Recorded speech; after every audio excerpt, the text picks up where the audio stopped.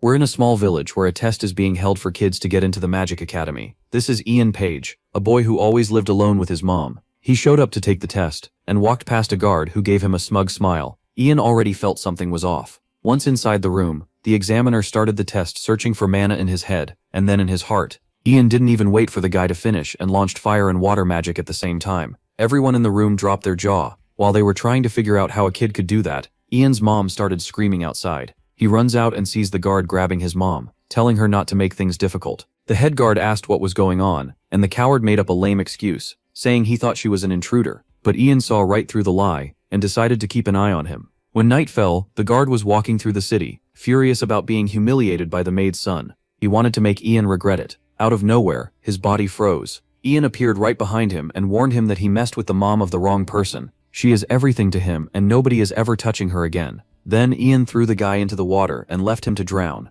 Too bad for the guard, because this kid is anything but normal. He was one of the greatest mages in the kingdom, or well, he will be. In his past life, his best friend Ragna was a traitor and poisoned his drink. When Ragna turned his back, Ian grabbed a dagger and drove it into his own heart. The dagger paused the poison for a while, giving him just enough time to cast a spell and travel back in time. With the magic circle ready, he went back 30 years into the past. Now, full of power and knowledge, Ian is going to change history. On top of planning his revenge against his former friend, his greatest mission is to protect his mom. In his past life, he went to the Magic Academy, and his mom got sick and died, never getting the chance to enjoy the luxury of when he became a great mage. But now he's going to reach the top again, and will do everything to give her the life she deserves. People without a mom watching this moment. The next day, he woke up with the village surrounded by the royal order. The thing is, the king found out that he can cast 2 spells at the same time, and sent him a message acknowledging all his talent. He was taken straight to the Empire's palace. Arriving at the Morgrian family mansion, Ian and his mom were treated like royalty, welcomed by Lord Marcus Morgrian. During their time there, Ian only focused on training, casting some sinister ice magic. He knew his body was still weak. Before, he had the power to freeze the entire palace. Out of nowhere, a servant shows up in a panic, saying the lord and his son vanished in the forest. They had gone to hunt goblins the day before, and never came back. Ian isn't as strong as before, but now he has an ace up his sleeve, the power to see the future. He knew Marcus was extremely important, and would be killed by an assassin just before the First Great War. His death would be really bad for everyone. Ian couldn't let that happen before its time. Inside the palace, he runs into his mom, who is in a panic because he's too young for this mission. But she has no idea he traveled through time. To help with the rescue, Marcus's daughter, Margaret, gave him a magic ring that boosts his magic. He thanks her, sticks with the soldiers and goes after the lord.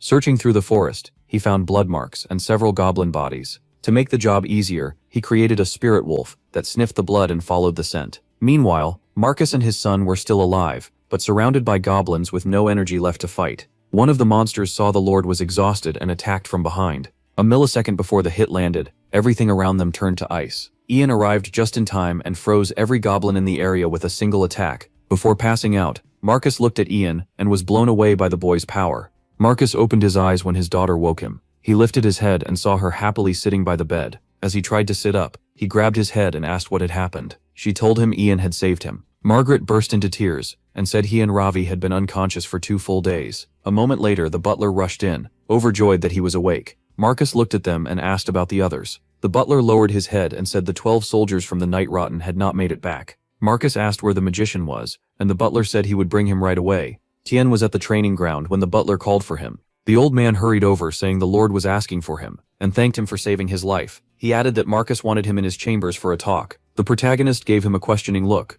When he entered, Marcus and Ravi looked glad to see him, and invited him closer. Kishan walked in with a smile and asked how Marcus was feeling. Marcus said he was fine now, all thanks to MC, and wanted to thank him in person for saving them. Ravi smiled at him, as Marcus added that he had saved both the present and future of the Mogrian clan. With a hand to his chest, Marcus said the protagonist had also cleared Mount Mogrian of goblins, so he could not leave his benefactor unrewarded. He reached for a box and said this was his thanks. At Marcus's request, Ian took the box and opened it. He looked inside in surprise, wondering what it was. His eyes settled on the ring in the box. Marcus explained that he heard MC had sensed the mana in his daughter's ring. It had been in the family a long time, though they never knew its true power, and it had helped him. Without looking away, he said the ring boosts its owner's mana, which is why it helped in the fight with the goblins. Smiling, Marcus said he was glad to hear that, and from now on the ring belonged to Ian as a mark of honor. The protagonist looked at him and asked what he meant by that honor. Marcus declared that from this day on, MC would be the Mogrian's eternal guest of honor. As MC took the ring from the box, Marcus asked if he would accept the gift. He slipped the ring on and studied it. He knew that eternal guest of honor was a 1,000-year oath every noble in the empire had to respect. Marcus bowed slightly and promised that his family would always welcome Ian with honor and help him in hard times. The protagonist watched him closely. Then father and son bowed together, and Marcus swore the oath would pass down through every generation as long as the Mogrians lived north of the Emerald River. Later, heavy footsteps echoed through the deep forest. MC and a squad of knights moved through the woods. He stopped and asked the captain if Lloyd's village was still far. The captain smiled and said it was close. They only had to go around the hill. Ian listened carefully. He remembered Marcus saying he had someone to ask about the elixir. Marcus had told him that an alchemist named Ledio Heyman lived in the northern village of Lloyd and could likely make it. He was from the capital, but moved there to gather rare herbs. He looked ahead and thought that, unlike in his past life, he needed this alchemist now to get an elixir that could restore his missing mana. One of the knights suddenly shouted for the captain and Ian to look. They turned toward the village, and the protagonist froze in shock when he saw it burning. The knights drew their swords and got ready to fight. In the village, a bandit held a bloody axe. He tossed it over his shoulder, told his men to handle the rest, and ordered them to move out. The one-eyed bandit turned with a grin and said it was time to take the boy to Lockwood. The young boy struggled in his grip and screamed no. His father shouted after them to let him go. One Eye slammed him hard in the side. He sneered that the man talked too much. The man bent over in pain and groaned. The boy fought even harder and begged them to stop, while the one-eyed bandit snapped that he was getting annoying. Looking at the boy, the bandit asked if killing his father would finally shut him up. The boy went pale and started crying. Then the bandit pulled out a knife. He walked toward the father and said he'd take the son somewhere better, so the man could die in peace. The boy cried and begged through tears. Right in front of him, the bandit killed his father. The boy stared in horror. His sobbing only got worse. The dead man's hand dropped to the ground. Then the bandits looked around in surprise, all asking where the ice had come from. Yingya walked toward them, surrounded by sharp ice thorns. Freezing rain began to fall over the bandits, and they shouted in panic. Smoke rose near the mountain. From a high hill, MC looked down at the village. Watching the scene below, he thought the ring really had helped. He slowly turned his hand and looked at the ring, thinking it might have raised him to the level of a third-class magician. Ian kept studying his hand. Below, the villagers sat among the ruins and mourned their destroyed home. Standing in the wreckage, he heard someone call his name. The captain ran over. When the protagonist asked if anyone was hurt, the man said no. Thanks to him, everyone was safe. Ian nodded and said that was good. MC glanced over and wondered if that man was still alive. Then he heard people trying to wake the alchemist, and it caught him off guard. A man held the unconscious alchemist while his son tried to shake him awake too. He put a hand on the boy's shoulder and asked to examine his father. When he got a closer look, the protagonist was startled. He checked the man carefully and saw signs right away. Pale skin, almost no color in it, and gray hair mixed in. Yeyun wondered if this was mana addiction. A dark memory flashed through his mind. This illness was also called God's curse. In some people, mana stays trapped in the brain, causing non-stop pain because it can't move through the body or leave it. They suffer like that until they die. MC looked aside and thought the man likely couldn't have done this to himself. An evil sorcerer probably caused it, and now it had gotten much worse. He placed 2 glowing fingers on the man's forehead. There was only one thing he could do for now. Clear out the stuck mana and replace it with fresh mana.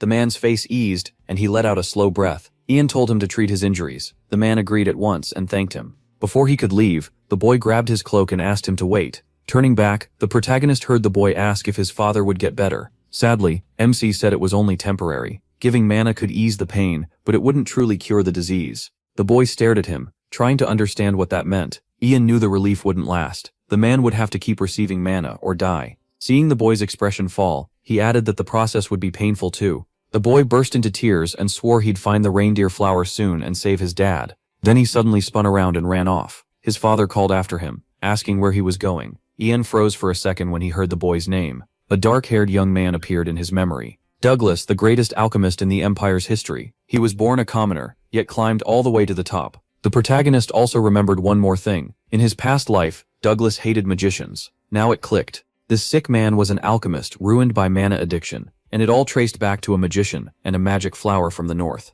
MC remembered Douglas crying that he'd find that flower. It really could neutralize mana, but it was also a deadly poison. Then Ian recalled the poisoned drink and went pale. He leaned forward and cast an acceleration spell. Douglas turned as he rushed toward him. The protagonist caught up fast and grabbed the boy by both shoulders. He warned him that robbers might still be outside the village, and the forest wasn't safe. Through tears, Douglas said he couldn't just sit and wait. If he didn't find the flower, Ian cut him off and quietly cast a sleep spell. Douglas swayed and mumbled under his breath. Then the boy dropped onto MC's shoulder. He caught him and let out a relieved breath. For a moment, everything went quiet. Looking at the sleeping boy, Ian thought that aside from his age, he really was just like the great alchemist from his past life. Sitting beside him, the protagonist realized that if he hadn't come to the village, Douglas's father would have died, and Douglas would have been taken away. An older Douglas came to mind next. He was the one who made the poison that killed MC. He knew MC's brother's plan, and acted under his orders. That thought made him fall silent. He looked at the boy and wondered if he should end the problem before it began. Then Ian smacked his own forehead. Rushing into this could ruin everything.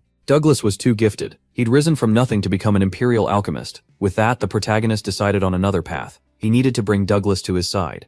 Still, he covered his mouth and hesitated. Even if he saved him from slavery, what proof was there Douglas wouldn't betray him later? MC looked at his hand, still unsure. A voice suddenly broke his thoughts, and he turned at once. The captain hurried over. Ian asked what was wrong, and the man said he came after him, when he suddenly vanished. The captain looked down at the boy. He explained that Douglas had acted recklessly, so he put him to sleep for a while. As the protagonist rose, he said that since the captain was here, he should carry the boy back to the village. The captain watched him and asked if he was leaving. Ian glanced back and said he had something to do. Then he turned away, and added that he was heading somewhere else. Deep into the night, one small house was still awake. A warm light shone through its window. Ledio Hamon sat up in bed, looked at his son beside him, and asked if he was awake. Without turning, Douglas said he was. Ledio told him he'd heard a magician had saved the village, and that Douglas had done something reckless with him. Still lying there, Douglas said he promised he would find the flower. Ledio warned him it was too dangerous. The robbers were still nearby. Douglas shot up and shouted, asking what else he was supposed to do. The magician said his father would keep getting sick.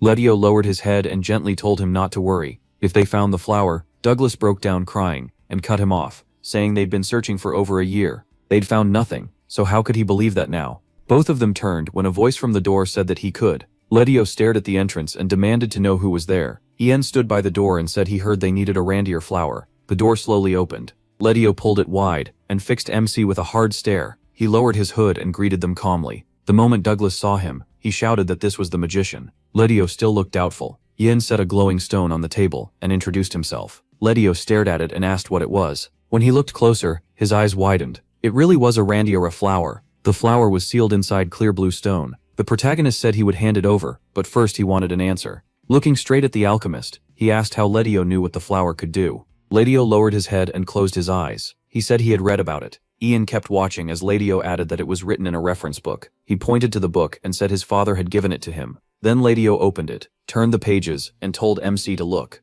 He read the entry. The flower grows only in the north, can neutralize mana, has 12 dark petals, green leaves, and a poisonous stem. It withers as soon as it's picked, so it can't be stored or grown. Ian asked if Ledio's father had been an alchemist too. Liu said alchemy was the family trade, and so was that book. Folding his arms, Liu confirmed that was the truth. The protagonist lifted his head and said that if so, Liu should also know the flower's poison is fatal to a wizard with 2 kinds of mana. Liu stiffened and swallowed. He said he understood the meaning behind that question, but his family had never made elixirs to harm the living. He swore it on the honor of the Hammond family. MC shifted his gaze to Douglas, still not fully convinced. Douglas flinched and looked back at him, confused. At last Ian looked away and said he understood. He picked up the stone with the flower, and thanked Ledio for answering. He gripped the stone tightly, then he held it out and apologized. At that same moment the flower withered and crumbled apart in his hand. Ian explained that the flower couldn't be transported. He had only frozen it to keep its shape. Ledio stepped back and asked if the protagonist had lied. The protagonist answered that he'd already proved he could find the flower. Then MC reached out and asked if he wanted to make a deal. The alchemist's eyes widened as he asked what kind of deal. Looking down, Ledio listened as he offered to keep supplying him with mana, so he wouldn't have to live under the illness anymore. Ian lifted his head and said he'd also figure out how to turn the flower into medicine. After thinking for a moment, he decided the note he needed had to exist somewhere. Douglas and Ragnar had reached this result in his past life. In return, Ledio had to come with him to the capital. Without looking up from the floor, Ledio quietly asked what he was supposed to do there. The protagonist pictured a red elixir and said there were potions that could restore his missing mana and help treat his mother too.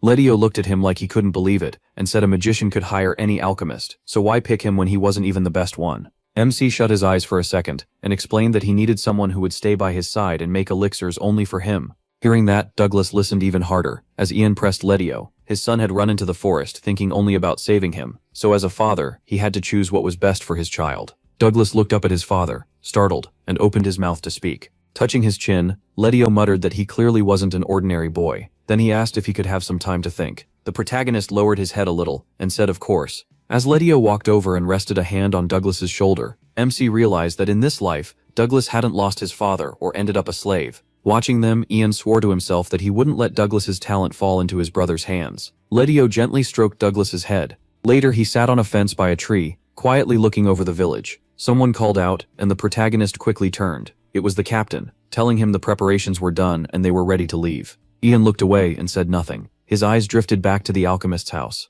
Rising from the fence, MC said they could start moving, but one thought still bothered him. They still didn't have a final answer. Then the hut door slowly opened. Letio and Douglas stepped outside and looked at Ian. Douglas quickly noticed he was still there. He turned to them and gave a short approving hum. He walked over and asked if Letio had made up his mind. Letio said yes, there was no point refusing when his life depended on it. As he came down the steps, Letio scratched the back of his head. With a small smile, he told the protagonist to make sure he kept his promise. Ian smiled back and said he would, no matter what. Then he looked at Douglas. Clinging to his father, Douglas asked if MC really could heal him. He gave the boy a wide smile. Then he dipped his head and promised that he could. Douglas stared at him and asked again, but Ian's answer stayed the same. Overjoyed, Douglas threw up his hands, shut his eyes and shouted, asking if he could call the protagonist captain. Caught off guard, MC said he could if he wanted, and Douglas quickly said he did. He thought of the greatest alchemist, and remembered believing, back then, that Douglas had been born for this. A horse tore down the forest path at full speed. The sound made Ian and Douglas turn at once.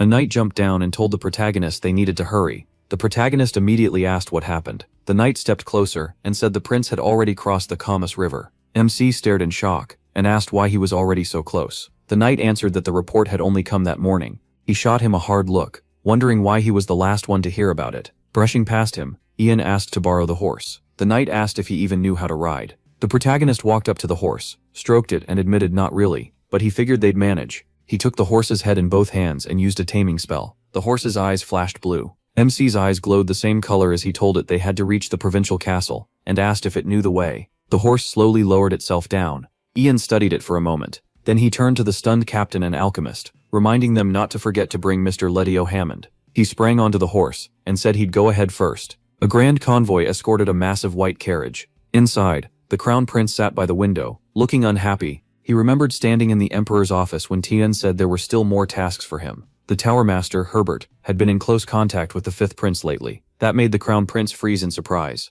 With his back turned, the emperor said that since the nobles listened to Herbert, his support mattered a lot. But right now he favored the fifth prince. The crown prince stood straight and listened. Still facing away, the emperor added that the fifth prince, Ragnar, was smart enough to use the tower master to gather strong allies. Terry then turned toward his son. Resting a hand on his chair, the emperor said Ian Page had to be won over before the tower could act. The prince narrowed his eyes as his father told him to lure the protagonist away. He could be a huge help. Back in the carriage, the crown prince let out a breath and looked aside in annoyance. He ran a hand through his hair and thought MC was just a child, even if he was a magician. What use could he be? And magicians all answered to the ivory tower anyway, so why would MC ever join him? Looking up at the window, he bitterly wondered why the tower master had chosen the fifth prince. Once he became emperor, he'd get rid of everyone who had ignored him. He covered part of his face and glared to the side. One of the escort knights rode up and called to the crown prince. It was Oliver, second captain of the Imperial Knights. At the window, he said they should at least send word to Mogrian Castle.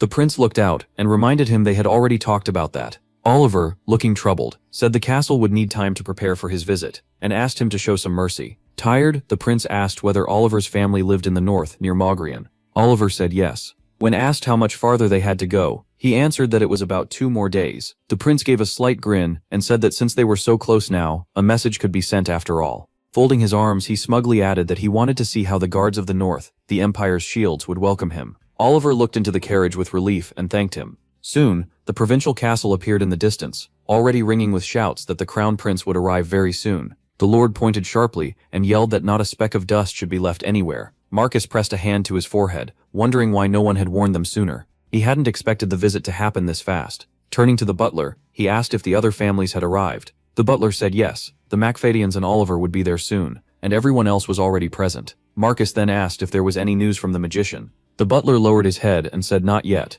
Marcus covered his face for a moment, muttered that this was bad, and said he had to go. Then a knight shouted that His Highness the Crown Prince had arrived. The huge convoy rolled up to Mogrian Castle. The carriage came to a hard stop. The prince stepped out and looked straight ahead. He walked up to Marcus and immediately asked where the magician was. Marcus started to answer, but a horse rushing in cut him off. It skidded to a sudden stop on the road. Ian was slumped over in the saddle. Lifting his head a little, he apologized for being late. Marcus flinched in surprise, then said he was glad he had made it. The crowd behind him stared, confused that this child was the magician. Marcus gave the protagonist a light hug and said the Emperor's order had been sent to him personally, so he needed to stand in front. Together, Marcus and Ian stopped before the prince and Oliver. The Crown Prince looked down at him and asked if he was MC Page. He stared back and thought it had been a long time since he'd seen him. Then the protagonist glanced aside and noticed people in white cloaks. His eyes settled on one girl. The dark-haired girl turned, gave him a faint smile, and MC recognized her as Cecilia. That caught him off guard. He knew she was a spy for the Coldwood Empire.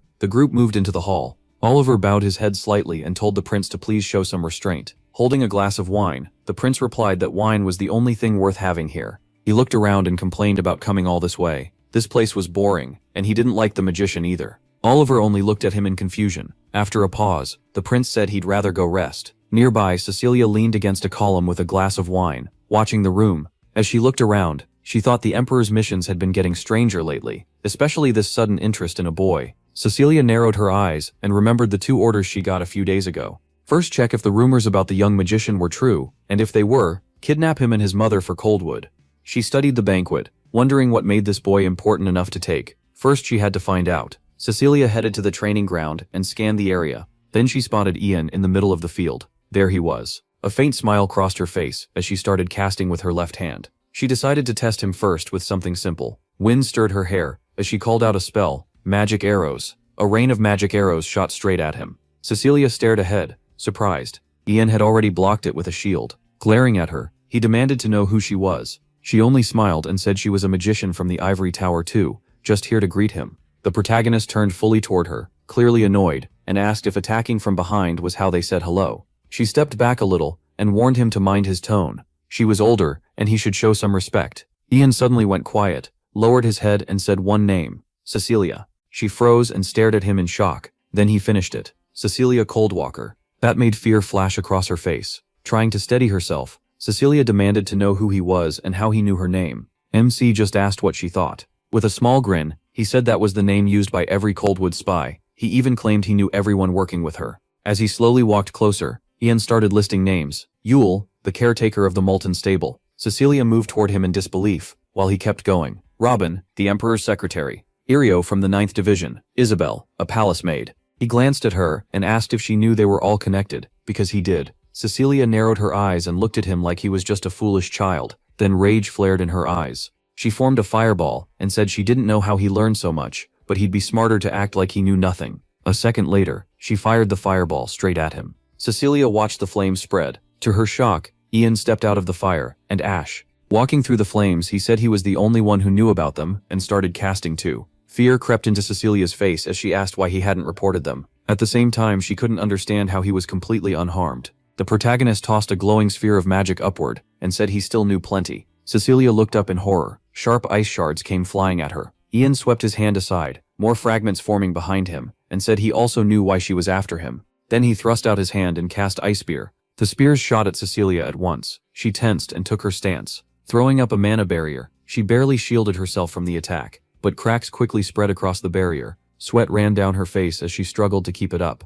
Ian raised his hand, and a huge red orb formed in his palm. He glared at Cecilia. Then he hurled it at her, and shouted, "Fire explosion." Cecilia bent under the strain. She couldn't fight back while holding the barrier, but if she didn't move now, she'd die. She leaped away just as the barrier broke. Ice shards sliced her leg. She ran, but more shards tore into her body and drew blood. Cecilia kept sprinting as the fragments kept cutting her. A massive blast went off behind her, and she stumbled in fear, turning toward the explosion. She could only stare in terror. Cecilia kept looking back at the blast. She dropped to the ground, shut her eyes, and thought she had survived. He probably burned through all his mana with that last attack, and people would come soon. Then she opened her eyes and looked up, telling herself he had no proof. No one would believe a child, and the tower's magicians would side with her. Ian started walking toward her slowly. Cecilia snapped her head toward him. She had been thinking she'd recover first and decide what to do later. Then heard MC say he could expose her. Stopping beside her, he said that right now. She turned to him sharply and asked if that was really true.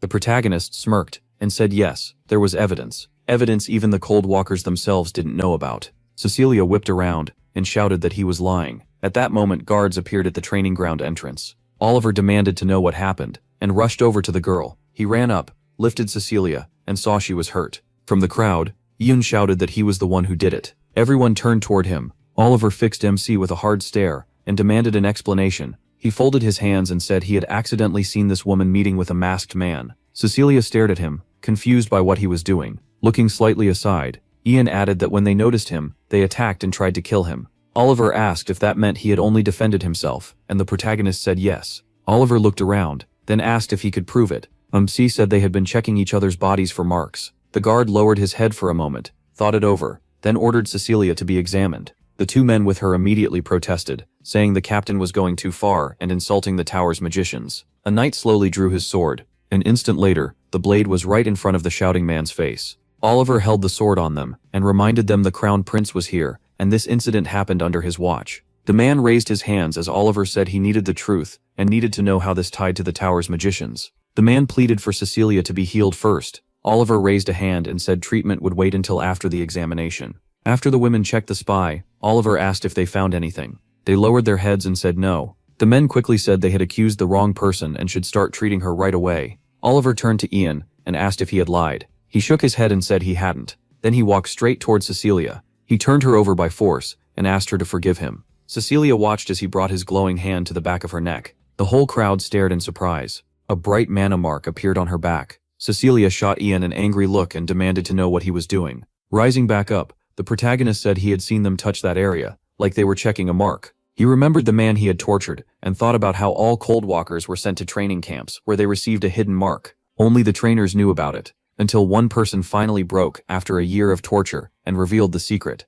Oliver looked at the others and asked if anyone knew what the mark meant. One man turned his face away and admitted he'd never seen it before, then asked if Ian knew either. Oliver looked down, thinking that maybe no one knew its exact meaning, but it clearly proved there was more going on. Cecilia glared at him as Oliver ordered them to heal her and save the questioning for later. The men looked uneasy when they were told to prepare a manchure for her. Oliver then turned sharply to MC and called out to him. He said that if Ian was right, he would personally tell His Highness about him. He only looked back in silence. Later, the prince sat on a sofa with his arms crossed and asked if the protagonist had really beaten a third-class magician. Oliver said it was true, and the prince remarked that it was hard to believe. Leaning back, the prince asked Oliver what kind of impression MC had made. Oliver looked aside and said Ian was nothing like the other magicians he had met. The way he spoke and acted was far beyond a normal teenager. The prince folded his hands tighter across his chest and thought it over. After a moment, he closed his eyes and said he wanted to meet him himself. Then he ordered Oliver to bring him in. The protagonist entered the prince's chambers, bowed slightly, and said he had been summoned.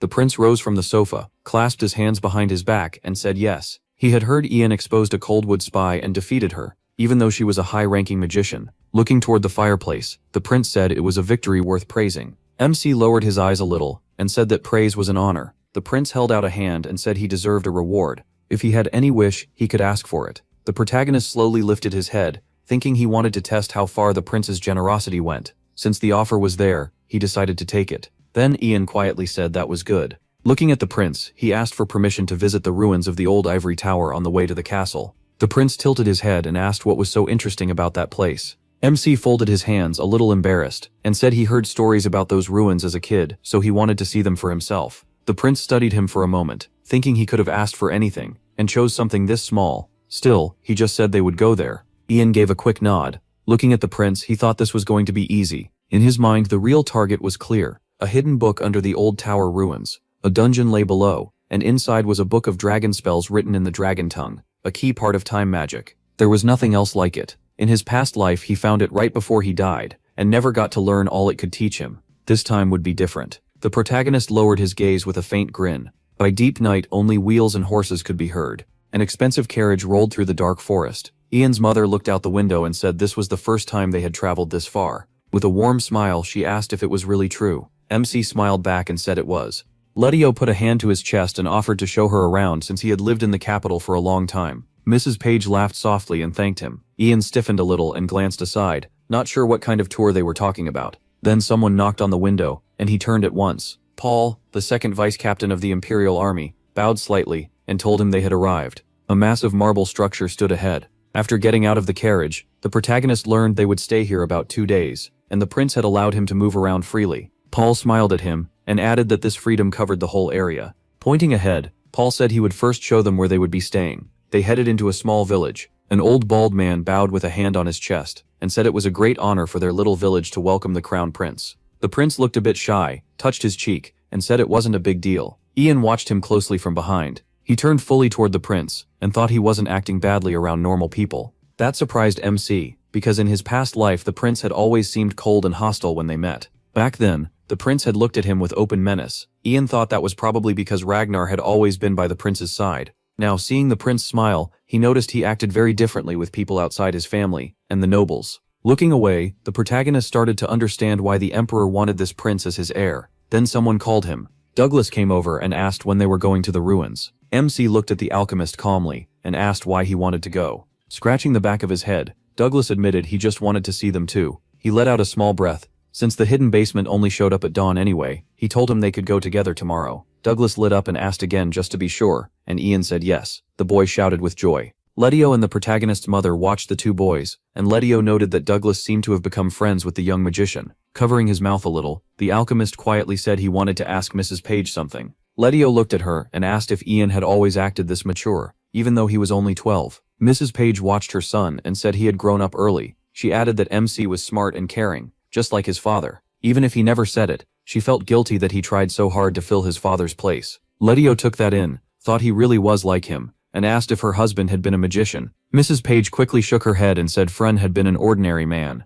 Thinking of her husband, she explained that even before the protagonist was born, Fren left for work and vanished. 5 years later, his belongings were returned to them. Her face turned sad as she said she didn't know why, but lately, Ian had been Foan. Mrs. Page suddenly stopped, and Letio looked awkward. She let out a breath and said no, it was nothing. Ian thought back to his past life. After the war, he escaped both the Emperor and the Ivory Tower, and wandered under the stars with no real destination. That road eventually led him here. Staff in hand, he had crossed open fields in that life. At first he called finding the old tower ruins a coincidence, but deep down, it had felt like he was meant to come. He walked toward the marble ruins. In his past life, young MC had stood in this same place. Looking up, he thought nothing had changed. As he studied the structure, Ian remembered that 300 years ago, this had been the site of a war between the tower's magicians and the dragon descendants, the Draconians. In his mind, dragons and gargoyles unleashed black magic strong enough to wipe out an empire, but the top mages of the Ivory Tower, led by Mitchell, had stood against them. Those magicians broke the dragon's will and destroyed the gargoyles to protect their land.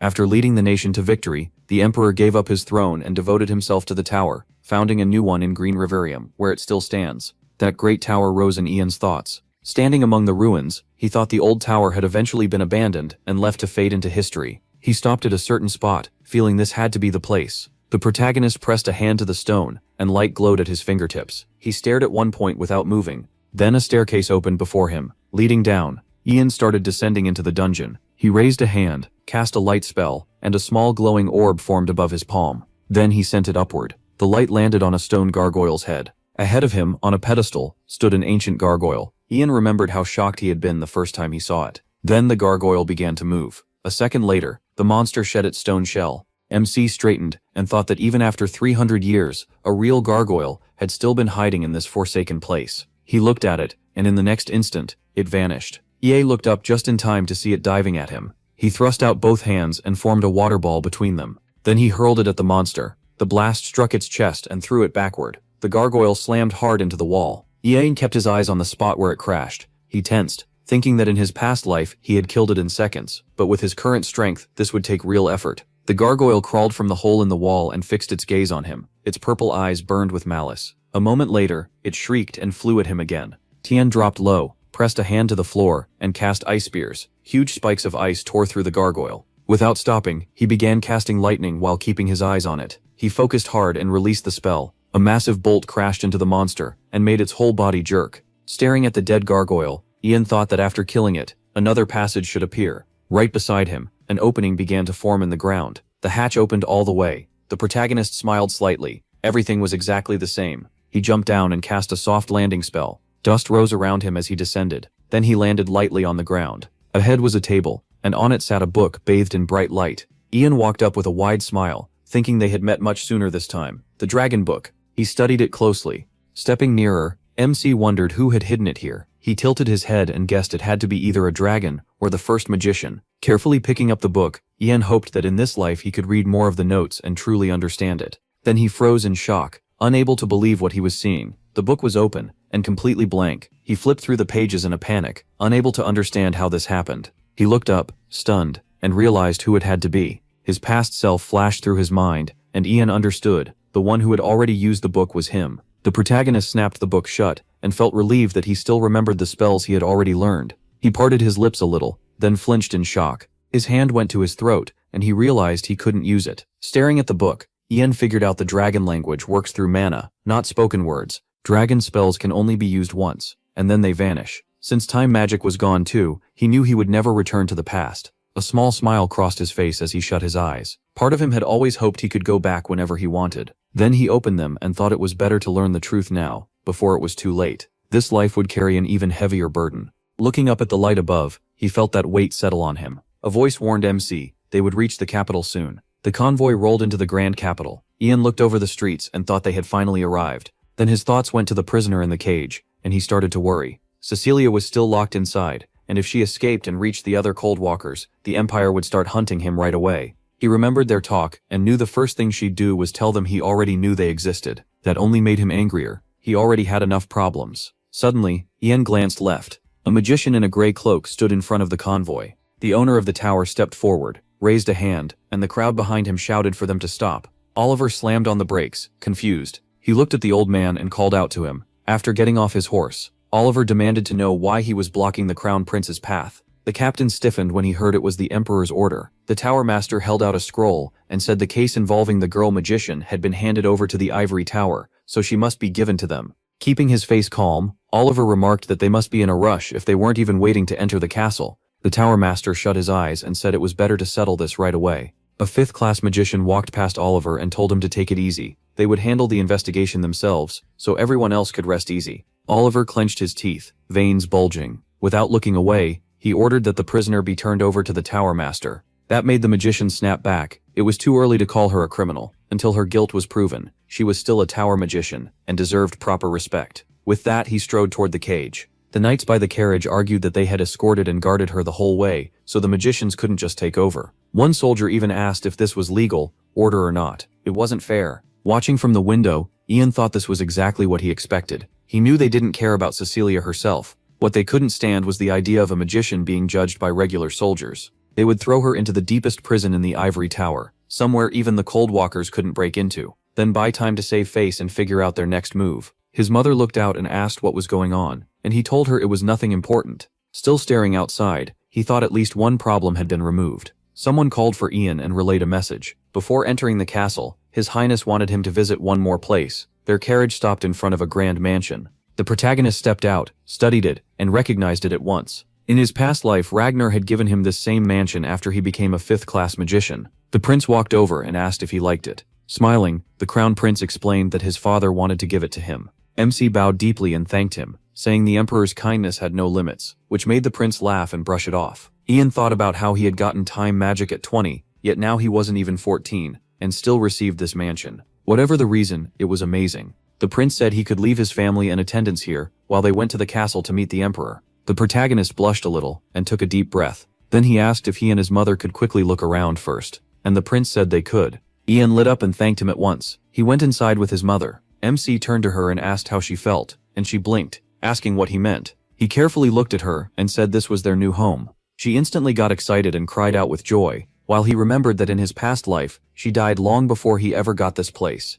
Hand on her chest, she said a simple person like her could never live somewhere like this. It looked even better than an imperial palace. The protagonist looked up at her, thinking that no matter how powerful he became, he never got over losing her. Then he explained that the mansion actually belonged to the imperial family. As she slowly walked into the hall, Ian thought everything had changed. This time he could give her what he couldn't before, and they could spend more time together here. Watching her, he felt happy that in this life he could finally see his mother smile. MC blushed and kept his eyes on her. She looked around in awe and said the place was wide and beautiful, but asked how she was supposed to keep such a huge house clean. That made Ian's mood drop a little. He quickly rushed over to her and called out. He thought that from now on she would never need to wash dirty dishes or clean again. Soon after, they arrived at Green Reverium's imperial castle. The protagonist adjusted his sleeve and admitted to himself that he was nervous. Straightening his formal clothes, he thought about how in his past life he never got the chance to meet the current emperor. By the time he finished the academy and started changing the world, illness had already taken the emperor's life. From everything Ian knew, the Emperor had always been praised for his wisdom and skill in ruling. As he walked down the hallway, MC hoped he could learn something useful from him. He turned his head and noticed a grand house outside. He studied it closely. Then Ragnar came to mind, and Ian wondered what the Empire's fifth prince was doing now. More than any of the others, he resembled his great father. But unlike the Emperor, Ragnar knew nothing of compassion or mercy. The protagonist clenched his fist and reminded himself that Ragnar had once been his friend, and was now his enemy. Lowering his head, he wondered what would happen when they met again. At the golden doors, an attendant stopped and gestured for MC to enter, saying the Emperor was waiting. He stepped forward as the doors slowly opened. He entered the throne room. Inside were the Emperor and the Crown Prince. Ian dropped to one knee, lowered his head, and said it was a great honor to meet His Majesty. When the Emperor told him to rise, the protagonist stood. Thierry studied him, and said that MC, a boy from the north, was still young, but had already accomplished a great deal. He lowered his eyes a little, thinking that wasn't true. The Emperor answered that he was only speaking honestly. Ian had come so far in so little time that he probably hadn't even learned proper palace manners yet, so he could just be himself. The protagonist bowed in agreement, and thought with relief that he really hadn't had time to learn court etiquette. As he looked at the floor, MC remembered that Ragnar had once said those exact words when they first met. From his throne, the Emperor glanced at him and said he had traveled a long way. The Crown Prince then asked if he liked the mansion, adding that he had picked one the royal family used. The protagonist smiled softly and said that even in his wildest dreams he had never imagined a home like that. The Emperor cracked a small smile and asked again if he truly liked it. Ian raised his eyes and answered that of course he did, and his mother was happy too. Thierry then told him he knew exactly why MC was here, why the Crown Prince had gone to fetch him, why he had been called to the palace, and why he had been given the mansion as soon as he arrived. He stood still, looking straight ahead, and wondered if he should answer honestly. He quickly lifted his head. Looking at the Emperor, Ian thought that blunt honesty was something he had liked in Ragnar, and it seemed the fifth prince got that trait from his father. The protagonist clasped his hands, and decided no, not yet. Until he got what he needed, he would keep acting like a normal 12-year-old boy with simple thoughts. MC looked away for a second and decided to answer like a normal kid, so he said it was because he was a talented magician. The Emperor replied that people were always saying he was far better at magic than most. With a sharp look, the Emperor asked what the protagonist thought caused that talent. MC suddenly went quiet. The prince rolled his eyes to himself. A moment later, he turned to the Emperor. He pointed out that Ian was still just a child, so his reaction made sense. Thierry noticed this was the first time he had seen the prince defend someone. The Emperor paused, then agreed. He was right. He explained that the protagonist had been invited because of his skill. The mages and knights with him were amazed by his talent, and he had helped the Empire by catching a foreign spy. Children who did good things deserved rewards. Ian stood straight and listened. Then Thierry asked what reward he wanted. The Emperor watched him closely. MC lowered his head and thought this was his chance. As a child, he had to ask for something simple, even if being older would have let him ask for more. He looked up and said he wanted to look around the palace. Thierry stared at him, surprised, and asked him to repeat it. Ian said yes. He wanted to see the inside of the castle and how beautiful it was. He added that he wanted to tell his mother all about it later. The prince reminded his father that he had already wanted to see the ruins of the old tower on the way here. Kids were naturally curious. The protagonist gave a small, careful smile and said that was all, if it was allowed. Thierry told him that with a certain sign, he could enter any room in the castle. A servant stepped up and handed Ian a golden tablet. As MC took the engraved tablet, he was told the guards could also guide him anywhere he wanted. When asked if he wanted anything else, he said nothing else came to mind. Thierry smiled and said that in that case, he would reward the protagonist a little more on his own. Ronan looked toward the maids, and the Emperor ordered them forward. A chest full of gold was brought out. The maids bowed, and the Emperor said the gold and the servants would be sent to Ian's mansion at once. They had worked in the palace for years, so there should be no trouble. MC thought that at least now his mother would not have to worry about cleaning. He thanked the Emperor for his kindness. Then he slowly backed out of the throne room. Once he left, he admitted the Emperor was impressive. He had not expected that kind of generosity. Still, the feeling of being tested never went away, so he knew he had to stay careful around everyone, including the fifth prince. Ian studied the golden tablet. As he hurried down the hall, he remembered Ragnar's words. Distrust is the base of politics and rule, but there was something else he needed to handle, and time was running short. Soon he reached the royal garden. A soldier noticed him at once. The guard asked why he was there, and the protagonist answered with a question of his own. Was this the royal garden? MC showed the golden tablet, and said the Emperor told him to present it. The shocked guard allowed him through and offered to guide him. MC decided to act like he was only sightseeing. He stopped by a marble building, and realized he had finally reached the royal sanctuary. He gazed at it, and thought how much he loved this place. He remembered standing here with Ragnar before.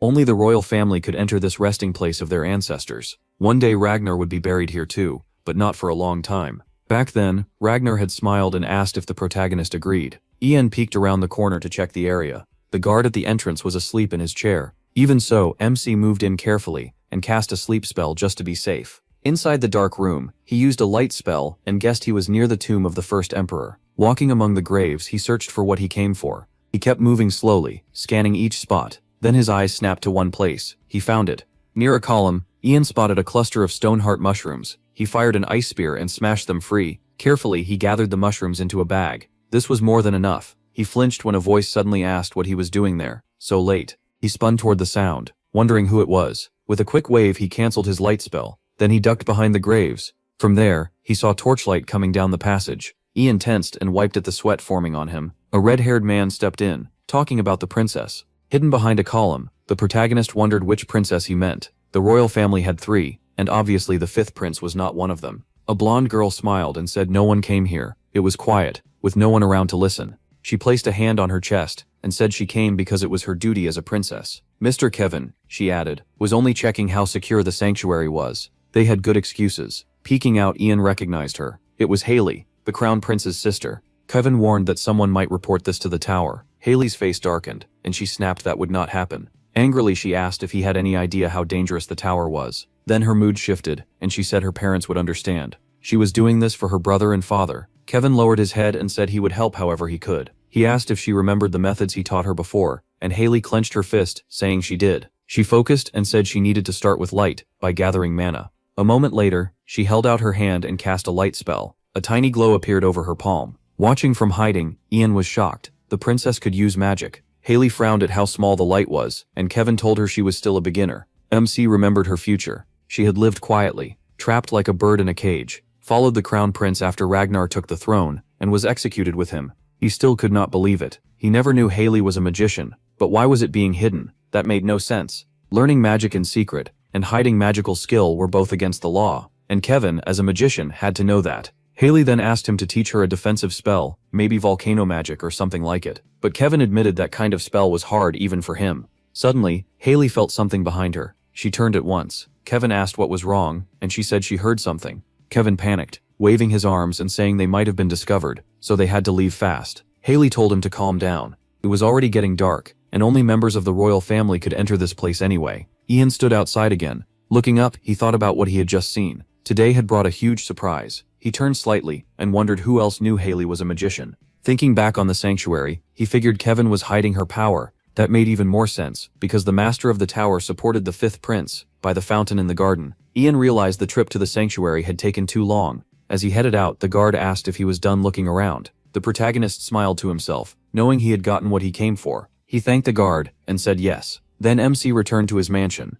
Letio Hamon saw him come in and called him over. Ian hurried up to the alchemist and asked where his mother and the others were. Smiling, Letio said Miss Page was speaking with the maids, while Douglas was checking out the mansion. At that moment, Douglas was running through the house, amazed by how huge it was. He studied the alchemist for a moment, saw this could help them both, and asked Letio to talk in private. They stepped into an empty room, and the protagonist shut the door behind them. Then he got right to it. He wanted Letio to make an elixir. Letio glanced at him and asked what kind. Ian handed over a bag of mushrooms. The moment Letio saw them, he was stunned. These were stone heart poisonous mushrooms, the kind that could paralyze someone and stop their heart. Tilting his head, he pointed out that anything made from something this dangerous would be poison. MC stepped closer and asked if he knew interrogation magic. Letio said he did. Ian lowered his gaze and said he needed an elixir that could get past it. Glancing at the bedside table, he asked if he could make it. Letio said he'd need to test it first, then asked how urgent this was. The protagonist half closed his eyes and said it was very urgent, the sooner the better. Suddenly, MC turned toward the door.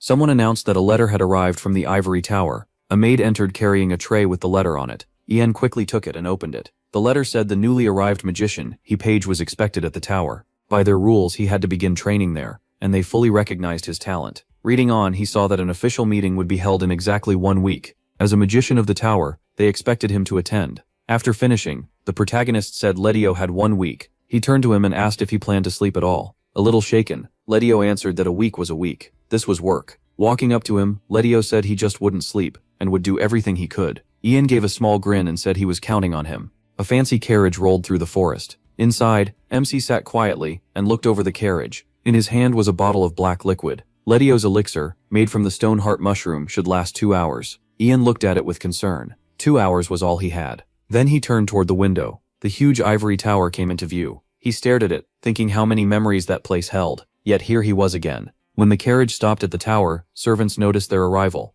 The protagonist stepped out at once, then turned when someone called to him. A girl in glasses greeted him. Smiling, she told him to follow her and said she'd take him to the owner of the tower. As Ian walked with her, memories from his past life began to surface. She guided him across the first floor, explaining that it was called the Hall of Enlightenment. MC lifted his head. As he moved down the corridor, he thought the place hadn't changed at all, and probably never would. The girl pointed ahead and asked if he could see the golden disc. Ian said yes, and she explained it was a lift magicians used to travel between floors. She added that high-ranking magicians used it to reach the very top. After asking if he wanted to try it, he stepped forward without hesitation. Once he got on, she told him the tower's owner would be waiting on the top floor, then said goodbye. Golden light spread under his feet. A second later, the lift shot upward. Ian looked down at the bottle in his hand. Then he opened it and drank. Not long after, the lift came to a sudden stop. The protagonist fixed his eyes ahead. A dark, elegant door stood in front of him. It opened on its own, and bright light spilled out. Ian walked in without slowing down. He glanced aside as someone told him to come closer.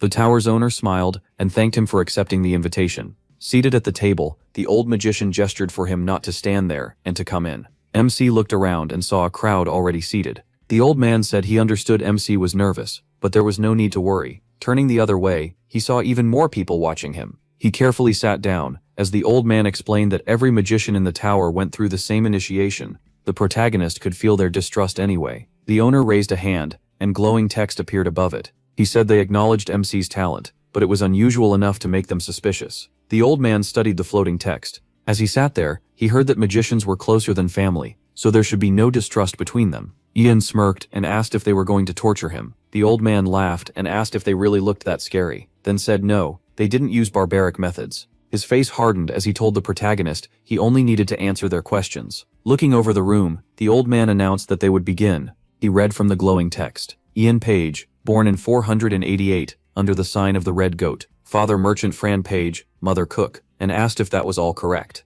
MC nodded and said every word of it was true. A bald man with a mustache said they wanted to know why he was connected to the alchemist Lidio Hamon. He looked down and answered that his mother was sick and needed medicine, and the Lord had advised him to hire an alchemist. A short-haired woman asked why he had gone to the ruins of the old tower, and the protagonist replied that he had seen them in books and always dreamed of seeing them for himself. Another man folded his hands and asked if he remembered the magician girl. He went on to say that Ian had seen her meeting someone, and when she noticed him, she tried to kill him. MC looked away uneasily and said that was true. He really thought he was going to die. A gray-haired woman raised her hand, closed her eyes, and asked if he had studied magic before. He said no. She brought up the advanced spells he had used, like fireball and freezing explosion, and said she wanted a convincing answer. Ian kept his eyes on the floor and said he had only imagined what he wanted to do. A flame appeared above his palm as he explained. He used to picture fire in his hand, and one day it really appeared. The protagonist watched the flame closely. Someone in the crowd suddenly shouted that this was nonsense. Then the whole hall erupted.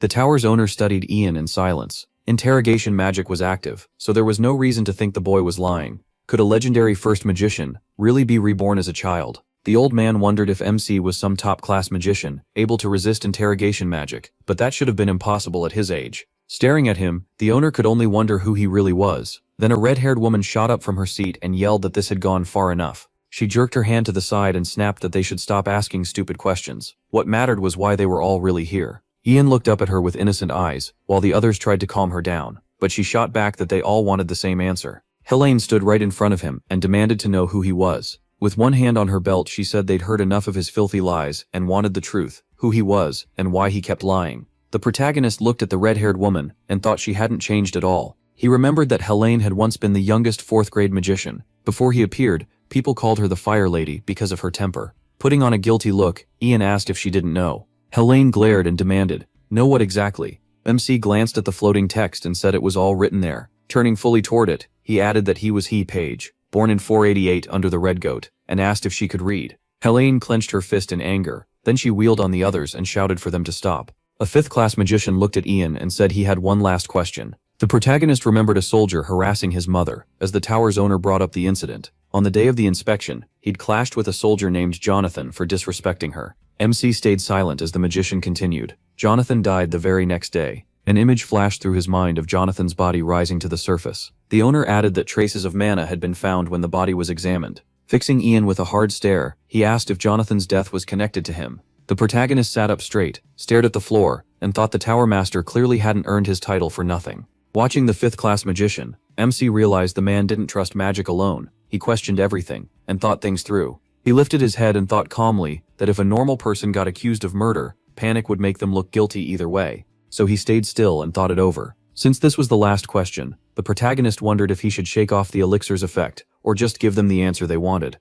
A second later, he put a hand on his chest and said he knew nothing about it. The hall exploded with noise. Ian didn't move. The Tower Master gave a faint smile, and asked if that meant MC had nothing to do with it. He said yes without hesitation. The 5th class magician lowered his head a little, said that was good, and apologized for asking something so harsh. Then the Tower Master admitted he lied about the mana traces. Jonathan had really just fallen off a bridge. Ian only glared at him in silence. Leon raised a hand and said he knew lying was wrong, but hoped the protagonist understood. Every magician went through this test. He added that MC's case was different, because the Ivory Tower knew almost nothing about his real strength. They needed to find out not just what he could do now, but what he might become later. The other magicians stayed quiet and listened. Then Ian looked at the orb in front of him as Leon explained it was a mana storage device, the tower's main power source. Right now it was neutral, but the more mana it absorbed, the bluer it would turn. He just had to pour his mana into it. The protagonist asked if he should send in all of it. Leon said yes, they wanted to see everything. Walking up to the orb, MC thought it could store mana up to a 3rd class level, so stopping at 2nd class would be safer. He placed both hands on it, and figured that if he gave them what they expected, they'd finally relax. But his face darkened. He wondered why. As an 8th class magician, his name never stayed in history beside words like wise ruler or great leader. As memories of his past life rose up, the orb shone bright blue, and Ian thought he had always lived however the moment demanded. Keeping his hand on the glowing orb, he told himself he never cared about power, status, or honor. He never needed any of it. As magic swirled around him, he realized the only thing precious to him was magic itself. He thought again. No one had ever been stronger than him. The wind around him kept getting stronger. Then the orb started to crack, and in the next instant it shattered into tiny pieces. Everyone threw up their arms against the blast of wind. White steam spread through the room. Ian bent forward and started breathing hard. He doubled over more, trying to catch his breath, and Leon stared at him in shock. Every magician in the room was stunned. Helen could barely believe it and asked how that was even possible. Picking up a broken piece, she said they thought he was only 3rd class. Now it was clear his level was beyond what they expected. Ian slowly stepped away, one hand on his chest. Sunlight spilled onto the balcony. One magician slammed the table and shouted that the rumors were true. He jumped up and said the protagonist wasn't 3rd class at all. He was 4th class, and only the Tower Master could match him here. Remembering Ian's face, the man said they had all seen his expression when he denied killing the soldier. Then he shouted, asking if everyone understood what that meant. The hall fell into thought as he argued the Ivory Tower had to bring MC in and control him before he became a real monster. There was no need for academy training or a 5-year mana mission in the provinces. The Tower Master nodded to himself and said him entering the academy made no sense. With sweat on his face, the magician listened as Leon added that the protagonist would only become a burden to beginners. Even top magicians felt shaken by him, so imagine the students. The room silently agreed. Lee Yunxins then said it didn't matter whether Ian killed the soldier or only helped cause his death. That wasn't the issue. What mattered was that interrogation magic still worked on him, so they could always tell if he lied. Looking over the hall, Lee Yunxin said no one needed a reminder of how important the Ivory Tower's reputation was. The stronger their magicians were, the stronger the tower would be. So he proposed recognizing Ian as the 12th Archmage, and officially announcing him as a 4th class magician. Because of MC's age, Leon added, he should get private training from a high-class magician. Did everyone agree? The whole hall answered that they did. Leon smiled, pleased, and asked who wanted to train him. A hand went up at once. Standing outside the tower later, he thought he never expected to be named Archmage this fast, or called back here so soon. He had guessed something like this might happen, but not this quickly. Then a girl with glasses walked up and called out to him. Ian looked at her and realized they'd met before. A little shy, she said she heard he'd been recognized as a 4th class magician. The protagonist lowered his gaze and said it just sort of happened. Her eyes lit up. She told him he was amazing, only 12 years old and already an Archmage. A bit embarrassed, MC asked what rumors she meant. Smiling with her eyes closed, she said maybe he'd already heard, but she'd explain anyway. She had been assigned as his assistant for the next year, and hoped they'd get along. Ian gave a small smile, and said there was no need for that. He was younger and knew less. She stared, thinking she was the older and more experienced one here. Straightening up, the girl said that in that case, she had to give him a proper tour. She led him to a large building and said this was the Magic Academy. As he followed, she explained he would have studied there, but his talent was too great, so he needed a personal mentor instead. Ian turned aside and thought the idea of a personal mentor was almost funny. More likely, they planned to shape him into someone loyal to the tower. That had to be the Tower Master's goal. Then the protagonist noticed a group he recognized, his old friends. They were standing together with a teacher. Looking at them, MC remembered how he once stood among them in his past life. He recalled them by a grave and thought about how Coldwood spies killed them all during the First Unification War. He never expected to see them again. Yi-yun smiled at the group, though he knew a huge distance now stood between them. Still, maybe they could talk someday. The girl stopped, smiled, and said this would be his study room. By the door she added that she had already cleaned it with magic until there wasn't a speck of dust left. The door slowly opened. Seeing the room, he realized it was the same one as before. He stared at it in surprise. The girl explained that when the new tower was built 300 years ago, there were 24 fourth-class magicians. Now there were far fewer, so many rooms sat empty. She added that the Tower Master had allowed Ian to use this room for his personal training. Then she started to leave and told him to wait. She would bring his teacher. A moment later, the door shut. The protagonist looked at it quietly. He touched the table and thought it had been a long time since he was here. Then he looked up at the window above the desk. Ye-yun looked out the window and thought that in this new life, he got this room 7 years earlier. Since he was named an archmage so young, his road was already set. As he stepped closer to the window, he decided that over the next 6 years, he had to build his power inside the tower. MC moved back to the table, rested a hand on it, and kept thinking. The tower's owner came to mind. In his past life, the whole tower ended up backing the 5th prince. So he knew he had to secure his place before that happened. To do that, he needed power strong enough to stop the Tower Master and break his hold over the prince. Ian had to bring the tower under his own control, instead of letting it keep following its owner. A staff flashed through his mind, and he told himself he had to earn real respect, as a high magician who could reach the tower owner's level and go beyond it.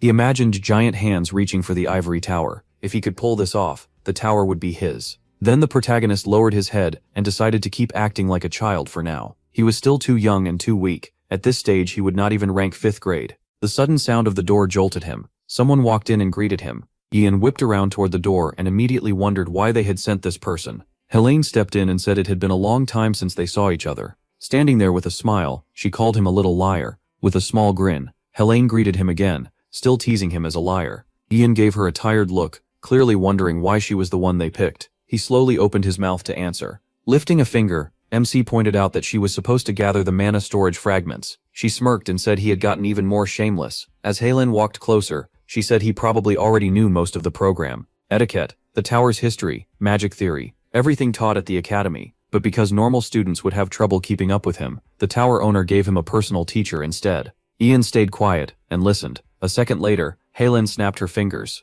Books floated off the shelf. She caught one and basically asked what good all this was. The rest dropped to the floor in front of Ian. Tossing the book aside, Helene said books were for old people, not her. She leaned toward him and brought up the spy he had exposed. Then she said the spy had done well in battle, and people had high hopes for her. Looking off to the side, Helene admitted that if the girl had not been a spy, her skill as a magician might have surpassed hers. Turning those red eyes back to him, she said it was lucky he found the traitor. Qian studied her quietly. She turned and stretched out a hand, saying that since she was his teacher, she had to teach him something. As images of different magicians ran through the protagonist's mind, Helene explained that there were several kinds: warrior magicians, assistant magicians, and research magicians. Raising her chin, she brushed off the rest as trash. Glancing back over her shoulder, she asked which type he thought she was. Ian, sounding bored, said the first one, and Helene shouted that he got it right. Turning with a proud smile, she said she was the best warrior magician there was. No matter what anyone said, Helene insisted her skill was on a whole different level. As she started walking, she added that her way of teaching was a little different. Passing by him, she told him to come along. Refusing was not an option. Ian only looked at her and stayed silent. Soon they reached the training ground. Spreading her arms, Helene asked if he knew what they were about to do.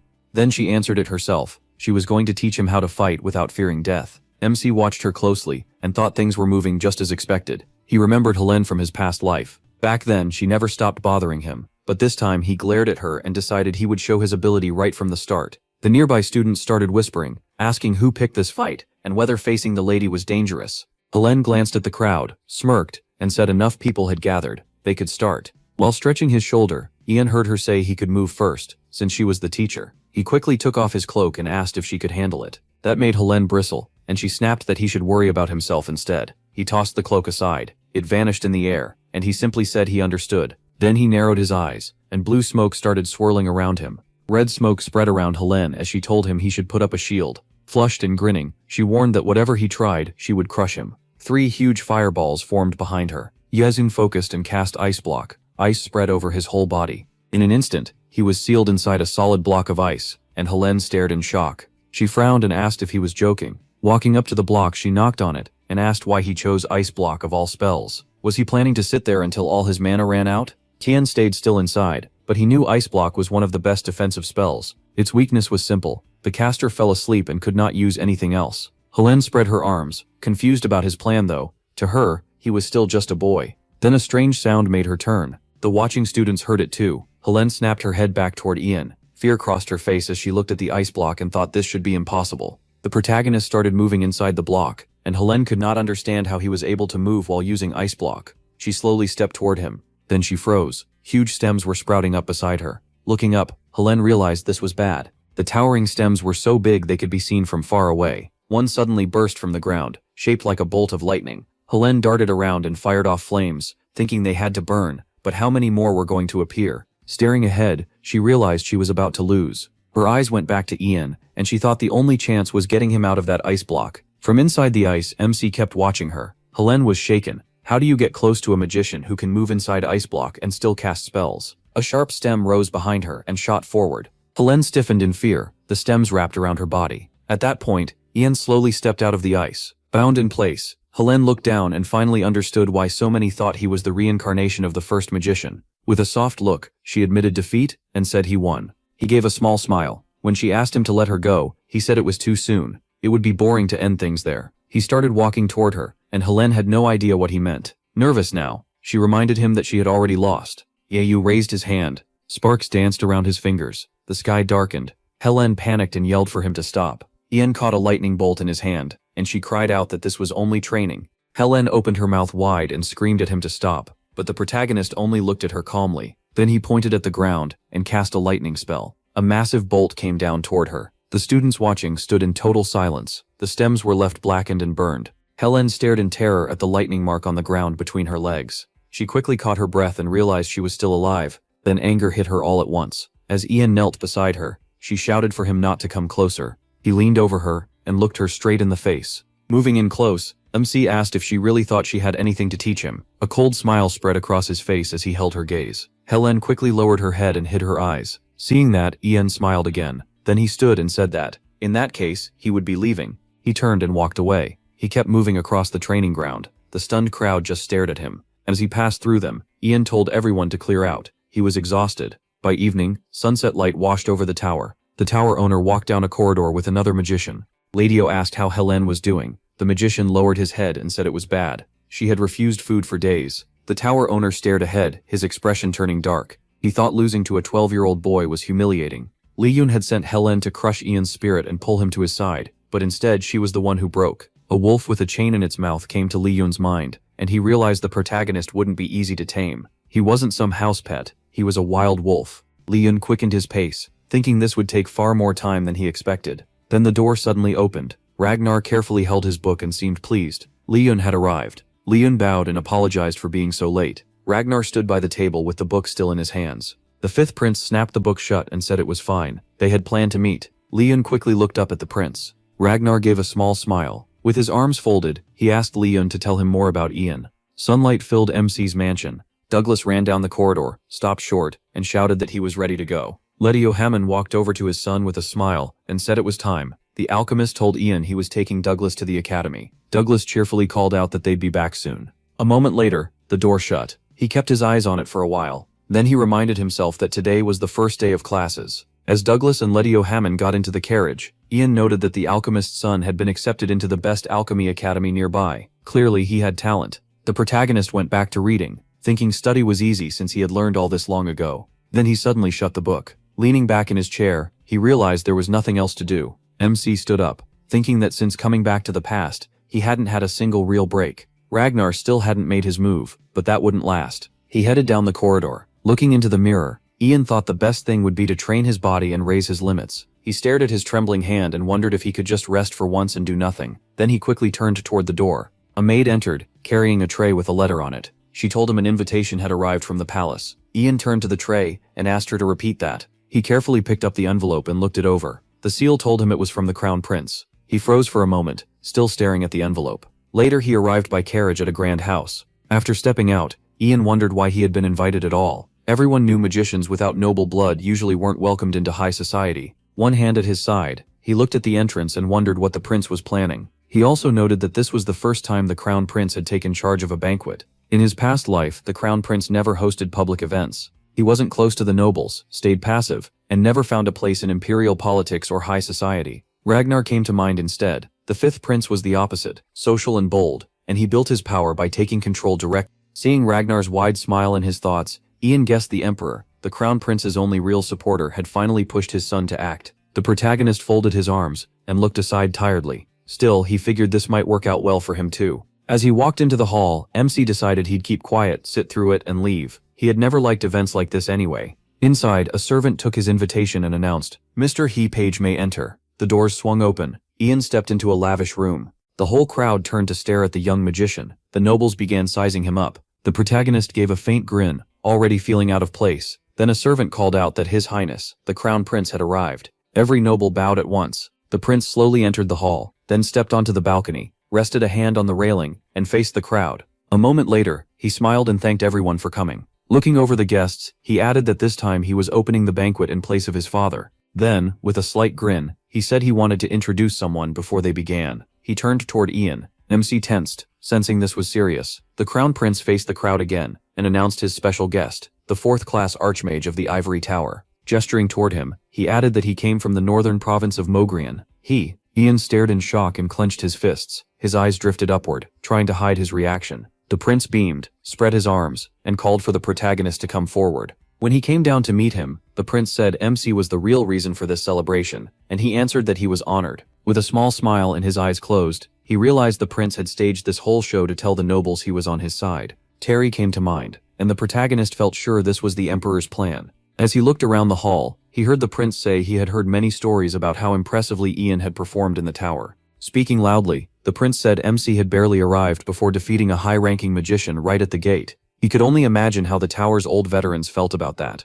Then the prince looked at him and added that when they first met in Mogrian, he had seemed like trouble, far too sloppy. The protagonist remembered that first meeting and couldn't understand why the prince saw him that way. The Crown Prince smiled with his eyes closed and said MC's talent had amazed him. His father had ordered him to bring MC back, but he was glad things turned out this way. He stood there confused, listening closely to the prince, who wore a broad smile. Then he said there was one more person he wanted to introduce. Turning to the side, he held out a hand and called them over. The protagonist looked on in surprise. A girl in an elegant dress stepped forward, and the prince introduced her as his younger sister, Haley Greenriver. She looked at Ian and politely said she was happy to meet him. Her name was Haley Greenriver. MC was briefly stunned by her beauty, as she told him people in the Imperial Palace talked about him often. He was practically a celebrity there. With her hands near her chest, Haley added that she had only come to greet him today, but next time she wanted to invite him to lunch and hear about his life in Mogrian. He replied with a proud look that all he could offer were dull stories about monsters and magic, but she said that was exactly the kind of things she cared about.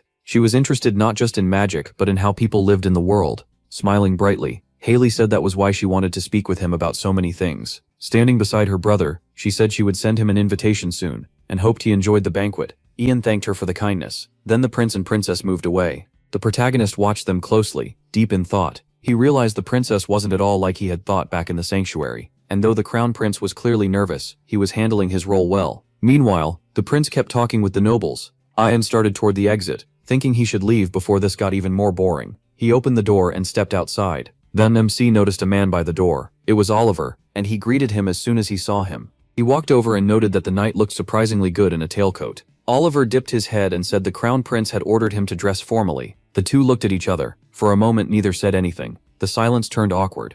Ian looked away, thinking he probably shouldn't have come out to the terrace. While Oliver said he knew what rumors were spreading, the protagonist asked what rumors he meant. At once the image of a tied-up red-haired girl flashed through his mind. Rumors that he had defeated Helene, the archmage of their tower. MC's expression darkened and he looked aside. The prince had already brought it up too, and Oliver added that he'd heard plenty about how brilliantly MC had shown himself in the tower. Looking down toward the street, Ian said it was surprising even Oliver knew. He thought matters of the tower usually stayed inside the tower. Oliver gave a small grin and said knights have to gather important info. Otherwise what are they even for, especially now? He stared ahead, He thought about how mages now handled the Empire's protection, while knights had been reduced to polished helpers that showed off their master's status. Looking at the lantern, Oliver admitted he was shocked. The protagonist had beaten not just some fourth-class mage, but Helene herself. It almost made him doubt the protagonist was really just a boy.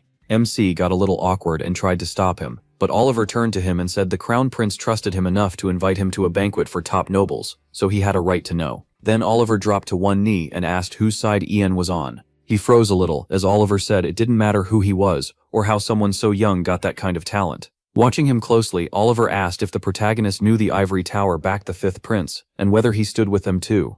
MC gave a faint smile and said that kind of question wasn't something he could answer on the spot. Oliver lowered his gaze and said that as the Crown Prince's chief knight, he needed to know who was an enemy and who was an ally. He glared at Ian. He met his stare, thinking Oliver was the kind of knight who would die protecting the Crown Prince. Then he answered that he still didn't know. He could already tell that answer wouldn't satisfy Oliver. So the protagonist looked at him and added one thing for sure. He would never side with the Fifth Prince. That caught Oliver off guard. As Oliver turned, Ian told him not to worry. He had cast magic, so no one could hear them. Smiling, MC asked if that answer was enough. Oliver smiled back and said it was. Then Oliver looked up and asked for a favor. He asked what he wanted. Oliver said that before the protagonist chose a side, he wanted a duel. He needed to get stronger. MC tilted his head and asked if Oliver wanted to learn how to fight mages, even though one day his sword might be aimed at MC himself. Oliver gave him a hard look and said he couldn't deny that. Ian smiled and called him ruthless. Then he shook his head and said no, there was nothing in it for him. Oliver reached behind his head and started unfastening something. He pulled off a gold necklace and held it out.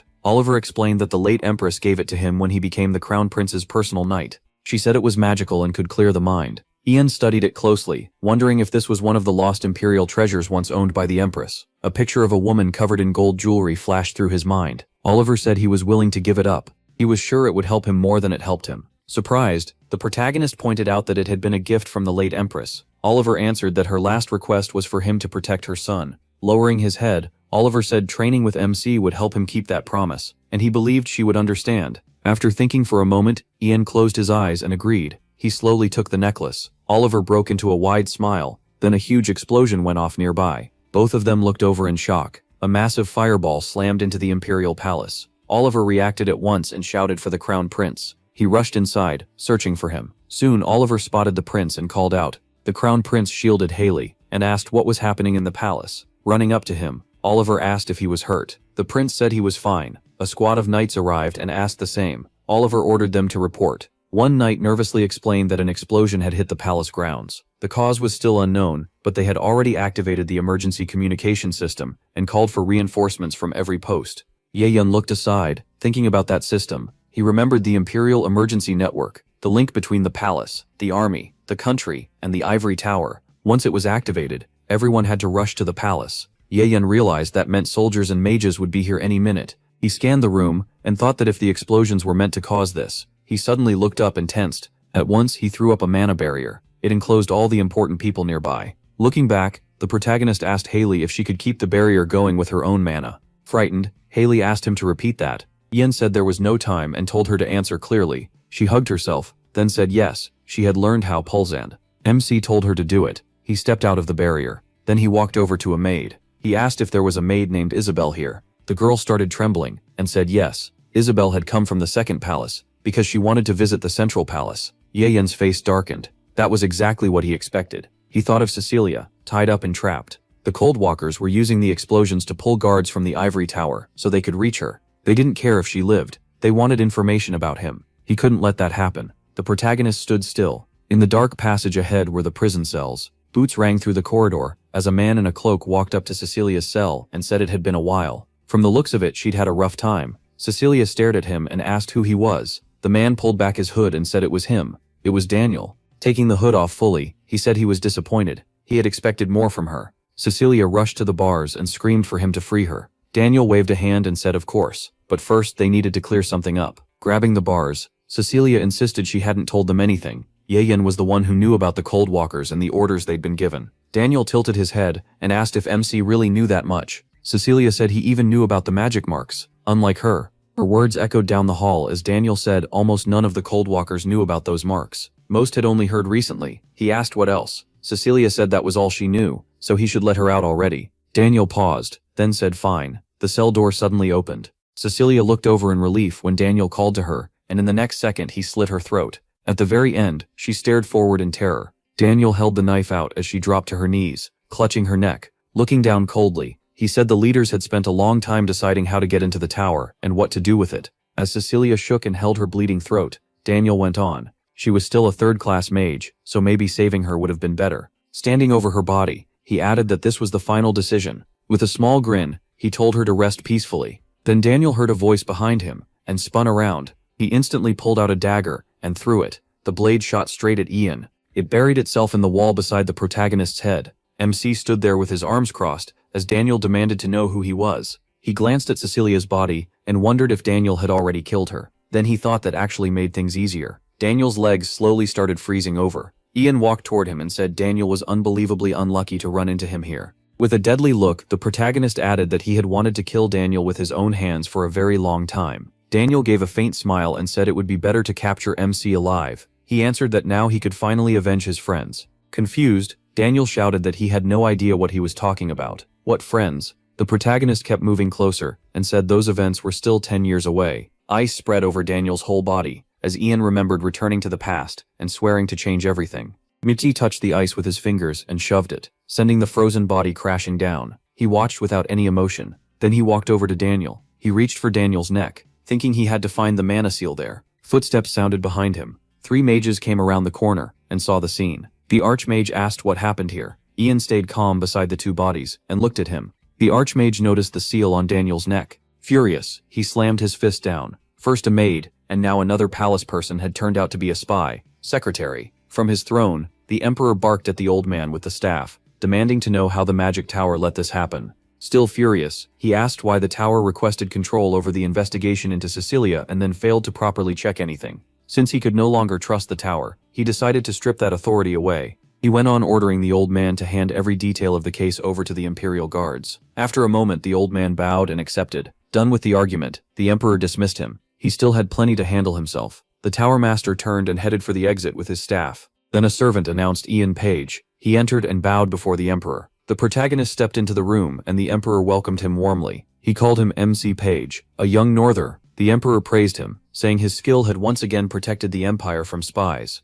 Without Ian, secret information could have fallen into enemy hands, and the imperial family's secrets might have been exposed. As he stood before the throne, the emperor said he never ignores loyal and responsible service, so he chose to reward him. A servant brought over an open case, leaving the protagonist stunned. Inside was a shining blue cloak with a chain and medallions. MC was shocked. It was the robe of his ancestor Mitchell Greenriver, the only magician with imperial blood. The emperor admitted it should not go to someone outside the family, but he felt Ian needed it more. He said he could think of it as a loan until the end of his life, or until he chose to return it. Greenriver was the first and last imperial-blooded magician. He was the hero who saved the empire and rose to Tower Master, proof of his incredible magic. The emperor asked the protagonist to try it on, adding that it could be worn over his clothes. With a flick of the cloak, Ian put it on, but it hung too loosely on him. The emperor noticed too, and joked that one day he would grow into it. Then MC remembered the robe's special ability and adjusted it. The cloak glowed and began to shrink.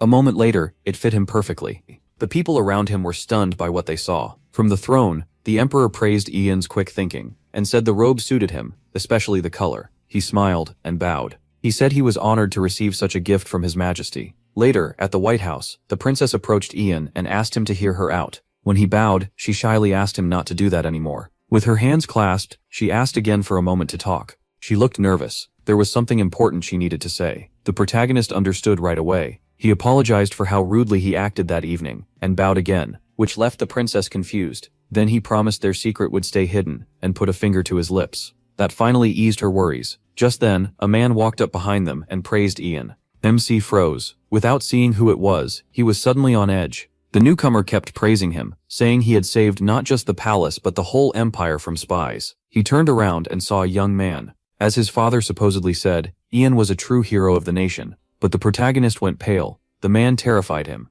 It was the empire's 5th prince, Ragnar Greenriver. Memories from the past rushed back. Ragnar had once been his old friend, then one of the people who tormented him. Back then, MC could only show fear, while Ragnar looked at him with hatred and pity. Now the prince seemed calm and smiling, but even hearing the name Ragnar filled Ian with fear. Ragnar kept talking, saying it might be late, but he still wanted to congratulate him on the Ivory Tower's recognition. The protagonist barely heard him. He was too shaken, staring in silence. He didn't remember Ragnar being this young. Then, as thanks for protecting the Empire from spies, Ragnar invited Ian to dinner and waited for his answer. Still shocked, MC couldn't respond. He clenched his fist to steady himself, but someone cut in. It was the princess. She apologized to Ragnar and said he already had plans with her. Holding out an arm, she stopped him from stepping forward, and that caught him off guard. Ragnar laughed at that and suggested meeting tomorrow instead. Only then did the protagonist answer. MC apologized and said he had too much work to do, so he had to refuse. Ragnar looked away, clearly annoyed, but accepted it.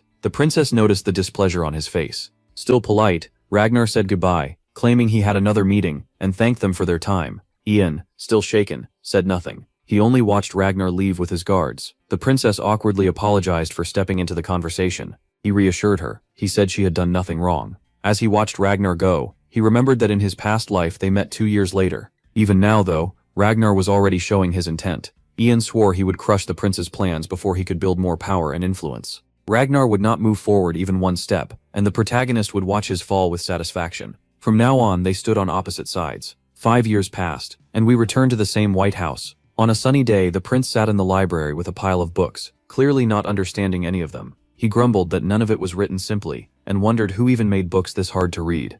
A man came over and brought more books written by the first emperor, all about the qualities a future ruler must have. Soon 2 huge stacks stood beside the prince, and to him they were just mountains of nonsense. When the man warned that he had to read every one of them, shock filled the prince's eyes. They covered the empire's history, culture, economics, and politics. The prince irritably argued that today was not a good day for reading, but he knew his father would be angry if he skipped it again. So he turned to the vice-captain beside him and asked if the final match between the captain and Ian was today. The vice-captain said yes. At once the prince brightened. This was something worth seeing. He jumped up and ordered them to head there right away. At the second squad's training ground, a man stood out of breath, knowing this was his last chance. He gripped his sword and told himself he could not afford a single mistake today. Then he looked up and saw spikes of ice raining down on him. He shouted and ran. None of the falling ice struck him. After dodging that attack, he stopped, but sharp stone pillars burst from the ground behind him. He sprinted, kicked off the earth and climbed over them, leaping clear of one more strike. He landed safely as the deadly rock stayed behind him. But he had to stay alert. Another attack was already coming. A wall of fire rushed straight at him. The blazing wave moved insanely fast. Still, his eyes showed no fear, only confidence. With a yell, he swung his sword upward. When the flames reached him, he split the wave apart before it could hit. He had one clear goal: touch his opponent. Surrounded by fire, he searched for the magician, hoping that this time he would finally succeed. Through the smoke and sparks, he spotted his target ahead. Without hesitating, he charged forward with a shout. The next instant, his sword pierced the magician through the heart. Everything went quiet, only smoke remained, and the captain, frozen with his sword in the enemy's chest. His eyes widened. He couldn't believe it. Then someone tapped him on the back from behind and praised him. It was the real magician. The captain had no idea what had happened. He still stood in the same pose as when he struck the fake body. Once he realized the truth, he let out a breath and turned around. Even now, he still hadn't managed to lay a hand on Ian. The magician was completely unharmed. That sword through the heart had only hit an illusion. Otherwise, MC would be dead. They shook hands. The captain thanked him for the training, and he said it repaid the necklace. Even so, the knight felt he had gained far more than the protagonist had. Looking back, he admitted the protagonist was far beyond where he had been 5 years ago, and now the captain could even withstand attacks from him. The man then asked something MC aloud. What rank had he reached by now? He admitted his level was not as high as it seemed. In his previous life, he only reached 5th class at 26. His growth now was fast, but he still had not become a 6th class magician. Because of his body's growth rate and the limit on how much mana his heart could restore, 5th class was his current ceiling. He looked at his hands, clenched his fists, and knew he couldn't stop trying to grow stronger. Then both of them noticed someone in the distance calling out to the best magician and the best knight of the empire. It was the prince. He heard this was their last sparring match, so he came himself. He invited them to breakfast to celebrate how hard they'd pushed to improve. Ian bowed and apologized. His training at the tower ended today, and before taking up his archmage duties, he had to meet the tower's master. The prince wasn't happy about it, but he couldn't stop him, so he let the protagonist leave, and said they could share a meal another time. MC said goodbye, and promised they'd meet again soon. To reach his destination, he rose into the air and headed for the tower. Before leaving, he called down that he'd be back soon, then sped off. The captain, vice-captain, and prince watched from below. The prince pointed out that Ian could fly thanks to the mantle his father gave him, and admitted he was a little jealous. Then he turned to the captain. The training was over, so what did he think? The captain had noticed 2 things. First, he still couldn't land a single hit on him. Second, the gap between them would only keep growing. Even so, the captain spoke with confidence, and the prince listened closely. After a short pause, he proudly declared that he could beat any other magician. Soon, Ian arrived at the tower. The door opened, and the protagonist stepped inside. The tower's master greeted him with surprise and warmth. He still remembered hearing about a gifted boy from the north and coming to meet him here. With a smile, the old man said it felt like no time had passed. Yet now a handsome young man stood before him instead of that boy. Ian closed his eyes and told him he still had plenty of years left. The tower master began sorting through papers filled with praise for MC. They called him a blessing to the tower and the whole empire, and said new magicians were trying to follow his example. Reading it aloud, the old man said he was practically a guidebook for the perfect magician. He asked him not to praise him so much. The old man said they'd see soon enough whether it was too much. Today was the famous hero's final day of training. A normal academy student would graduate and then be sent to the provinces for testing, but the protagonist's case was special. The old man asked how he felt about spending such an important day talking with an old man, and the protagonist said it was an honor. The tower master knew that was the polite answer, but still thanked him for saying it kindly. He congratulated MC on becoming a true magician, and handed him a badge marked with a cross. With that sign, anyone in the empire, from soldiers to common people, would have to heed his words. He studied the gift carefully. He wondered if they already needed his help as a full magician. The old man admitted they were short on people. They had lost Helene, and no one was left to handle her duties. He didn't want to put pressure on Ian, but said he would be grateful for the help. Looking away, the protagonist said he hoped he could be useful. Of course, the old man replied. MC was one of the tower's main archmages, and many hopes rested on him. Then he reached out and opened the magic tablets. Since this was his first assignment, he could choose where to go himself. There were 3 options. Ian looked up and started reading. The first was Rodmere, the empire's biggest port city. The second was Benson, its largest producer of iron. The last was Perik, where the protagonist had carried out mana tests in his previous life. He remembered that a magician died on that mission, and that was when he had been sent back and taken that person's place. Without hesitation, he chose the last province. The old man agreed. Perik needed magical help more than anywhere else. They had already sent 2 third-class magicians and imperial knights, but the problem still wasn't solved. It seemed the monsters of the Great Meadows had started attacking. Holding out a paper, the old man said all the details were written there. He asked Ian to read it and give his answer today. If he refused, they'd have to find someone else. MC didn't even take the paper. He firmly said he would go to Perik. By evening, in another White House, someone was so shocked that his first mission was to that province that he stopped eating. He knew huge monsters raided that place all the time, and said so at the table. Ian got annoyed, thinking he was only trying to scare everyone. The protagonist set down his utensils, and then his mother asked if it really was that dangerous. He reassured her and said a couple of months should be enough to settle everything. She had no choice but to accept it, though she asked how long he'd be gone without him. The big mansion would feel too quiet. MC promised his mother he would return as soon as he could. After that, the same young man excitedly offered to show Ian an elixir he had made himself. The man beside him looked surprised, but the boy insisted it might help on the trip. Their father then pointed out that the boy was grown up now. Wasn't it time to stop calling him captain? The boy got annoyed. To him, a captain was still a captain. Puffing himself up a little, he turned to the protagonist. Ian looked back, confused by what was happening. Then the boy decided he would call him brother. MC nearly choked on his water and spit it out. The boy panicked at that reaction, and had no idea what to do next. Across from him, he and his mother stared back with questioning looks. Forcing a smile, the boy corrected himself and said brother. The protagonist. MC couldn't understand how this person had ever become a villain in his past life, and that thought hit him hard. Their mother smiled, saying her son now had a younger brother, and she had a youngest son too. The boy turned red from embarrassment, and couldn't figure out why those two were looking at him like that. Their father cut through the awkwardness and told his son to call Ian master, but the boy protested. They had grown up together. His father said that changed nothing. Even so, the boy promised to be useful to both his brother and this house. The woman who had watched the whole exchange laughed. Her son noticed how happy she looked, and was glad to hear his mother laugh. At that moment he realized this kind of life wasn't bad at all. After dinner, Ian told him not to call himself brother anymore, which left the boy upset. The next morning, the magician was ready to leave. When the driver asked if he wanted to head straight to Perik, he said he would first say goodbye to the tower master, then continue to the province. He reminded Legium Han that mana traps had been set up for their protection. Legium was ready to risk his life to keep the protagonist's mother safe, and the protagonist hoped nothing would happen while he was gone. Legium's son ran up and called to Ian like a brother. Seeing the mage's displeased look, he quickly apologized, and switched back to captain. He had brought an elixir. His father had made one too, the same kind, but this one was his own version. He leaned in and whispered to MC that his potion would work even better. Ian smiled and thanked him for the gift. Even though his younger brother still had 3 years left at the academy, his talent had already been recognized by the empire, and he was given the title of Imperial Alchemist. His father admitted that was impressive, but said he still had plenty to learn. He, though, trusted the younger boy's elixir. The boy asked if the protagonist would fly there with his mantle, but the protagonist said that would draw too much attention, so he'd travel by carriage instead. Then his mother hurried over. She had packed food for the road and extra, as always. The top held food that would spoil fast, while the bottom had dried meat and vegetables that would last longer. She had even made his favorite bean pie. Ian thanked her for taking such good care of him. She stepped closer and hugged him tight, telling him to be careful, not push himself too hard, and eat well. MC was touched. He smiled and hugged her back. He promised to do all of that, and return soon, so she didn't need to worry too much. Then it was time to go. He got into the carriage and left. His family and the servants stayed behind. As he ate, he looked out the window and told himself he had to trust that his mother would be safe even without him there.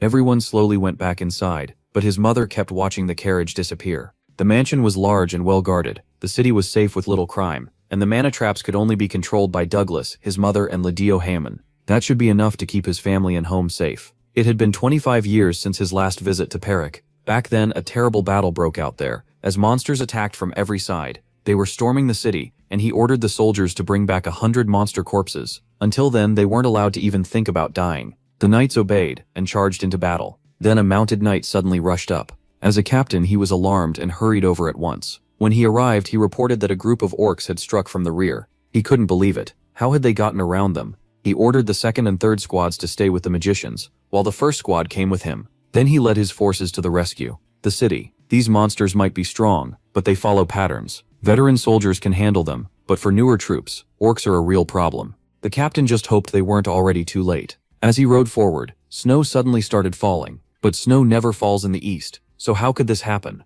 Huge blocks of ice began rising in front of them. Frozen orcs were trapped inside them, and that both shocked the army and stopped the monster charge. No one understood what had just happened.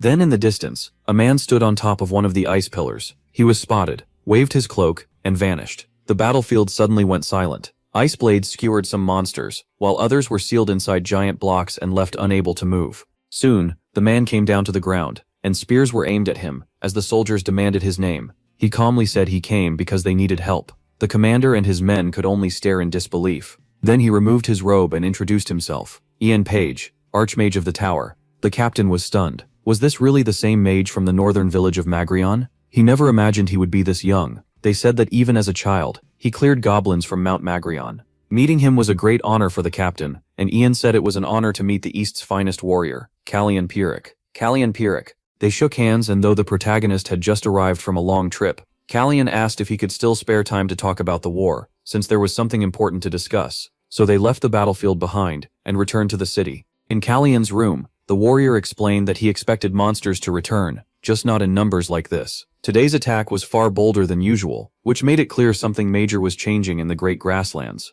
If Ian didn't already know, they had sent requests to both the palace and the tower. One asked for reinforcements and supplies, the other asked for an archmage, because only a top-class mage could help now. MC's ice wall bought them time, but not much. They had fought monsters for years, and the invasions never stopped. Food was short, soldiers were too few, and if their requests had been accepted, they could have kept fighting. But it looked like the palace ignored them. As for the tower, since they sent Ian, that must be their answer. He understood right away. He said the ice wall should hold for about 10 days. If the monsters didn't cross the mountains, they were safe for now. During that time, the protagonist would head into the Great Meadows alone. He needed to find the source of the problem and end it. Ian sounded sure of himself. The province had guarded these lands for ages, but still no one knew where all the monsters were coming from. The only thing they had learned was that many kinds of monsters were working together instead of fighting each other, and all they wanted was to kill humans. Green River wasn't the only target. The Sorcerer Empire in the north, and the Roe Kingdom in the west were attacked too, but their rough, narrow roads limited the damage. Most monsters came through the Great Snake Canyon. The strange part was the south. The kingdom of the Agaton Aborigines was never attacked. MC pointed to it on the map. It was like something there scared the monsters away. The soldiers believed the south was tied to the growing attacks on the grasslands, but they could never reach it because the canyon was always under assault. MC thought about it. In his past life, invasions like this did happen, but never on this scale. He agreed they should go straight to the Aboriginal kingdom. Their great shaman had to know something. Could Ian really speak with him? He was sure he could. That night, he stepped outside and looked up, so that thing was still here. This was the same artifact owned by the Aboriginal shaman, the Staff of Great Boughs. Ian remembered it well. It was made from rare iron birch. 3 years earlier, the Green River Empire, the Sorcerer Empire, and the Ro Kingdom had formed a coalition to wipe out the monsters in the Great Bows. Since most of them appeared there, the three nations even planned to split the land between themselves. But in the protagonist's past life, the great shaman vanished, and the aborigines were enslaved. Because of that, none of this happened before. His return might have changed history, or even caused these strange invasions. He kept moving across the barren land. This was where the aboriginal territory began. Something felt wrong. The north was full of monsters, but there wasn't a single one here. Why had they attacked Pariki and avoided this place? A little farther on, he spotted a group of men. They were clearly nervous about the stranger. Ian raised his hands to show he meant no harm, and said he was a mage from the Green River Empire. Hearing him speak their language only scared them more, but he didn't waste time. He said he was looking for the shaman. That stunned them, because the king of shamans held a rank as important as the tower's master. A shaman was a being born with the heart and mind of mana.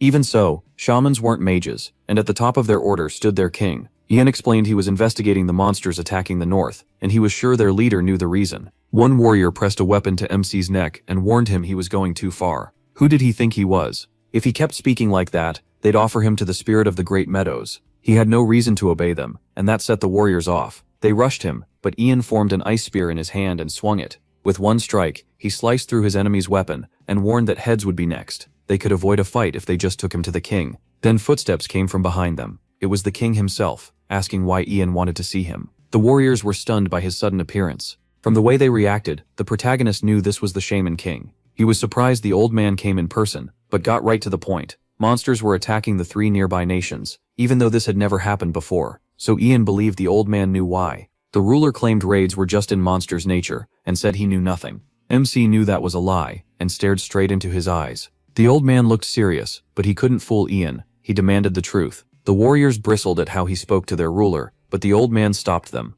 Him seeing through his deception magic surprised him. He admitted lies wouldn't work, and agreed to explain. The old man said that long ago a prophecy appeared. A sea of fire would swallow the great meadows, and the golden land would run with blood. It also said their people, who had lived there for thousands of years, would be enslaved. The story shocked Ian. They had no idea what to do, because war would mean their end, so they kept living as usual, hoping prayer might delay the inevitable. Then one day, a woman came to the village. She gave them the powerful staff, and disappeared without a trace. A woman? Ian paused. Her final warning was clear. If a stranger appeared, he had to be killed at once.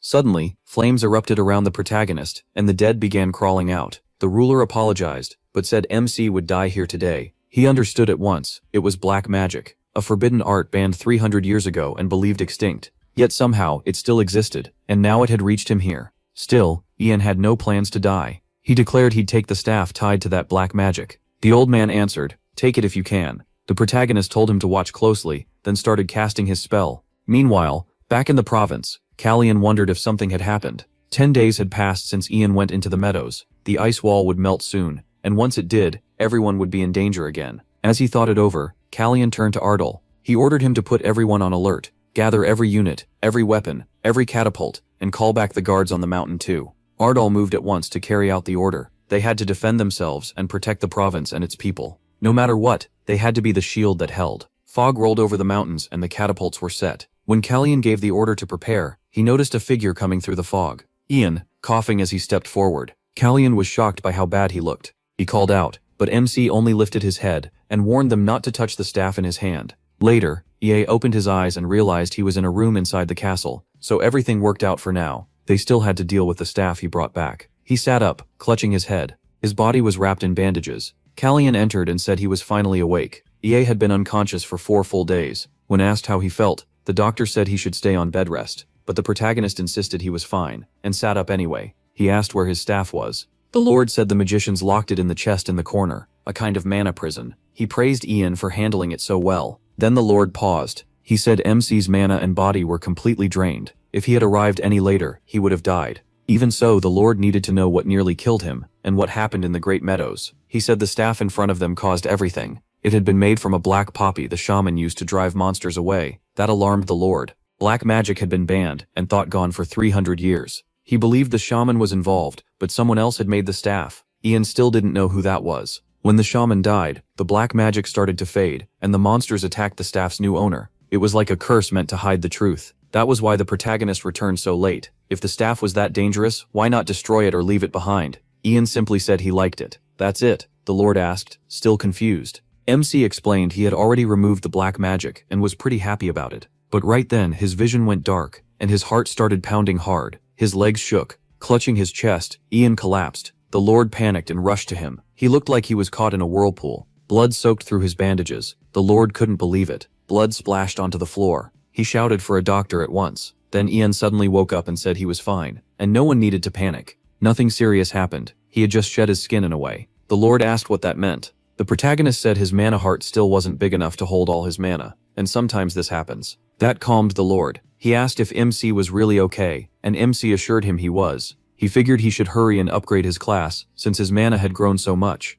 Looking at his hands, he realized he could finally move forward. The Lord was relieved, though he still wanted a doctor to check him. The protagonist thanked him, and they turned to more important matters. First, the Lord brought up MC's trip to the Great Meadows. Someone had wanted to show him the orb, but he was still unconscious then. Now it was finally time to give it to him. Ian took the package, but the Lord had one more thing. A messenger had also brought a letter. His Majesty had ordered it be placed directly into the protagonist's hands. But why send it by messenger instead of a faster modern way? Ian wondered if there was something the tower wasn't supposed to know. He decided to check the tower's message first, and open the orb. It was for Archmage MC Page. The delivery had been delayed so it wouldn't interfere with his mission, and they asked for his understanding. While he was away, robbers had broken into his home to steal his inheritance. Robbers? He was stunned. His family was under the Ivory Tower's protection, so he thought they should have been safe. That made him furious. They knew he'd worry, so why send this now, unless it came from the tower's master? After calming himself a little, Ian opened the Emperor's letter.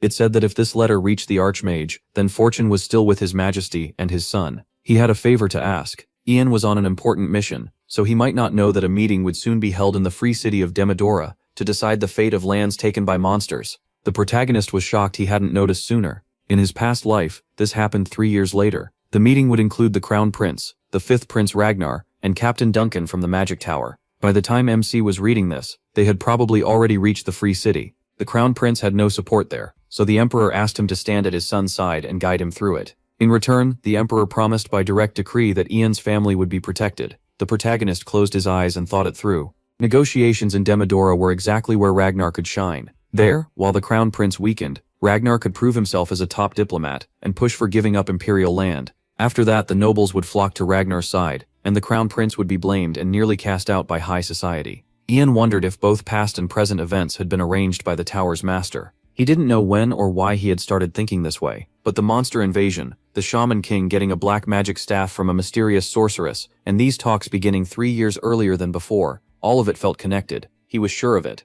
Even the attack on his house seemed like a warning. Ian realized this was more than a guess.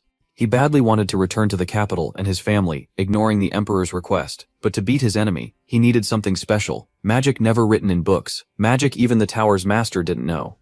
He could only win by becoming a 6th MT grade magician. Ian turned to the Lord. Could he grant one request? Demodora was a free city that belonged to no nation. Its grand blue and white cathedrals stood around them. The Crown Prince asked Captain Duncan to call Ian. He apologized and asked the prince to be patient. His Majesty had sent him here to represent the Empire, and this chance could completely change his fate. The prince understood, but he was still nervous. Duncan knew why. The meeting would include foreign envoys, the tower's master, and Ragnar. Up ahead, Ragnar and the tower's master were already speaking with others. The prince had a bad feeling. MC's support would really help now. Duncan stayed silent. The tower's master felt the moment had finally come. He had prepared for this for a very long time. Surely he was already rushing back to the palace by now. The old man believed he understood him well. He would choose his family first, no matter what was happening in politics. Then people noticed something in the sky, and thought it was a giant bird. The Crown Prince stared in shock. It was Ian. His cloak whipped in the wind as he came down. The protagonist landed and apologized for being late. Everyone nearby was stunned by his entrance. The tower's master couldn't believe it. How could MC put anything before his family?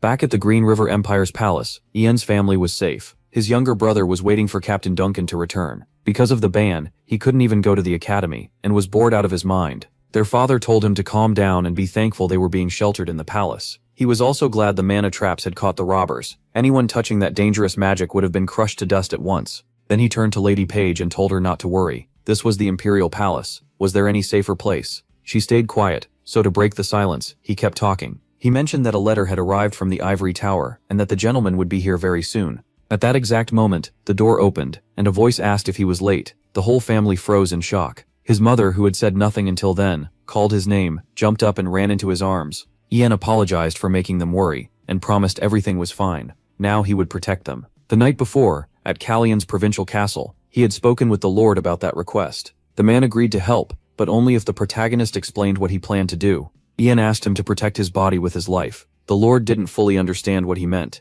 MC said he wanted to use a spell that would put both his body and mind to sleep. If anything went wrong, the local magician should send mana into his head to wake him. No one had officially reached 6th NET grade magic before, so almost no records existed. Even in his past life, before reaching the 6th circle and going further, he had to invent his own methods or dig through ancient books. He began at once. He drew a magic circle with a star at its center. Inside it, his body seemed to split in two, and then he collapsed. The Lord quickly caught him. With Ian in his arms, he stared in shock. How could there be two perfect copies standing in the circle? This spell was called Puppet Show. With 6th grade magic or higher, the real body becomes the controller, falls asleep, and summons two dolls. Those dolls can move on their own, and even use 5th grade magic. Still holding Ian, the Lord spoke to one of the copies. Through it, the protagonist told him he was counting on him. Back at the meeting with the prince was overjoyed that MC had come. He relaxed at once and thanked him. Before they could talk more, the tower's master stepped over. So the gentleman had really come.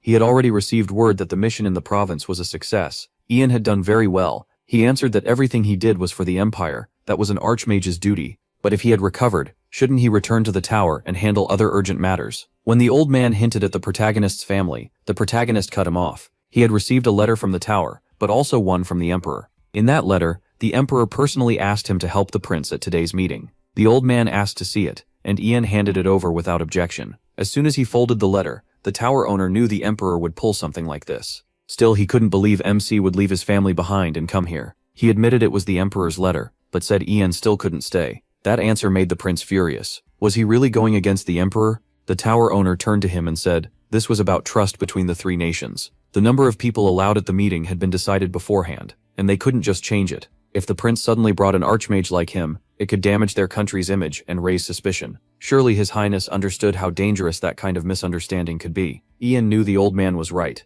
The three nations were peaceful now, but they had spent years fighting and clashing with each other. Under the new agreement, each country could only bring its representative, escort, and guards. Their side already had 3 archmages there, including the tower owner. Adding one more could shake the other's trust. Ian lowered his head and said he understood. The concern about diplomacy and trust was real. The tower owner thanked him, told him to return to the capital soon, and started to leave. The protagonist said it was a shame they had spent so long traveling, but at least things were clear now. He would report this to His Majesty, but asked for one thing. If any archmage left the group, he wanted to be told. Then he could take that place. Since this was the Emperor's direct order, a replacement should be fine. The old man agreed in theory, but asked who would ever step down. At that moment, one man stepped forward, and said he would gladly give his spot to Ian. Everyone was stunned, including the prince. The tower owner turned to Ronan and asked if he understood what he was saying. Ronan was completely serious. As servants of the Empire, he said, they couldn't ignore the Emperor's order. Ian was pleased. Ronan understood diplomacy, but as a citizen of the Empire, he also wouldn't dare defy his Emperor. This solved both problems at once. The tower owner's face hardened, but he kept quiet. Ronan then asked the prince to pass his duty to MC Page. The prince gladly agreed, thanked him for putting the Empire first, and said he could return to the capital under his personal order with the crew. Ronan bowed, thanked the prince, then faced Ian. From now on, he would join the delegation in his place. He asked him to treat the role with full seriousness. The protagonist said he was grateful for the choice. Archmage Ronan was known as someone worth winning over, honest, fair, and neutral toward both the Ivory Tower and the Emperor. He was a simple man who had given his whole life to magic. If MC taught him a few new tricks, he'd likely come to his side. MC understood that well. Ronan bowed and said he would take his leave, since as the tower owner had said, archmages not on an official mission shouldn't remain here. That only made the tower owner even angrier. He had thought Ian was just a harmless fool, but now he wondered if the young man was aiming for his seat as tower master. He watched him chatting easily with the others. The man had spent years building the tower into a center of power that influenced the whole empire, and he wasn't about to let some young mage ruin it. Ragnar was also watching the protagonist from a distance. A purple pendant hung at his neck. As they looked over the city, it was clear that Demeter truly was a free city, tied to none of the three nations. They studied the Grand Gate, and noted that the city had stayed neutral for years, and all sides officially accepted that. The 19th mayor, Ingelo Ingolo Neville, gave a small bow and welcomed them inside. The prince asked where the rest of the assembly members were, and the mayor said they had already gone to their guest estates. Glow gestured toward a mansion and said it had been prepared for the ambassadors of the Green River Empire. Then he added that this estate was specially set aside for the prince, and used only for their highest-ranking visitors. The prince looked it over and said it was pretty good. He then asked the tower owner if they had anything planned for today. Leon lowered his head a little, shut his eyes, and said there was nothing scheduled. The crown prince smiled wide and said that was great. He waved to the group and told everyone they could rest. Then he turned to Ian and told him to come along. Memsi and the prince quickly headed off. Ragnar watched him leave, then turned to the tower owner and said they needed to talk. Leon bowed in reply. Soon the door to a private room opened. Ragnar and Leon stepped inside. With his head lowered, the tower owner listened, as Ragnar said he wouldn't demand blame for what had happened. What bothered him was the magician who kept hovering around his brother. Ragnar turned sharply toward Leon, clearly angry, and said he didn't like any of this. Leon kept his eyes down and said he understood. Without lifting his head, he told Ragnar not to worry. Ian Page was talented, but this meeting would depend on diplomacy, not magic. Magic wouldn't help him there. Leon was sure the protagonist wouldn't know what to say in a meeting like this. What could such a young magician possibly add among the greatest diplomats of the three nations? Then Leon looked up at the fifth prince and said MC would just be decoration. The real star of today's meeting would be the one they had planned.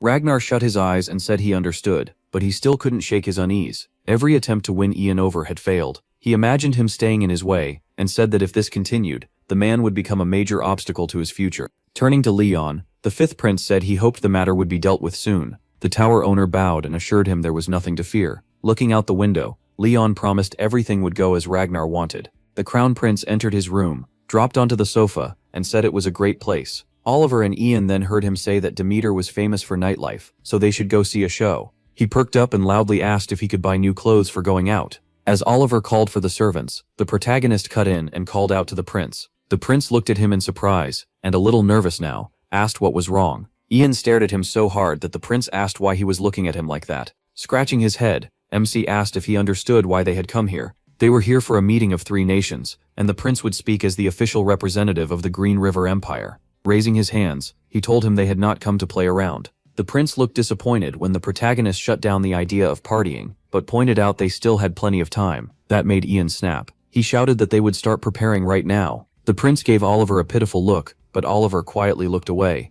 MC then reminded the prince that as head of the delegation, he had the right to speak first. If he stayed silent, that chance would go to the fifth prince. The prince looked down and admitted he knew that, but he'd be honest. The fifth prince was probably fully prepared, and likely to take all the attention. Did he really want that? Ian asked. The prince shut his eyes and said, of course not. He sat down, let out a breath, and confessed that he knew nothing about diplomacy, armies, borders, or slavery. No one had ever taught him these things. He studied him in silence. The prince gave a faint smile and said maybe it was better to stay quiet than say something stupid in front of important people. Ian could tell he was just trying to run from his own weakness, but that wasn't an option. Looking away, the protagonist reminded himself that the crown prince was the key figure needed to bring down the fifth prince. Ragnar's image flashed through his mind. MC lowered his head, closed his eyes for a moment, and said the prince had to become the center of attention at the meeting. The prince stared at him, confused, and asked how that was supposed to happen. Ian snapped his fingers, deciding to give the crown prince a real chance and help him. Papers and a pen appeared in the air, as he said the emperor had sent him to support the prince at the meeting,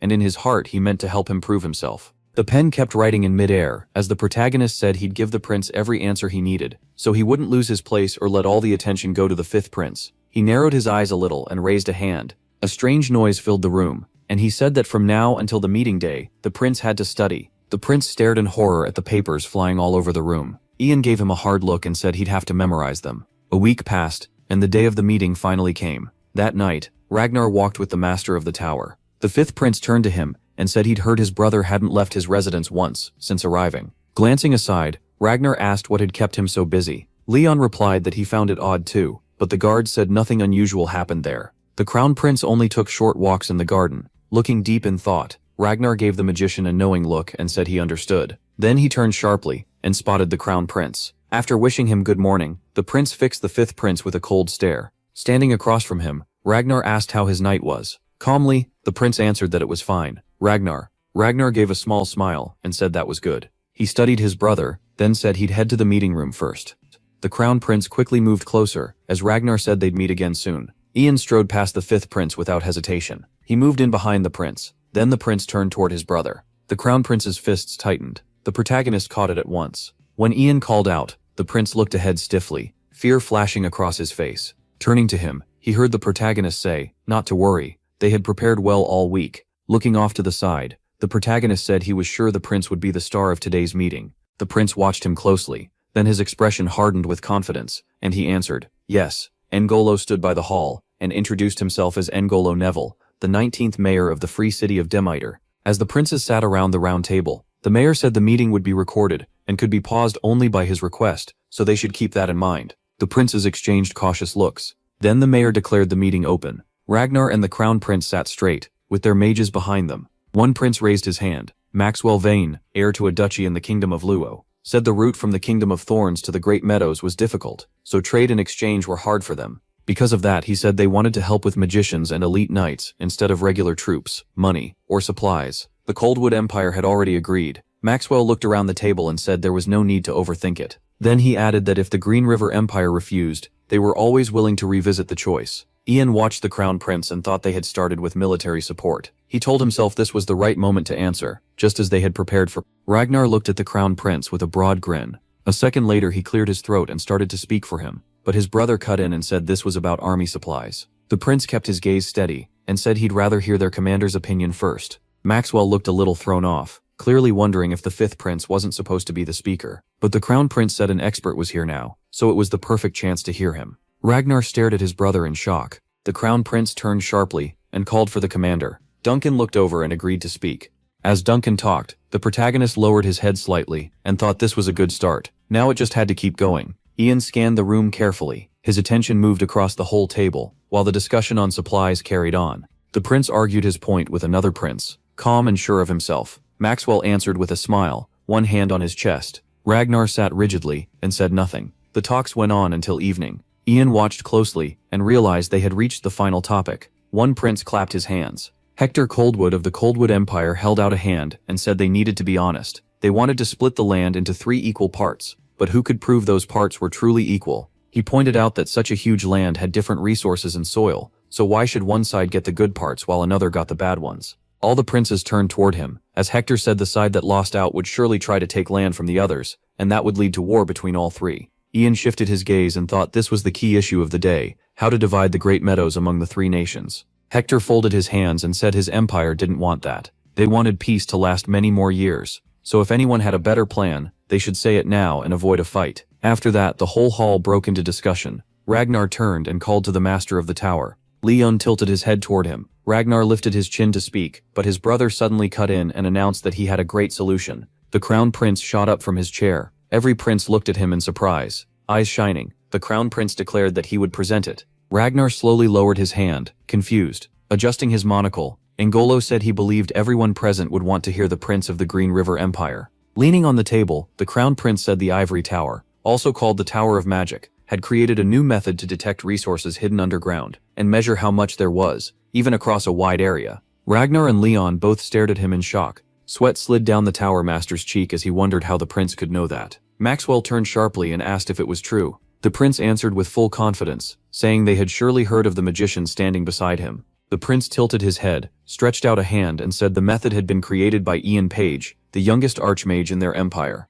The whole hall was stunned, and could barely believe such magic existed. Leon grew tense and angry. This had been their plan too, to use that method to gain an advantage. But how had that kid known this would become the meeting's biggest topic? Leon stared hard at the protagonist. The prince stood straight and held a hand out, adding that they could use this to make a resource map that also showed soil quality. He pictured the map in his mind and said it could help divide the land fairly. The prince admitted the results might only be close, not perfect, but said that in 10 years, every nation would focus on pulling resources from the land anyway. Ragnar clenched his fists and trembled with anger. He shot an angry look at the protagonist. Ian met it without fear as the crown prince declared there was no better answer than his. The protagonist gave a faint smirk. Lifting his chin, the crown prince said they should settle it this way. By sunset, the meeting was over. Oliver waited in the corridor, leaning against a column. He looked up at once when someone called to him. The crown prince came down the hall, beaming. Rushing over, he shouted that Oliver should have seen it. He had won everyone over in the meeting. Stopping in front of him, he added that it was a shame Oliver missed the tower master's sour face. With a smug look, the prince said he'd tell him everything while they walked.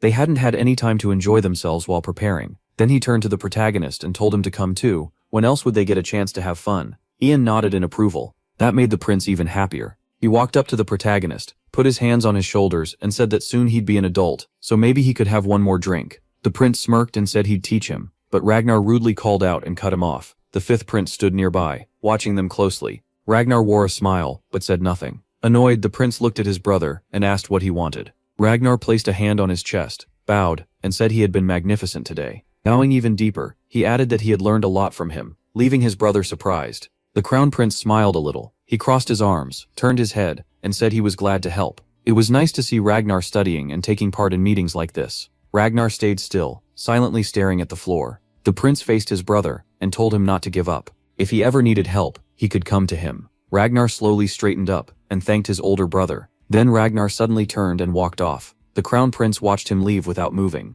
A moment later, he spoke to the boys behind him. Looking west, he said this had truly been the best day. Ian and Oliver watched him with small smiles. The prince walked over, grabbed both their shoulders, and shouted that they had to make up for the whole miserable week. Grinning at Oliver, he told him to relax and stop standing so stiff. Everyone was off duty here. Then he turned to MC and said he'd teach him how to drink. He started to keep talking, but his attention shifted back to Ian. His eyes dropped to his blue hands, and he asked what happened. The Tower Master and Ragnar stared at them in shock. Oliver and the prince then saw blue light spreading from the protagonist. MC held out a hand and said it looked like his whole body turned blue, and he finished by saying this was his limit. Startled, the prince asked what limit he meant. Ian lowered his head, shut his eyes, and said the drinking lesson would have to wait until the palace. As his body began to fade, he promised to explain everything there and said he'd see them later. The crown prince stared at the empty spot in fear. Everyone else in the room was just as stunned by his disappearance. Leon gripped his staff and declared that Ian had been an illusion. Shaking, the Tower Master asked if he had been fake the whole time, because if that was true,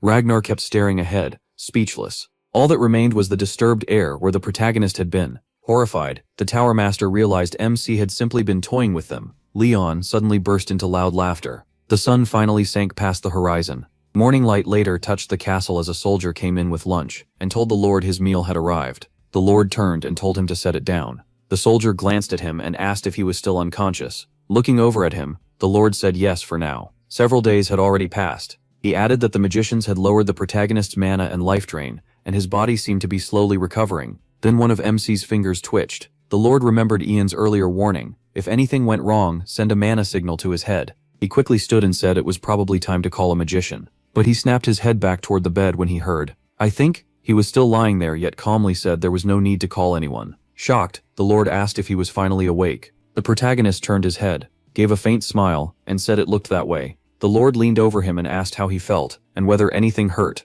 Exhaling softly, Ian closed his eyes and said he still wasn't fully awake yet. Then he added that his head felt like it was splitting. He couldn't move, and his stomach was. The Lord panicked and offered to call a doctor at once, but MC said no, he was just hungry. The Lord froze, a bead of sweat running down his face. Silence filled the room, and then Ian's stomach growled loudly. A second later, he quietly admitted he was very hungry. Dawn brightly lit the castle as he turned at the sound of a request, asking if he could stay at least one more night. The Lord said he knew the protagonist was busy, but they wanted to properly say goodbye and share a meal with him. MC lowered his head a little, and replied that their help had already been more than enough. Looking toward the fountain, he added that he wasn't some great savior, just an archmage, and any other archmage would have done the same. The Lord rested a hand at his side and said he didn't believe that. He looked down and admitted that at first, he had doubted Ian. Most others would have just killed the monsters and gone back to the tower. He recalled his sign, and how he had said the young magician could truly help stop the monster attacks. Now the Lord said he had been wrong. The protagonist had solved more in 10 days than they had in a very long time. That kind of power was special. MC stood there, a little embarrassed, listening to the night. The Lord smiled and said that before Ian left, there was one more thing to do. He asked what he meant, and the Lord asked if he could guess. Then he explained that about 5 years ago, the protagonist had been named an eternal high-ranking guest in Mogrian province. So why not do the same here? MC looked doubtful and said that didn't sound simple, but the Lord laughed and told him not to worry. They could skip the extra ceremony. Spreading his arms, he officially invited him to become an honorary guest of Kallian province. The knight made it clear this wasn't a small thank you. He added that even a 6th-rate archmage would be pleased to receive that kind of honor. With both hands at his belt, the Lord said it helped both sides, the province and Ian.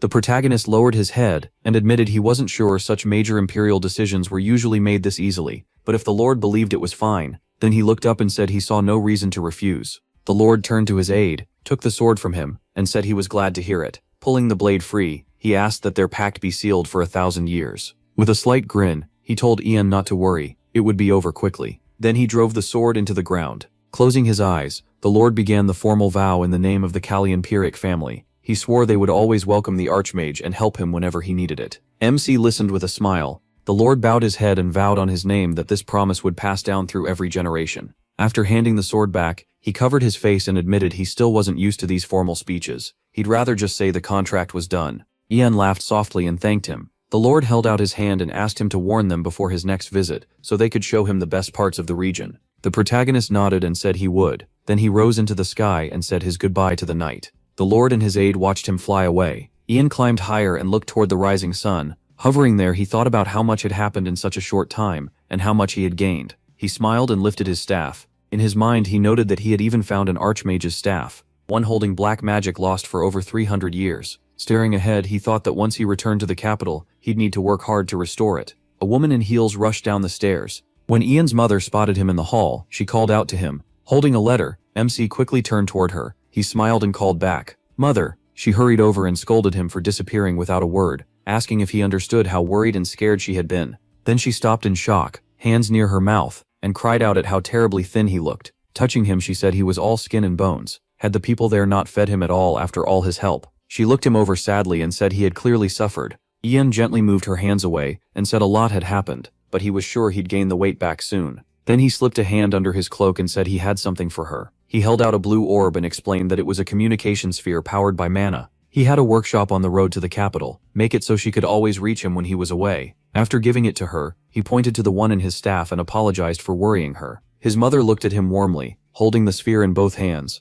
Tian told her he'd try to stay closer from now on. Douglas suddenly rushed into the hall, calling for him. The alchemist's son came out and asked what kind of magic that was. He'd learned many things at the academy but had never seen anything like it. Letio followed behind him. Eyes shining, Douglas hurried up and asked how the protagonist had been both here in the capital and in Demeter. Was it an illusion, mirroring, or something like that? MC tilted his head and asked if they could do one question at a time. Looking up, he said he could explain it simply. Ian straightened up and said he had reached 6th grade, so he could use spells like that now. Everyone stared at him in shock. Douglas raised a hand and said that meant he was the strongest mage in the Empire. Letio slowly stepped closer, admitting he knew him was strong from their first meeting but not this strong. The protagonist shut his eyes for a moment and said nothing had really changed, so they should treat him the same as always. Douglas lit up and eagerly asked if MC wanted to join him tonight to test some new elixirs. Ian glanced up and turned him down, so Douglas asked why. He looked at him and said he was already invited somewhere else. The protagonist walked into the bar. Once inside, he was sure he had the right place. The Crown Prince spread his arms and called MC over. When the prince said this was a banquet for him, his mood dropped a little. He already wasn't liking it. With a faint smile, Ian thought about his plain clothes and wondered what kind of banquet this was supposed to be. The vice captain waved the protagonist over. He sat MC down and Oliver pointed at the table, calling for more snacks. He stared at the mug in front of him. The Crown Prince set it down and loudly congratulated him on reaching the 6th level. Eyes half closed, the prince proudly said he had brought a special drink from the Imperial Reserves. Rare, choice, and unlike anything else. Then the prince called for more drinks. Ian looked at the mug and thought that in his past life he barely drank at all. He picked it up, remembering Ragnar's warning that alcohol dulls the mind. The protagonist swallowed hard. Then, to everyone's surprise, he started drinking fast. The Crown Prince watched him and asked how it was. Ian slammed the mug onto the table. Wiping his lips, he said it was really good. The Crown Prince smiled, glad MC liked it. Then the bartender greeted the prince and asked him to talk about Demeter. The prince turned with a big grin and agreed right away. He walked over and started telling the story with full confidence. Ian noticed and stared in surprise. He kept watching the prince until someone offered to refill his mug. He turned and saw Oliver holding a bottle. Oliver poured him another drink and warned him to take it easy since it was his first time. With a joke, Oliver said if Ian got drunk, his mana might make the whole night order vanish. Taking the mug, the protagonist said they were worrying for nothing. He was still surprised by how easily the Crown Prince mixed with the knights. Was that normal? Pouring himself a drink, Oliver said it was. The local knights had sworn loyalty to him, and the trust went both ways. MC rested his head on his hand and quietly repeated, an oath and trust. Oliver looked over at him. As he drank, Oliver said he finally understood why he had no friends. He sat up at once and asked why he would say that now. Oliver calmly replied that he figured it out the first time they met. He asked if the protagonist remembered their first talk 5 years ago in Malgrian, after catching that spy. Oliver remembered how young MC had already been a third-class mage and had captured a dangerous criminal, yet looked totally unbothered. He controlled his emotions far better than kids his age, who still didn't know how to act in society. Ye untightened his grip on the mug. Oliver added that his face barely showed anything more like a veteran knight than a child. Resting his head on his hand, the protagonist wondered what that was supposed to mean. He knew he had never acted like other kids. Oliver grinned and said that was when he realized MC already carried a lot of secrets. With that kind of distance, making friends would be hard. Then he looked straight at him and said he was good at seeing through people. The protagonist closed his eyes a little, thinking Oliver was right, even if hearing it so plainly stung. He admitted that he had once had a friend, but that friendship ended badly. Oliver took another drink and said he was curious what kind of person that friend had been. Leaning closer, Oliver said there was something else he had learned after 5 years of knowing MC. MC braced himself, worried another harsh truth was coming. Oliver bent toward him and said, talking to him always felt like talking to a grown man. The protagonist shut his eyes, thinking Oliver really did read people well. Then MC glanced at him and deadpanned that he was actually 48 years old, and used magic to stay young. Oliver recoiled in horror, and Ian quickly told him it was a joke. He broke into a wide smile and said Oliver himself had said he was bad with people, so of course he was still bad at jokes too. Oliver looked at him and smiled a little. Beaming, he declared that as the generous captain of the knights, he would forgive him. The protagonist grinned and thanked him. Much later, night had fully set in. Outside, it was quiet, except for the noise from the bar. Holding his head, Ian stepped out and thought he had definitely drunk too much. Even in his past life, he never drank this much. Then someone called out to him. Arkong turned and saw the vice captain squatting near the bar. Walking down the steps, he asked what he was doing out there. The vice captain said he was weak with alcohol. 1 glass was his limit. Paul looked at him and said he had come out for some air, then asked why Ian had left. Leaning against the wall, the protagonist exhaled and said he had also stepped out to breathe. He wasn't used to nights like this. Arkong Tinenrigrod Istoijan. Empathy studied him and thought that Paul, the knight's vice captain, had been the most skilled swordsman after the captain in his past life. Watching Paul crouch there, he remembered that even though Paul came from humble roots, his loyalty to the crown and the country made him one of the crown prince's trusted men. Paul asked if today had been the protagonist's first time drinking, and what he thought of it. MC lowered his head a little and said it wasn't bad. Maybe he'd spend evenings like this now and then. Paul smiled wide and said he was glad. The knights were all thankful for Ian's help, and they hadn't seen the prince this happy in a long time. It was all thanks to him. He looked away with a small grin and thanked him for the kind words. Thinking of the well-dressed crown prince, the protagonist said he only gave them a push. They were moving forward together. Then MC opened his eyes a bit wider and repeated, "The prince was happy?" With a faint smile, he said he'd take that as a compliment. Paul looked at him with surprise, almost entranced. He turned to him and asked what was wrong, and Paul said he just hadn't expected him to smile like that. The protagonist looked up into the dark sky, not sure what he meant. A moment later, someone poked his head out of the bar, spotted them, and shouted that the vice captain was over there. Paul looked tired and alarmed when the man said His Highness was calling for him, and if he kept dodging drinks he'd get demoted. Paul muttered that this was too much. He stood up, turned to Ian, and apologized because he had to go back inside. MC smiled as Paul said the crown prince would probably pour him even more this time, so he'd better keep watch himself. He glanced toward a tree, then started walking. He stopped at the railing, looked out over the city, and realized the memories of his past life no longer felt so heavy. A memory flashed through his mind, him standing in a field at sunset. Then he pictured the crown prince laughing in the bar. Ian wondered what his choices had been, and what changes they had caused. He thought of a sad Ragnar by the window, and realized things were completely different now. Ragnar's image lingered, and the protagonist thought he could no longer know where Emperor Terry's choices made as he sat in his office studying papers would finally lead. He reached out and caught the feather. He stood across from the girl as she watched the white magic bird. Ian's mother sat at dinner with Douglas and Letio, laughing warmly. That happy image of his mother flashed through MC's mind. He realized protecting the people he loved felt simple now. His past self stood still, staring into the distance. Under the stars, Ian looked ahead in silence. He smiled and thought that from now on, he would live with a clean heart. As the king piece dropped toward him, he realized the game had finally begun, right now, with Ragnar. Moonlight covered the fifth prince's estate.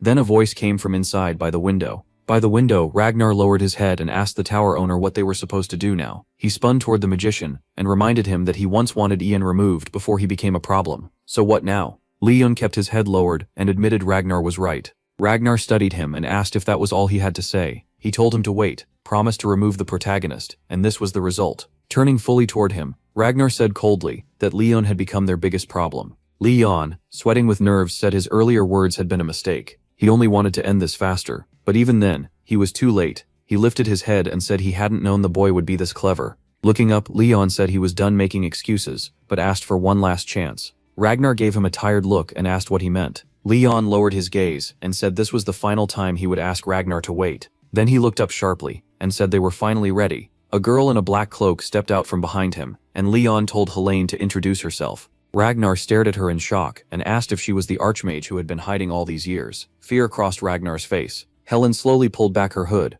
Once it was off, she looked at him with her black eye and said she was pleased to meet his highness. Ragnar stumbled back and raised a hand in fear. Leon stepped in front of her and told him not to panic. She was only a novice, acting under orders. With anger in his eyes, he added that she was willing to do anything for them. Ragnar shook and said Leon was the tower owner, and yet Leon cut him off with a wide smile, asking, "Really what?" Ragnar glared at him and said she was a forbidden black magician.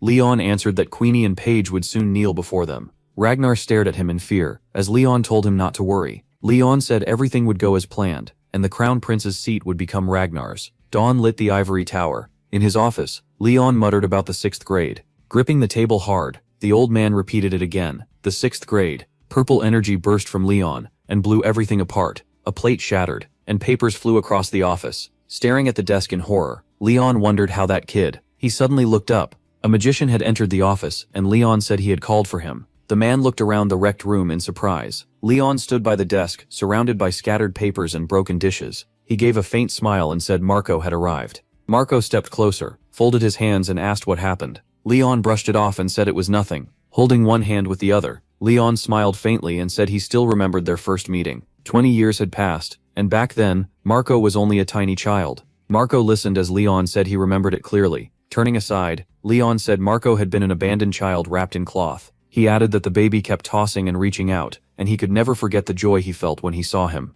Then Leon told Marco he knew that child would grow into not just a mage, but an official magician. It had seemed impossible, and that was why he was proud. Marco smiled and said it was all thanks to the tower owner's wisdom. To repay even a little of that kindness, he was ready to do anything. Leon gave a small grin and said Marco was like a son to him, so there was no need to talk about repayment. Resting his hands on the table, Leon admitted he had called Marco because he had a favor to ask. Marco bowed, and when Leon asked him to come to his house that night if he was free, he agreed at once. Leon smiled thinly, thanked him, and said he would be waiting. Late that night, every window was dark. Then the door suddenly swung open. The bartender turned, while wiping a mug, and started to welcome the guest. But he stopped mid-sentence, surprised. Seeing the figure in the doorway, he blurted out that it was Ian Page, the archmage of the Ivory Tower. MC strode to the bar, pulled back his hood, and asked if the man knew him. The bartender spread his hands and said everyone had heard of him. He bowed deeply and thanked him for coming to such a humble place. Then he quickly looked up and asked why he was here.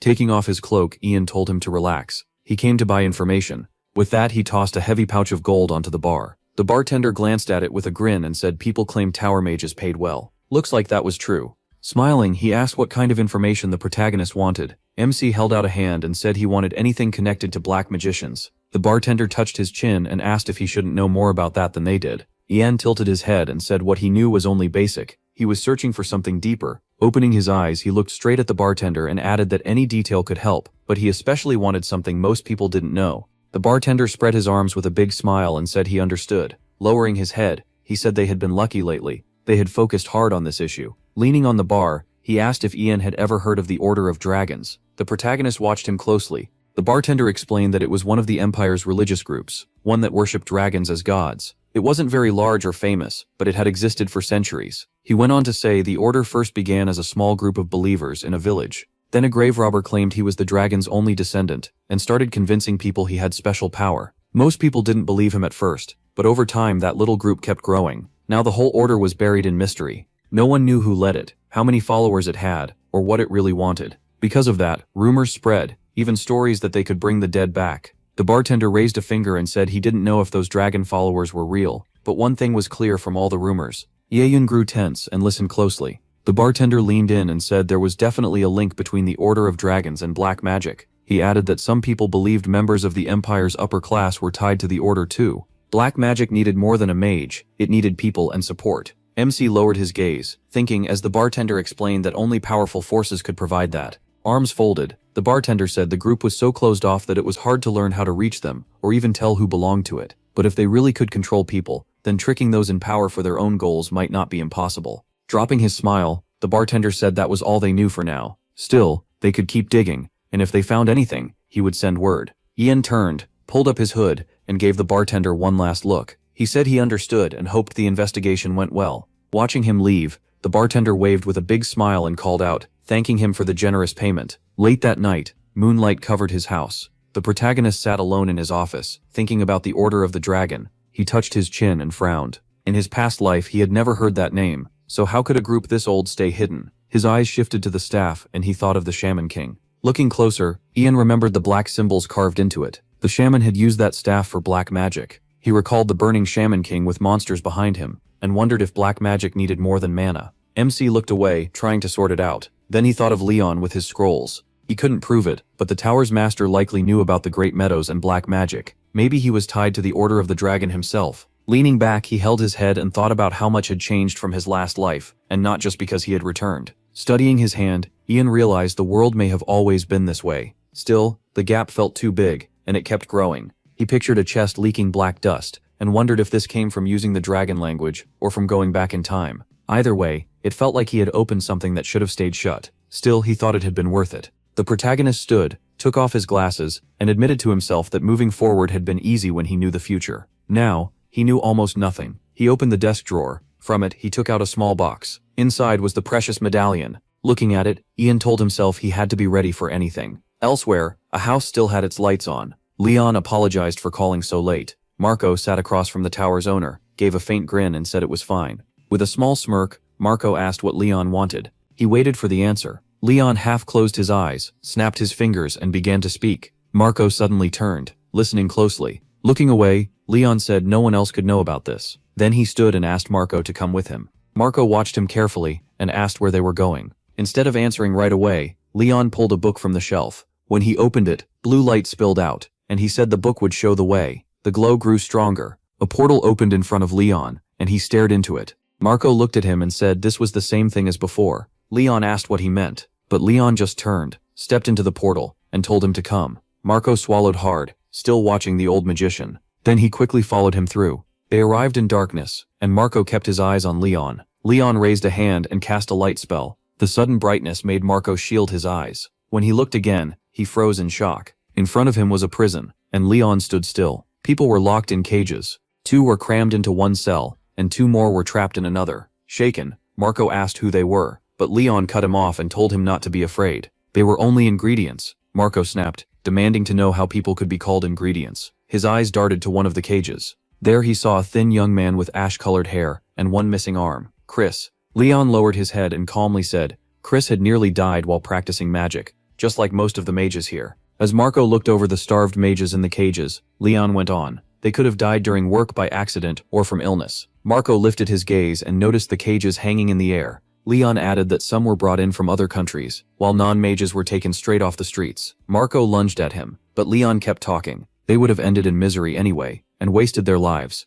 Horrified, Marco listened as Leon said these weak, sickly people were hardly different from broken creatures that could not even reach first class. Gripping his staff, Leon insisted the world would have thrown them away through neglect or abuse. He had saved them from shame. His eyes burned with anger as he declared they were only ingredients, things that could still help the ivory tower. A moment later, Leon raised his staff. Red smoke spread through the room. Marco stared as Leon told him not to worry. Dark magic poured from the staff, and Leon said that fate would not come for them. He had promised. With a cold grin, Leon asked if Marco knew how much he meant to him, almost like a son. Then he slammed the staff against the floor, and black smoke burst out. The dark magic wrapped around Marco, and he tried to fight it. His eyes started turning black, and he groaned as the magic sank into him, making his whole body shake. At last, Marco dropped to his knees, helpless. Leon slowly walked toward him while Marco hung his head. Stopping in front of him, Leon ordered him to stand. Marco rose at once. When told to look up, he lifted his head toward Leon. Leon studied him and asked who he was.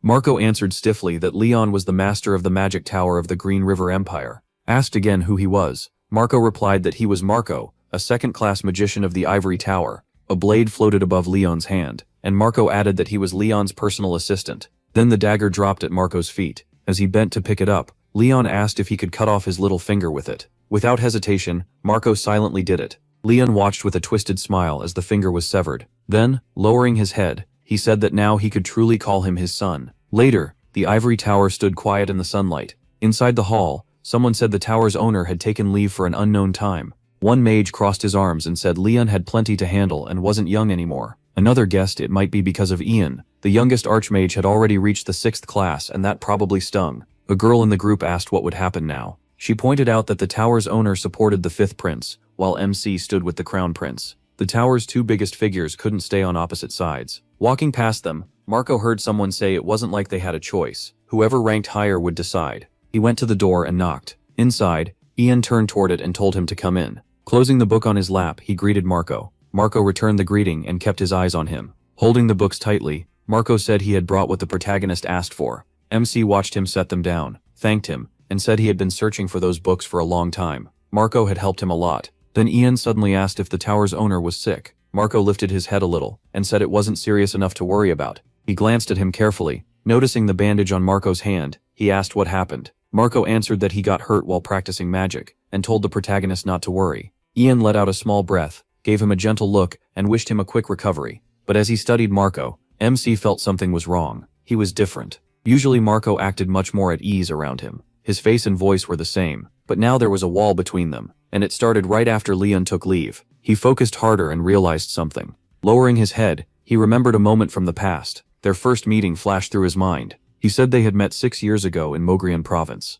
Ian brought up the battle with the goblins, and said that without Marco's help, things would have ended in disaster. Marco looked at him and said he remembered. The protagonist started picking at the book in his hands, tense with anger. Marco gave a small bow and started to ask if MC needed anything else, but MC cut him off. Ian quickly got up from his chair and told him to wait. Then he realized something. Marco hadn't helped him during the goblin fight. It was during the mana test exam. Marco just stared at him, confused. He slowly walked over and apologized for not remembering sooner. A second later, his staff appeared in his hand, and Marco was stunned. The protagonist suddenly thrust the staff forward. It lit up at once. With a calm, sure look, Ian cast Big Cancel. A huge blue magic seal spread out in front of him. Marco raised an arm against the violent wind. Dark magic started leaking from his eyes. He dropped to the floor as black smoke curled around him. Then he coughed hard, and more black magic poured from his mouth. His eyes flashed bright red. Ian watched closely as Marco writhed on the ground. Kneeling beside him, MC asked if he was back to himself.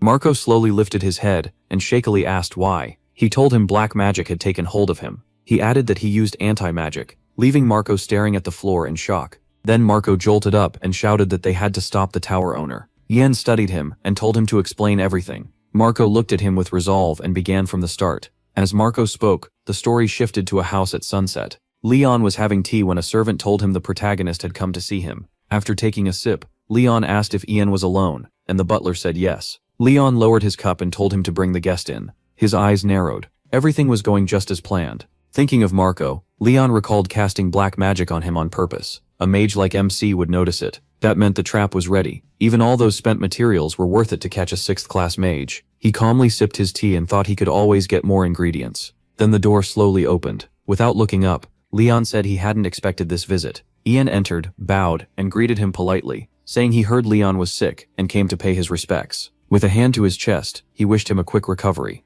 Leon thanked him and invited him to sit. The two sat in silence, drinking tea and sizing each other up. Leon mentioned that Marco wasn't feeling well, and said he worried the sickness might spread. Ian narrowed his eyes a little and said he didn't think so. Looking away, Leon said that was good to hear. He always worried about Marco, since the boy worked so hard. The protagonist set down his teacup and said Marco had told him an unbelievable story. Leon said nothing and simply watched him. MC went on, saying Marco claimed there was a hidden lab on the estate where Leon did cruel black magic experiments. Leon suddenly laughed with his eyes closed and dismissed it as nonsense from a delirious boy. Ian stared back and said Marco seemed to be under a black magic spell. Then he added that the caster appeared to be the man Marco saw as his father. Without looking away, he said Marco begged him to stop, though Leon acted like he had no idea what that meant. Leon gently set down his cup and explained that he did have a portal to a lab, made with an artifact he got by chance. Laughing again, he insisted the black magic part was complete nonsense. Leon rose from the sofa and said Ian could come inspect it himself. If the protagonist didn't trust him, he should see the truth with his own eyes. MC gave him a wary look and stayed seated for a moment. Then the protagonist gave a faint smile and said, with permission, he would. Leon started walking out, then turned back to Ian.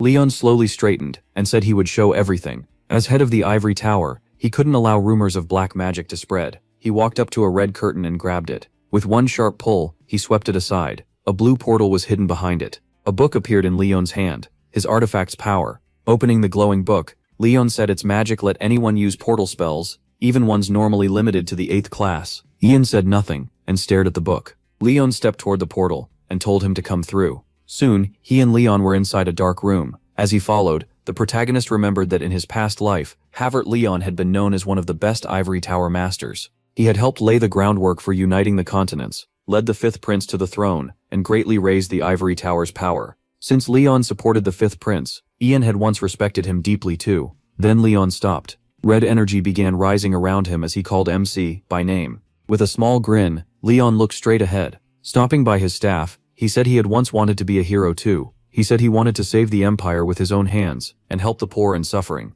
Looking at his shaking hands, Leon said he learned something over time. Clenching his fists, he admitted he couldn't change everything alone. Then he looked up at the staff. A moment later he reached for it, and said this was the power that could make him one. Holding the staff, Leon turned to Ian and said it wasn't what he first imagined. Dark streams of mana rose around him. They quickly wrapped around him. Leon watched as the protagonist struggled to breathe.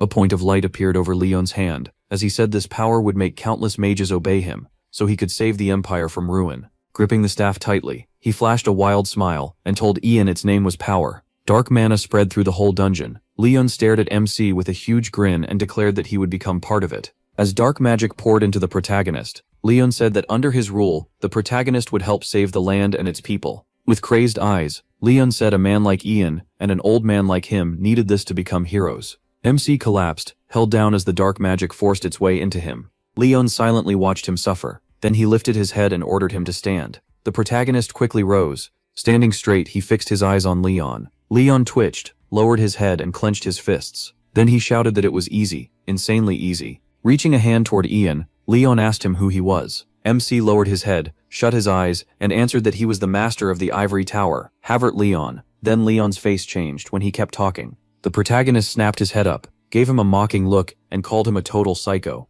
Leon froze just in time to see Ian's fist in front of his face. MC slammed him with a heavy punch and sent him flying. The old man crashed into the wall with a scream. When he hit the ground, he shook and grabbed his face. He shook out his hand and exhaled, while Leon muttered that it was impossible. The protagonist looked down at him and asked if he really thought that counted as magic. Leon looked up in horror, still trembling. Ian told him that since Leon never got past 5th class, he probably didn't understand their levels were completely different. As he slowly walked closer, MC said that even with black magic, 5th class was still 5th class. Kneeling beside him, he asked if Leon really thought he had come here unprepared. The protagonist gave a faint grin, lowered his head, and admitted this kind of careless mistake was unlike him. He had rushed for nothing. Leon yanked his hand from his face and demanded to know how Ian was still standing. Before he could finish, MC shot his hand toward Leon's face. A blue magic seal flashed in front of him, and he cast Mana Drain. Leon's eyes went wide as he let out a scream. His fingers scraped into the stone floor. Then the protagonist slowly pulled his hand away from the Tower Master. Ian got up fast and told Leon to rest. After that, he wouldn't be able to move anyway. As he turned to leave, MC glanced back and said age had caught up with Leon, so recovery would take a very long time. He walked off without hesitation, hearing only Leon's curses behind him. He raised a hand and cast a light spell. The spell lit up a dark chamber packed with treasure. Ian spotted a giant chest overflowing with coins. Next to it were shelves lined with costly potions and fancy ornaments. Looking around, the protagonist smirked and mocked Leon for being such a modest tower master. He turned back to the old man and asked why someone with nowhere to spend it hoarded so much wealth. Had Leon really planned to carry it into the next world instead of giving anything to the Empire? Leon clutched his head, shaking as he groaned. That was when Ian noticed something strange. He slowly walked toward the cages holding people inside. Peering in, he saw they were in awful condition. Though some were still alive, 2 of them were already dead. MC studied the prisoners through the bars and told himself to wait a little longer. He'd get them out and make sure they were treated. With his last strength, Leon opened his mouth and said something that caught Ian's attention. He slowly turned back as Leon mentioned that Marco was the only one. He faced the old man who was still trying to continue. Leon looked up with a nasty grin and said he had people everywhere. Men far better than Marco. The protagonist turned fully toward him, waiting for the rest. Pushing himself off the wall, Leon shouted that Ian should stop pretending. They were likely already on their way, and they would not stop without his order. Lowering his head, Leon added that from the start, he wanted them focused on 2 targets. MC stared at him and asked if he meant his family and the attack on the prince. Leon slowly lifted his head and offered a simple deal. Holding out his hand, he said they could forget everything that happened today. He pointed out that Ian had no proof besides this portal, and if it came to words alone, people would trust Li Yun over him. With a small grin, Li Yun warned that he didn't understand the cost of crossing him, and if he did, he'd regret it deeply. The protagonist half closed his eyes, turned his head aside, and calmly refused. Li Yun stared at him in shock, then fear hit. He screamed that he'd kill MC's mother and the crown prince. But MC only stretched out a hand and told him to try. Lee-yun looked confused, not sure what Ian meant. He answered with a wide smile and told him again, "Go ahead and try." Moonlight covered the protagonist's mansion. His mother turned at once when someone called to her. Letio stood beside her on the balcony and remarked that the wind was cold tonight. The alchemist bowed slightly and asked her to go back inside. Mrs. Page lowered her head sadly and said Ian still hadn't come home, and for some reason she couldn't reach him even through the ball. Her eyes grew heavy with worry as she said he always let her know if he was going to be late. Letio smiled gently and reminded her that MC was a 6th-class archmage respected across the empire. Even the worst scoundrels would beg for forgiveness before him, so she shouldn't worry. Mrs. Page opened her eyes wide and cried out that to her, he was still just a boy. Lee-yun flinched a little and stepped closer. Sweat ran down his cheek as he slowly opened his mouth. Then he bowed and asked her to forgive him. Lee-yun admitted he had a child too, yet he still tried to brush off her feelings. He asked for forgiveness again. She gave a faint smile, looked away, and said it was all right. Mrs. Page looked out over the city at night and said she always thought about how heavy Ian's burden must be. She pictured him standing alone with his staff and blue cape, moving forward without leaning on anyone, and said it hurt to know how much he had suffered. Fidgeting with her hands, she admitted she wanted to help carry that burden, and hated that all she could do was wait for him here. Letio straightened and asked her not to say that. With a warm smile, he told her Ian reached those heights because of his family. He remembered his own mana poisoning, and said he survived only because of his son. That was what family was for. Mrs. Page looked at him in surprise, as he explained that even if she thought she was useless, she gave others peace of mind. Still smiling, Li Yunxing said he always had a place to return to, and that was part of what made him who he was. He lowered his head and offered to stay with her if she wanted. She looked at him calmly as he said he could remain there until the protagonist returned. Mrs. Page tilted her head and gave a small smile. They looked up, and Li Yun quietly said, "The night felt calm and clear." Sitting beside her, he added that there were usually many guards around, but tonight there were strangely few. Then Letio sensed something. A second later, he shouted for her to get inside. Something was wrong. He had heard a sharp sound from below. Letio stared toward the bushes and yelled, asking who was there. Two unknown men moved through the grass, hiding near the bushes. One of them lifted red eyes and stared right at Letio. Letio thrust out his hand and ordered them to stop right there. Grinding his teeth, he realized they weren't listening. One of the intruders stepped toward a thin blue thread, and Letio knew if that line was crossed. The truth hit him all at once, and he froze. He reached for Mrs. Page and shouted to her. Letio grabbed her and threw them both down. At that instant, a huge bolt of lightning struck, shaking the ground. A massive lightning blast slammed into their house. The prince and the captain, who were out in the city, saw it and were alarmed. They had no idea what was happening, or where that thunder and lightning had come from, and the captain immediately worried about his highness. Seeing the strike, he suggested they return to the palace. But the prince refused, saying it was too soon to leave and that nothing had happened to them. The captain had no idea how hard it had been for the prince to get his father's permission to leave the palace and secretly see how ordinary people lived, so the prince couldn't just go back now. Besides, he had something he wanted to ask. The captain bowed with a hand over his chest, ready to listen. After thinking for a moment, the prince asked him to teach him sword fighting. The request caught the captain off guard, and the prince looked embarrassed. He asked for only the basics and wondered if that was really so hard.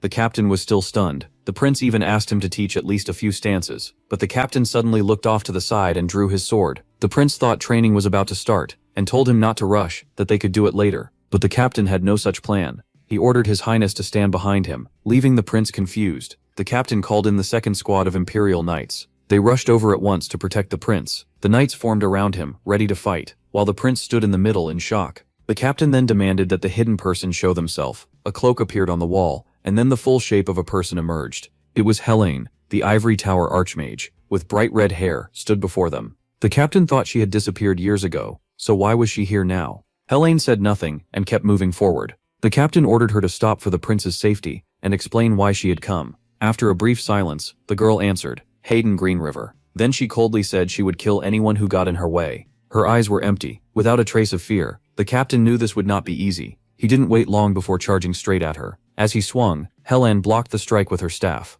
Up close, he saw that the eye hidden beneath her hair was completely black. She leaped back and took her stance again. Then the girl decided to use a fire explosion. She swung her staff. A wave of fireballs shot toward him, but the captain didn't panic. He'd trained for this before. He charged in and sliced through each fireball with his sword. Step by step, he cut his way closer. The girl looked stunned. She clearly didn't expect him to fight back. He kept rushing straight at her, as she retreated, then drove his sword forward at her staff. She slipped aside just in time and let the blade hit the staff instead. Still, the captain didn't stop. he leaped up and attacked again. Right as the strike landed, she raised a mana barrier. With that shield up, nothing from outside could break in. So of course his attack bounced off. Even so, the captain was amazed to finally see that barrier for himself. He'd wanted to train with Ian so he could face something like this. The captain pulled off his gloves and realized he still had a way to fight through the barrier. He can't control mana like others because he's a half-blood with only a mana heart, but the mana in his blood could still help him beat her. Now he was ready to show her what a half-blood could really do. Blue magic wrapped around his sword and started to spin. With one strike he cut through the barrier, reached her, and stabbed her. He didn't mean to kill her. He still needed to learn who ordered the attack on his highness. At this point, all she could do was pray for a quick death. Then we cut to the tower's master and the magician beside him. The old man looked shaken, wondering what this kid could possibly do, but Ian wasn't bluffing. Over the last 5 years he'd built ties with all kinds of people. The old man started yelling, but MC calmly asked if he really thought he'd been sitting around doing nothing. Back in Demeter, it was that same old man who sent those unwanted guests to his home. That wasn't going to happen again. Anyone sent this time had probably already fallen into a trap or died. There was no point trying to bargain with Ian now. He wanted nothing from the old man. The only thing left was full punishment under the law. The old man deserved death, and the protagonist would see it through. He smiled and said the ivory tower, the thing the old man sold his soul for, could guard his body too. MC hadn't planned to go this far, but then he reached out toward the old man and aimed for his head. He said the tower's master should at least protect its name, then used magic on him. The magician nearby clearly understood why the old man favored the 5th prince over the crown prince. He once thought the same prince should rule. The old man was driven by greed for power and money. That much was obvious. As he spoke, the old man writhed in pain. Magic swirled around him and kept tearing at him, but he didn't stop. He only pushed harder. The old man had crossed the line by targeting the protagonist's family. People should answer for what they do, and the protagonist kept making him suffer. Next, we moved to a large white hall. The emperor lashed out as the tower master's crimes became known to everyone. From his throne, he shouted that the man had forgotten his duty, fallen into black magic, and used innocent bodies and souls for monstrous experiments. Striking the bell on his throne, the emperor declared that even death couldn't wash away those sins. The crime was too great for mercy or understanding. From this moment, Herbert Leon loses every title and honor, and is sentenced to death. As the crowd erupted, the emperor added that the execution would be public. He declared that this man would be remembered as one of the empire's worst criminals, and any helpers or relatives tied to the case would be dealt with at once. Everyone who knew about the crimes would be punished, and mages using black magic would be hunted down too. The emperor said he would personally judge everyone connected to this matter. No one would escape investigation or punishment. Then he turned to the nobles and demanded their full cooperation. He was sure others in the tower had helped without thinking about the outcome, so he ordered all black magic users to stop and turn themselves in. There was only one exception, Archmage Helene. She tried to kill the prince, and a different punishment awaited her. The prince beside him lowered his head and listened. Even if she acted under the tower master's orders, her attempt on the crown prince's life could not be ignored. In the ruler's name, the emperor sentenced her to life in prison. It was a terrible scandal, but it also shined a light on 2 heroes whose deeds deserved praise. The emperor spoke of the magician, who exposed the tower master's dark crimes, and of the knight Oliver, who bravely protected the crown prince. He called Oliver forward. Oliver stepped up, and the emperor noted that the magician had also played a key role in the investigation, with even more expected from him. Then he asked everyone to look at the knight, who had protected the crown prince from a 4th-level mage, as Oliver walked toward the throne. Oliver stopped right before the emperor. The emperor called him closer. Captain Oliver of the Knight Order. Oliver placed a hand on his chest and bowed. The emperor praised him as a true blessing to the empire. He hadn't just saved the crown prince, he proved people can go beyond their limits. Oliver, he said, would become an example for the whole empire, even the world. Of course, service like that could not go unrewarded. So the emperor announced that Oliver would gain authority over every knight in the empire, and receive the title Lord of Swords. The crowd was left speechless. The emperor said this title had gone without an owner for a very long time. For centuries, no one had earned it because magic had overshadowed the greatest deeds of knights. But Oliver had restored its meaning by proving his loyalty to both the imperial family and the empire. In the crowd, the prince smiled. He knew this honor was deserved. The emperor said he hoped this spirit would continue, and that Lord of Swords fit Oliver perfectly. Then he lifted a beautiful white and gold sword. Drawing it from its sheath, he told the imperial knight to kneel. Oliver obeyed. The emperor stepped forward and began the ceremony. In the name of the first channel of the Emerald River, he officially granted the title of Lord of Swords to Oliver. He touched Oliver's left shoulder with the blade, then the right. Then he asked if Oliver was ready to accept this title, one that had waited centuries for its owner. The captain swore by his honor that he would give his life to defend the empire. Later at the palace, the prince called out to his father. He still didn't understand the sentence. How could the Empire execute the Tower Master? He begged his father to think again. Didn't they realize how hard this would hit the Empire? The Tower Master was an archmage. Killing him was like losing hundreds of ordinary mages. The prince argued that this solved nothing. Once the punishment was carried out, every nearby country would hear about it, especially Coldwood, which had long wanted to expand. They would finish with the Great Meadows and strike while the Empire was shaken, and its strongest mage was gone. It was the perfect time to attack. His father explained that the Tower Master was no longer truly a mage, and no longer the strongest one either. That title now belonged to Ian Page, the Ivory Tower's new 6th grade mage. He could take the Tower Master's place, so there was no real problem. The Emperor even saw this as a chance to raise the tower's standing across the continent. The prince fell silent, but his father pressed him. Was he wrong? The prince admitted his father had a point. MC could bring something new to the tower. Still, the old master had years of strength and experience. If he had worked with Ian, the tower might have grown even faster. A young genius and an older veteran could have pushed each other to become even better. They also could have watched each other, which would ease the burden on the imperial palace. Wasn't that useful too? His argument did make sense. The prince tried to go on, but his father cut him off. The Tower Master had used forbidden black magic and studied it, though calling it study was too kind. The materials for those experiments were mages he was meant to protect, and innocent soldiers. He was willing to sacrifice them without a second thought. That crime was far too serious. His goal had blinded him. For power, the Tower Master was ready to kill countless innocent people. He even tried to drag a powerful mage to his side through black magic. The prince closed his eyes and understood. The Tower Master was one of the Empire's most important figures. The heir agreed the man was wrong, but he still believed black magic could have been used to strengthen the Empire's defense. Ragnar argues that if ingredients are needed for this, they should use criminals at least for the public good. That set the Emperor off, and he snapped that this was exactly Ragnar's problem. The prince just stared, confused. Then the Emperor coldly said that's why Ragnar would never be named heir. Black magic is evil. It stains the user and harms the whole world. That's why Magic's founder Mitchell Greenriver worked so hard to wipe it out from their land. Had Ragnar really forgotten that? The Emperor knows how he thinks, and he knows his ambition. Ragnar may be capable, but he's missing the one thing that matters most, and he doesn't even see it. He managed to hide that flaw for years, but when it truly matters, it always shows. As he walked past him, the Emperor turned and said, "The heart of politics is justice, and carrying it out. A ruler must remember that justice applies to everyone. The moment he decides some lives are disposable, it's over." Ragnar stayed quiet for a second, then laughed. That caught the Emperor off guard. But Ragnar said that wasn't the real reason. His father turned back and asked what he meant. Ragnar said he knew why the Emperor would never choose him as heir. Hayden was the beloved eldest son, the one who got all his love and care. Ragnar, on the other hand, was only born to help keep control over the nobles. That was the difference, and it made the Emperor furious. Ragnar knew how hard he'd worked, just to be recognized once. Was it really so hard to look at him, even once, instead of always choosing the favorite son? Was it really that hard to treat him like a son, and love him the same way? Ragnar even says the Emperor would have freed the Tower Master if Hayden had asked. Enraged, the Emperor raised his hand and slapped him. Silence fell between them. Then the Emperor laughed, turned away, and called Ragnar a fool as he left. Outside the hall, he ordered Damphil to place Ragnar under house arrest, and make sure he had no contact with anyone. Damphil bowed and said the order would be carried out. That brought the day to an end. Back at the palace, Ragnar was alone in his room when Archmage Ian came to see him in peace. Ragnar was stunned by the visit and went quiet. After a moment, he said he didn't want to see him and told the guards to send him away. But the door opened anyway, and Ragnar shouted that he had ordered no one to come in.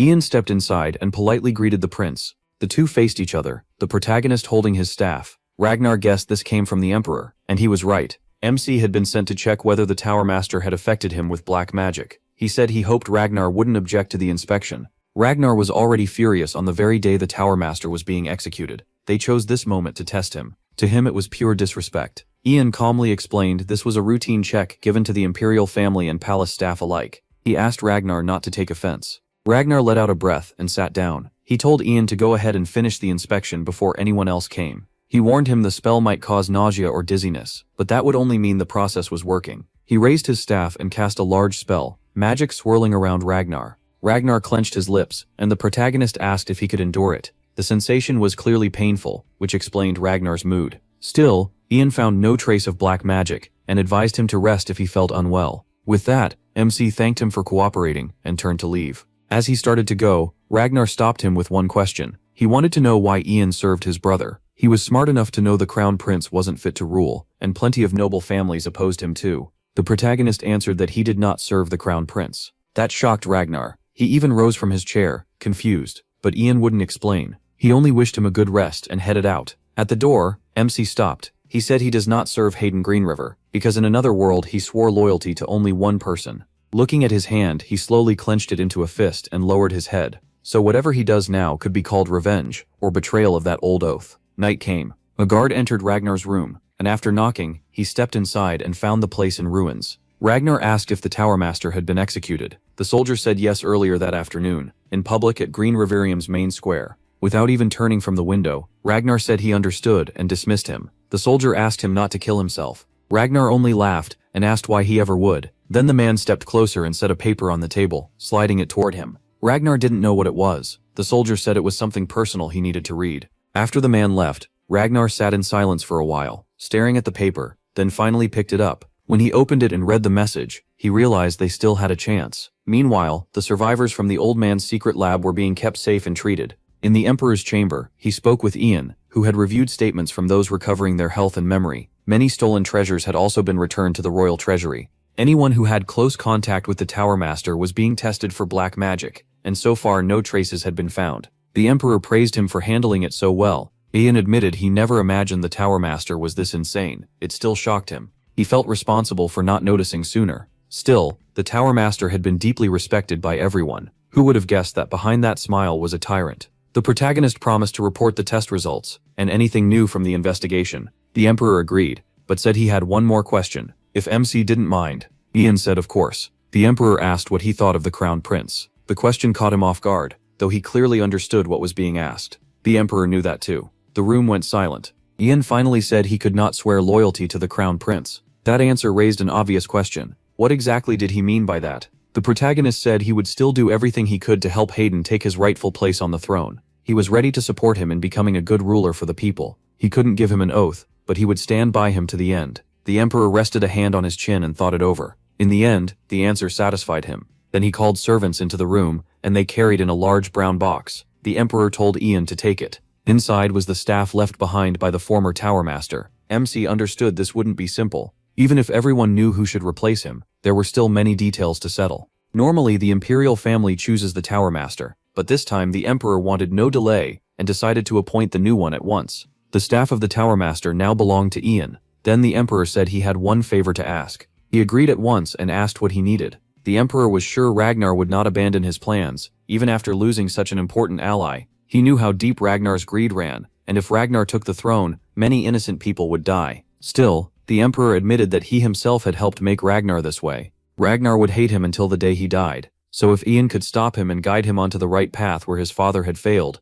the Emperor would be deeply grateful. The Emperor rose from his seat, and the protagonist stood as well, holding the staff. He promised to carry out the Emperor's will. Then he knelt before him. That was the moment Ian Page became master of the Ivory Tower. Later, he arrived at the tower. The doors opened, and MC stepped inside. His thoughts started to flood back. He looked ahead and remembered that once he had wanted to be a hero who saved the Empire, a mage who protected countless lives. Power lets a man command others, and maybe even bring peace to the Empire and its people. But his obsession with protecting that power had destroyed him. Ian no longer wanted to be a hero. Now he wanted only one thing: Ragnar dead. He wanted Ragnar to die in shame, and be forgotten by everyone, now and in the future. From here on, he lived for revenge. Then we returned to Ragnar's room. He sat there, lost in thought. Soon Hayden came to greet the new Tower Master. Ian stayed silent. He hadn't been formally appointed yet, so Hayden said that title wasn't proper, at least not between the two of them. Who would have thought the little boy the protagonist met 6 years ago would rise this high? The prince was happy to see how much his friend had grown.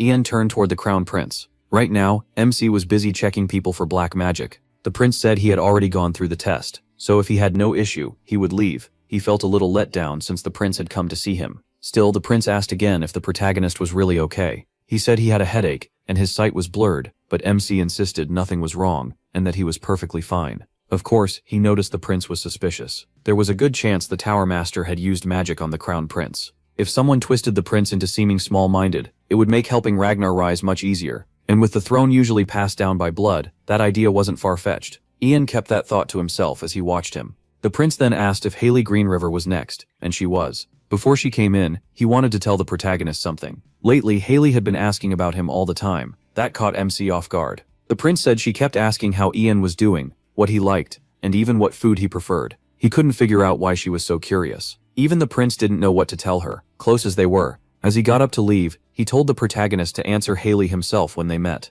Even a little would make her happy. With that, the prince left and shut the door. MC thought the prince was growing up fast. He had matured, grown stronger, and kept moving forward in both knowledge and skill. Ian felt that would make him worthy. Then someone knocked, and when he allowed them in, a girl entered. He and Haley hadn't seen each other in a long time. He asked how her highness had been, and she said she was doing very well thanks to him. Glad to hear it. He invited her to sit. She sat down, but stayed quiet. Then she cast a second-class spell to block sound. Ian was honestly surprised she could use that level already. Haley held up 3 fingers. That shocked him even more. She had reached an even higher class in so little time. Her teacher had said she wasn't there yet, so the protagonist congratulated her and praised her. Then he asked what was so important that she needed to see him, and even use magic for privacy. Haley turned to the Tower Master and asked what she should do. Ian told her to explain more because he didn't understand yet. She didn't know where to begin, so MC said he'd ask instead. Why had she hidden that she was a magician? It was her father's order. When she was 12, Kevin tested her for mana and learned she had talent.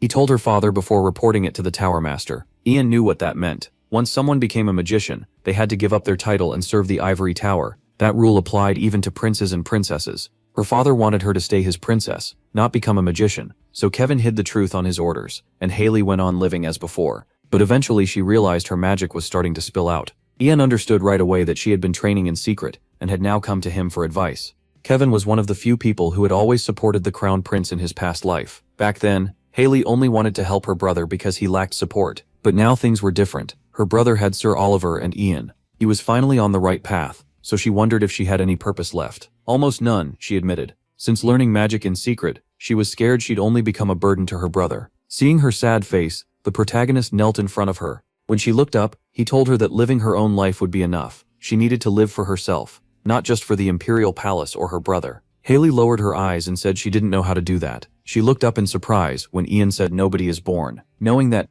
sitting across from her, he added that if a person lives only for others, then they're living someone else's life, not their own. He lowered his head and said that over time she'd lose herself. A memory flashed through his mind from his past life, and he quietly added that she'd end up trapped in emptiness and fear. Then Ian said she had to choose for herself and decide what truly mattered to her. Eyes lowered, he told her he believed she would find her own path. Haley watched him closely and slowly parted her lips. With bright eyes, she asked if he had found his own path in life. The question took MC by surprise. He opened his mouth, but nothing came out. After a pause, he looked away, gave a faint smirk, and said he didn't know. Haley quickly waved her hands, worried he thought he'd said too much, but she told him that wasn't it at all. Smiling brightly, she said he was the first person to ever tell her something like that. She lowered her head and admitted she had always believed her life only belonged to the Empire's princess, so she never thought about any other way to live. Then her mood lifted, and with a big smile, she thanked Ian for giving her confidence. He looked at her and smiled too. Rising with his staff, he said that if she kept studying magic, it would help her no matter what path she chose. He added that if she had improved this much so quickly, then a great future was waiting for her. Embarrassed, Haley looked away and said she wanted to ask him for one more thing. Ian looked surprised and waited. She gripped her dress and began to speak. Then she lifted her head and asked if he would teach her magic. The protagonist froze, staring at her in shock. He pointed out that Kevin was already her mentor, and Haley sadly said Kevin told her he had nothing left to teach. In her mind, Kevin apologized to her gently. Then she clasped her hands, shut her eyes, and blurted out that she wanted Ian to become her teacher. MC looked at her seriously. He studied her, wondering what he should do. He could clearly see her talent. Reaching 3rd class with so little support was amazing. The last Imperial Blood Mage had been Mitchell Greenriver, a 5th class magician. Ian lowered his eyes and thought that very few people knew Haley could use magic. If she became a high-class mage, she could be useful to him later. Haley's eyes went wide when he said yes. He lowered his head and said there was one condition. Looking straight at her, he said that if he ever needed her help, she would have to give it. Haley happily agreed. Since he was helping her, she said she'd gladly help him too.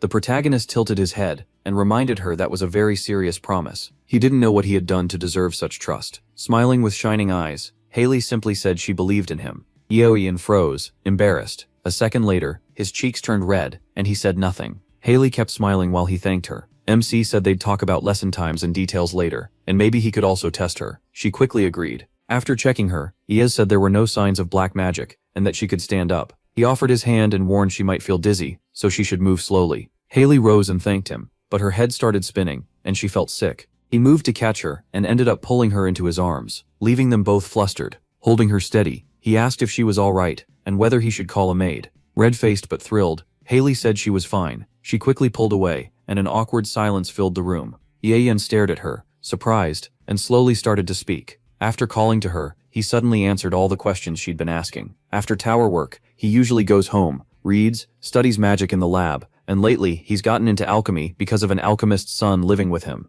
He doesn't have a favorite food, but he can't handle spicy dishes. Haley looked confused. Tilting her head, she asked what he was talking about. With a small grin, Ian explained that the prince had told him to answer her questions, though there really wasn't much to say. Haley covered her mouth and cried out that her brother had actually told him that. A little startled, the protagonist admitted it. She gave him a pitiful look and tears welled up in her eyes. Then, blushing hard, she turned and ran off, hurriedly wishing him a good day. The door slammed shut. Ian just stared at the door and thought he must have said the wrong thing. MC says the rumor about the 5th-class magician and the tower's old owner spread fast across the empire. Terry Greenriver personally warned everyone about black magic and told them to report anything suspicious. Terry threw out his hand and gave a loud warning. He explains that to calm the people, he investigated every case tied to black magic after becoming the new young master of the tower. He adds that the old tower owner would only be remembered for horrible crimes against people. Ragnar kept his head down while the crowd whispered, and Ian says many nobles who once backed him and the 5th prince abandoned them. In the end,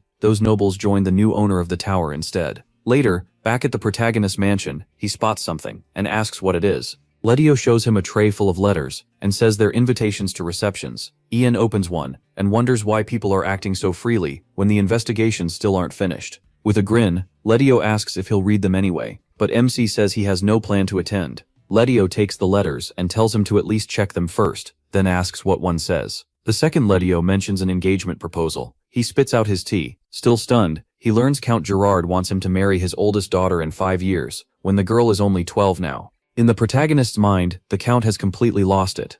Letio just smiles and points out that Ian is an adult now. Since he's the youngest tower owner, offers like this were bound to come, and there will only be more. MC grabs his head and realizes the nobles just want to use him to raise their own status and power. He makes a face and says it's hard to believe they'd throw their young daughters into this for political gain. Letio agrees and says he should find a partner who truly deserves him. Then Letio starts sorting through the letters, saying he'll send refusals to all of them, and the protagonist thanks him. Seeing how pleased Letio looks, Ian remembers how much extra work these inspections have given him, and thinks he should repay him somehow. He goes quiet for a moment, sets down his tea, and admits he's never really thanked him properly. Letio glances over with a small smile. Lowering his head, MC thanks him for protecting his mother. Letio freezes in shock, and the room goes silent. He slowly parts his lips, then answers softly that if Ian feels that way, it was really the mangacap's that saved them. Even so, he says he would have protected her with his life. That brings a wide smile to his face. He says that's exactly why he wants to help Letio. Turning serious, the protagonist asks who the magician was that pumped mana into Letio's body. He wants a name,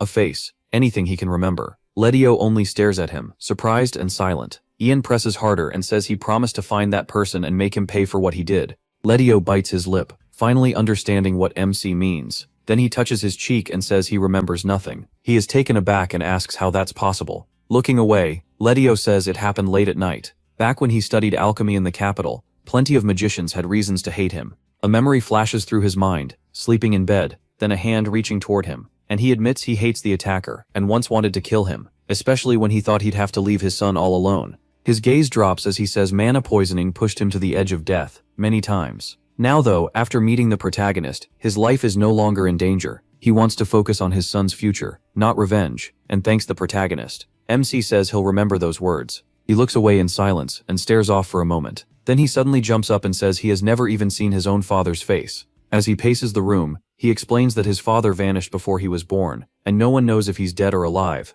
Stopping short, Ian says living with Letio made him realize that if his father had been there, his life might have been like Douglas's. Letio sits there in total shock, unsure how to take that. By the window, the protagonist smiles and says it's obvious now why Douglas is so lively and cheerful. He adds that his mother only recovered because of Letio's elixirs. Then MC says he'll probably be away from home much more from now on. So he turns back with a faint smile and says he hopes Letio will keep protecting them. Flushing red, Letio quickly agrees. Ian crosses his arms, looks toward the door and says he thinks he'll show up soon. Right then, Douglas bursts into the room shouting. He lifts an elixir high and happily announces that the Landiora flower cure for mana poisoning is finally finished. Letio jumps out of his seat at once, and Douglas says he has to give it back right now. Staring at his son in surprise, Letio hears that Douglas wanted this to be a surprise. He turns to Ian, asks about the elixir, and demands to know what's going on. Standing by the window, he calmly explains that he found the recipe in the tower owner's library. He adds that making an antidote from Landiora flowers needs high-level time-stop magic, and luckily it works on plants too. Tears fill Letio's eyes as he walks toward his son. He wipes them away, reaches Douglas, and thanks the protagonist. Then Letio pulls his son into a tight hug. Watching them with a huge smile, Ian hears Douglas declare that he'll become an alchemist who makes cures for hard diseases. He turns toward MC and says he wants to stop anyone else from suffering. With tears in his eyes, Douglas loudly thanks the captain. Elsewhere, someone rushes through a dark cave. An elf hears that he is the only one left. A blond man holding a staff stands before him and says the world of humans and draconians will soon shut its doors. He goes on to say the dragons brought chaos and ruin, and the price of that sin was far too high. As he walks closer to the winged elf, he says the elf will pay for his race's sins for the rest of his life. Blood drips from the man's outstretched hand as he declares that the elf is forbidden to leave this place. A golden seal forms around the elf. With a chilling stare, the man adds, "Forever." That night, the fifth prince's mansion is silent. Ragnar stands alone in the dark room, facing his double and noting how perfectly they resemble each other. He remembers the letter saying someone would wait for him, but he never expected to actually see this. Ragnar circles behind the double and asks how he's supposed to get out. Two magicians assigned by the new tower owner are guarding the place outside, and he doesn't see how anyone could slip past them. Without opening his eyes, the double tells him not to worry. The clan leader is far stronger than the tower owner. Ragnar turns at once and asks who this clan leader is. The double pulls out a book and says it's better if Ragnar sees for himself. The book starts glowing blue. A portal opens in front of them, and both stare into it. Ragnar tenses and asks what it is. The double gestures to it, and explains that it leads outside the capital. Ragnar watches in fear as the double moves away. Then a well-kept gray-haired man steps out of the portal and asks His Highness to take his hand. Surprised, Ragnar asks if this is Sir Domfil. He studies the offered hand, then slowly reaches out with his own. The next moment, Ragnar steps into a dark forest. He asks Damfil how this is even possible, and Damfil calmly tells him not to be so shocked. Damfil answered calmly that Leon really didn't know this kind of magic. He said he'd thought Leon had earned his place as master of the tower on his own. As Damfil kept walking, he added that even with all that power, Leon only cared about himself. Better that Weaklink was removed without their help. Ragnar dropped his gaze and stared at the ground in anger. Domfil glanced up and said the world was far bigger than Ragnar thought. Then he looked right at him and said this world belonged to the chosen ones. Ragnar had a chance to make a choice even the ruler never got. Ragnar stared at him, confused, and asked what choice he meant. Damfil lowered his head and said their leader believed Ragnar would make the perfect emperor for this country. Then he added that Ragnar could cast aside the old ways and all the fools clinging to them. A man meant to bring new rules into the world. Looking straight at the fifth prince, Damfil said the blood in Ragnar's veins was fit to open a new path, and their leader had waited a long time for him. Ragnar glared at him, wondering what kind of madness this was. As he watched Damfil walk ahead, Ragnar thought about what he'd heard. How could anyone be stronger than the protagonist and the former tower master? The fifth prince kept following him through the forest, realizing this sect that ignored the imperial religion was far deeper than he thought. Even the tower master and the captain of the imperial guard belonged to it. He then pieced together their goal. They wanted to replace the state religion, and for that they needed someone from the ruling family. Ragnar's expression turned steady as he realized this could be his chance. He pictured the throne and decided to use it to grow stronger. To claim what he believed was already his, he was ready to do anything. Damfil suddenly stopped. Ragnar halted too, and Damfil said they had arrived. A dark fortress with a tall tower stood before them. Damfil motioned toward it and told the fifth prince to enter. In the halls, dim lamps lit the way, leading to a room beyond a heavy dark door. Once inside, Ragnar asked where they were. Damfil said Draconians had lived here 300 years ago, until the Tower Master sealed the place and erased it. Ragnar kept following him and noticed a strange statue above. It was a dragon, and Damfil explained they had only recently found this place again. Ragnar turned to him, annoyed, and demanded to know why he had been brought here. Damfil stopped but said nothing. Then several people in red cloaks appeared before them and announced that they had arrived. As Ragnar stepped into the room, the whole group bowed and welcomed the fifth prince. With hands over their chests, the red-cloaked figures paid respect to the prince, and Ragnar studied them carefully. The fifth prince gave a small grin when he realized they were nobles. Many he knew personally.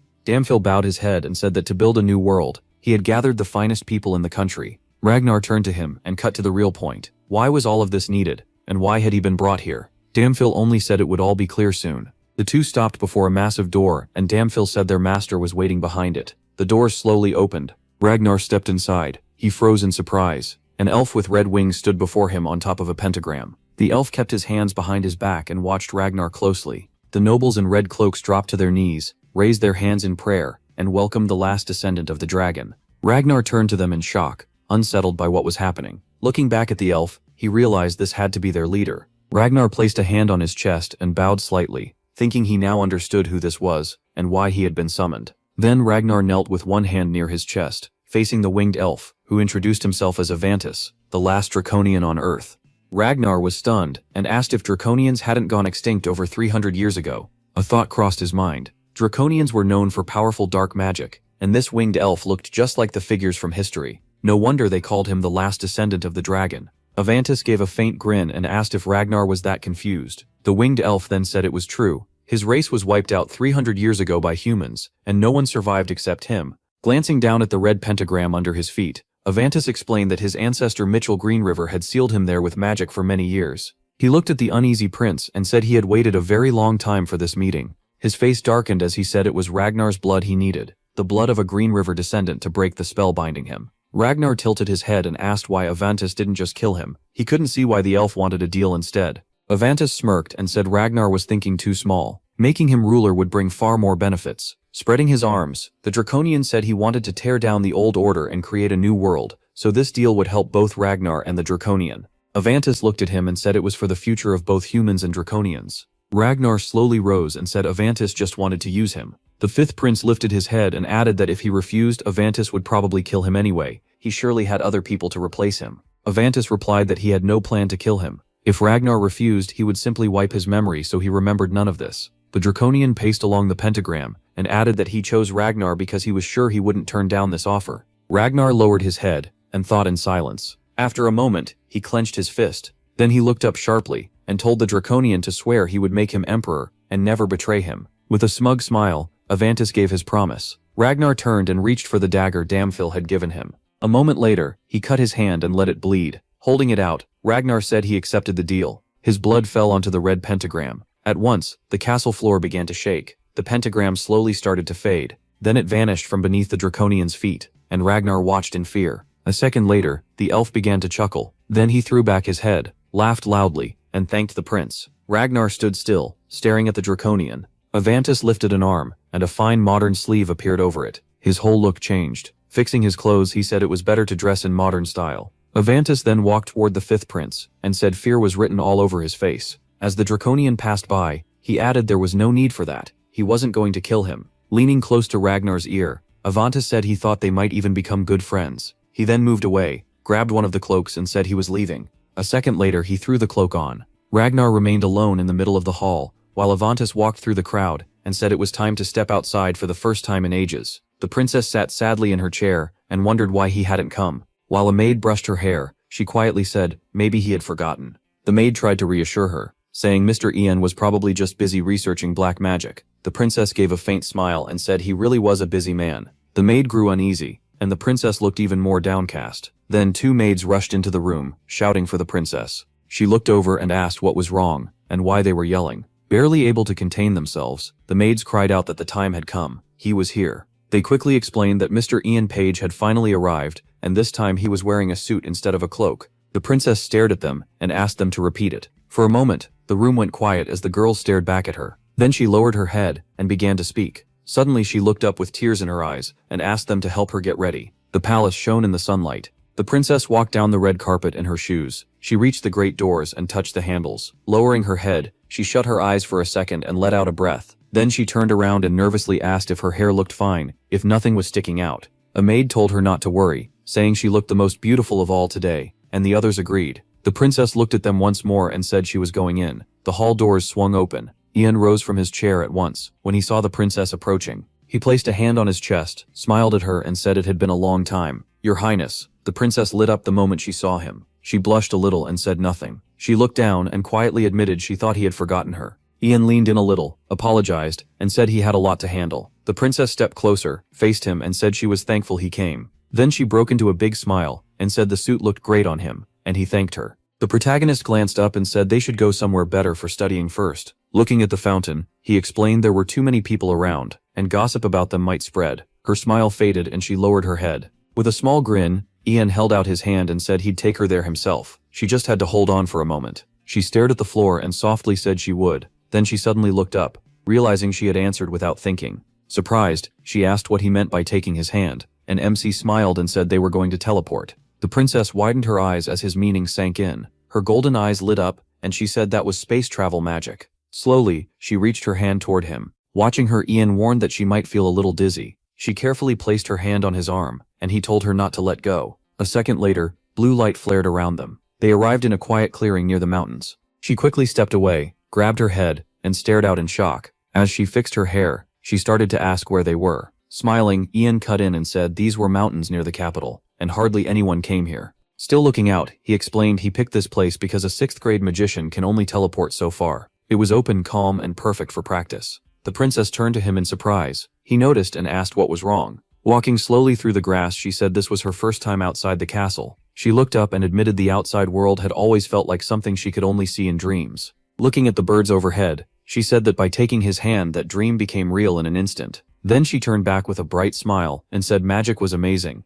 Ian just stared at her, caught off guard. For a moment he looked completely unsure what to say. In his mind he remembered the lonely princess by the window. He also remembered those dark, sad eyes fixed on him. After that, Ian looked down at the grass, stayed quiet, and smiled a little. She kept smiling at him and he finally agreed. Looking back up at her, the protagonist said she was right. Magic really was amazing. Then he glanced at her, and she asked what he was doing at the palace temple. He said he had been looking around, went inside, and hid when he saw her with the magician. The princess blinked in surprise and asked how he managed that, when the place should have been heavily guarded. Ian looked away, a little embarrassed, and admitted he was curious. She giggled and said she understood. When she was little, she used to sneak into forbidden places with her brother too. With her hands behind her back, she grinned and said she'd overlook his illegal trip into the temple since he overlooked her learning magic. That meant they had something in common now. MC lowered his head with a wide smile and said she was right. Leaning closer, she told him there would be a reception in 10 days for her brother's birthday, and asked if he would come. Ian said he had gotten an invitation, but he didn't think he should attend. She was shocked and asked why, saying the prince would be upset.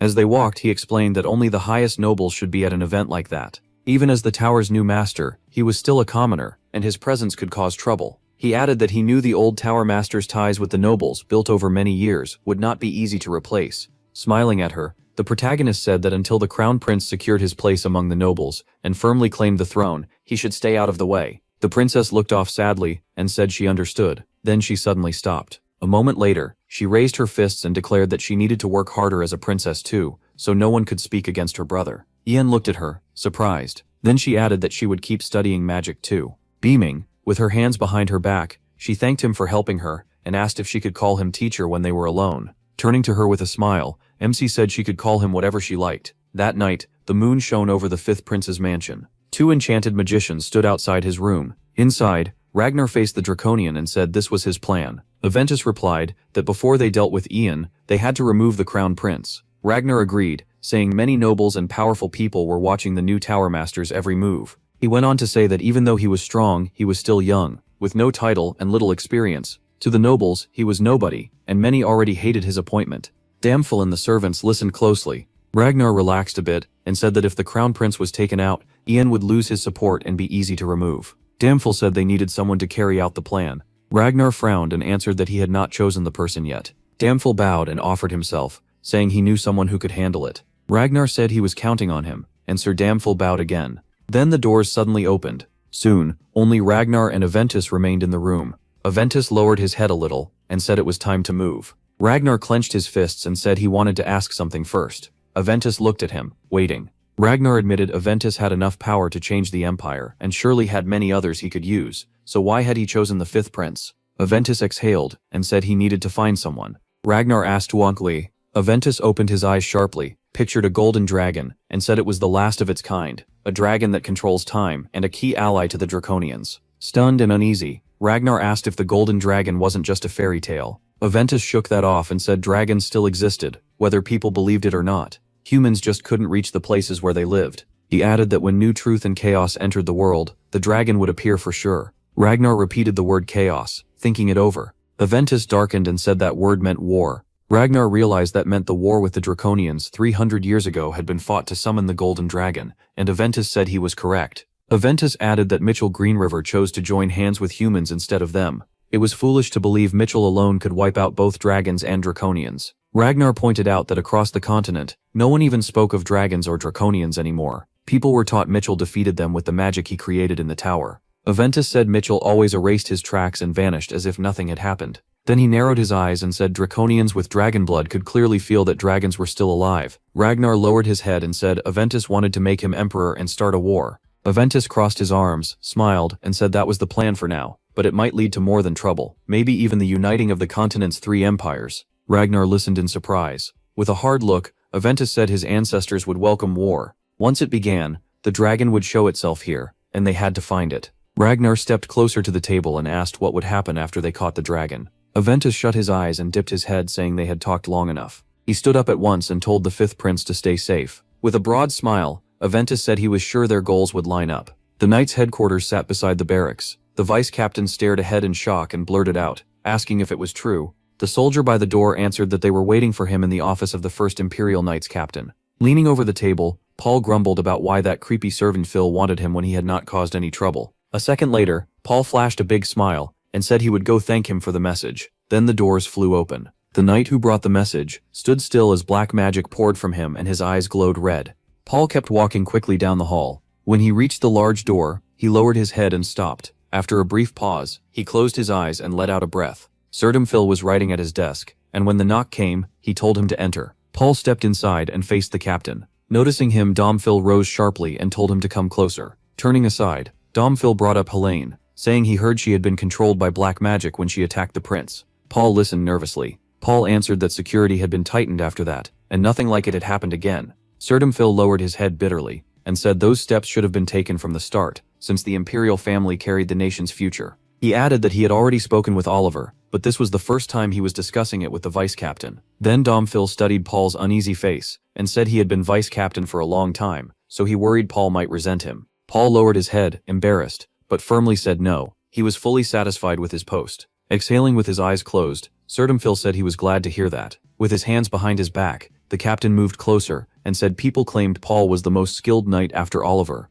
As he kept approaching, Phil said that kind of talent was amazing, and should be recognized by the ruler, the crown prince and the captain. Paul looked down, cheeks reddening, and said he still had a lot to learn. Phil told him not to be modest. He had earned that rank through his own hard work. Pacing the room, the captain said that when Oliver suggested making a common orphan the vice-captain of the 2nd Knights, he thought Oliver had lost his mind. At that, Paul stiffened and grew visibly tense. Caring Phil stepped to his side, and coldly said he could not understand trusting the imperial family's safety to someone pulled in from the street. Grinding his teeth, he went further, calling it absurd to give such a high post to an ordinary peasant. Paul jolted and became even more nervous. Then a draconian appeared behind the captain, and daring Phil declared that it would end today. Paul instantly grabbed his sword and shouted, demanding to know who it was and what was going on. Black magic coiled around his arm and blade, and Paul realized he could not move. Streams of black magic shot from the draconian toward him. Paul groaned and struggled to fight it off. He glared at the captain in fury. Sir Phil looked back coldly and said Paul would become a sacrifice for the new empire.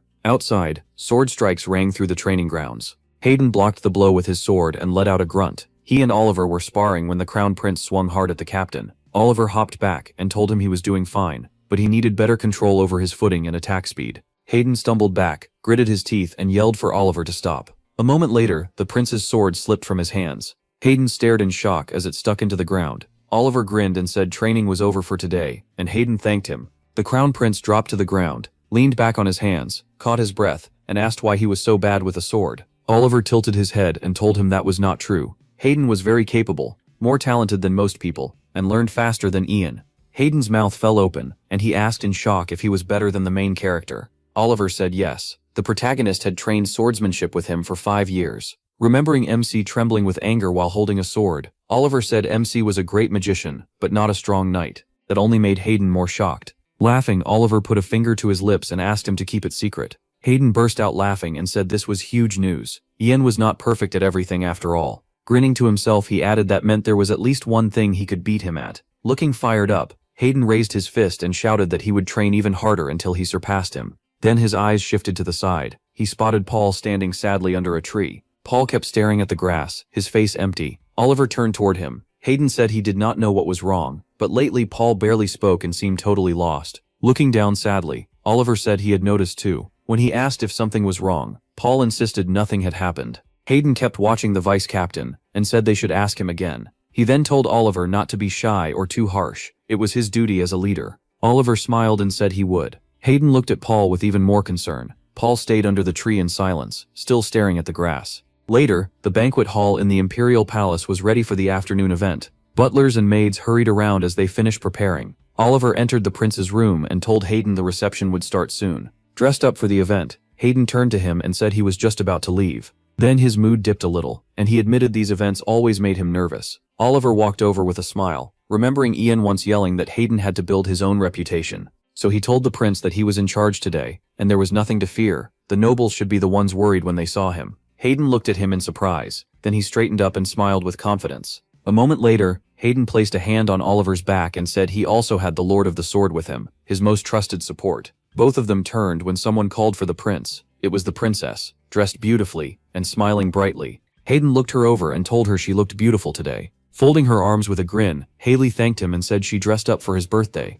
Laughing, Hayden said it was too bad Ian could not come. He would have seen her in that beautiful dress. Haley Greenriver instantly got flustered and asked what he meant by that. A second later, she glared at her brother and shouted, asking why he kept telling everyone she asked about the protagonist. Hayden could only stare back in alarm. Then she calmed herself and closed her eyes. When she looked up again, she happily wished him a happy birthday, and said she was truly proud of how hard he was trying. Bowing sharply, Haley added that he should not worry if anyone spoke badly about him. She would deal with them herself. Hayden smiled with his eyes closed and thanked his sister. Then he offered her his hand and asked her to come with him. She gently took it with a pleased little sound. The butler called out loudly for everyone to welcome the crown prince and princess. The whole room bowed at once. Hayden and Haley Greenriver slowly stepped in. They paused at the entrance, looked around and smiled. The conductor lifted his baton, and the music started at once. As Hayden and Haley Greenriver faced the crowd, birthday wishes and warm greetings poured in. Hayden gave a small smile, thanked everyone, and said he hoped they would enjoy the reception.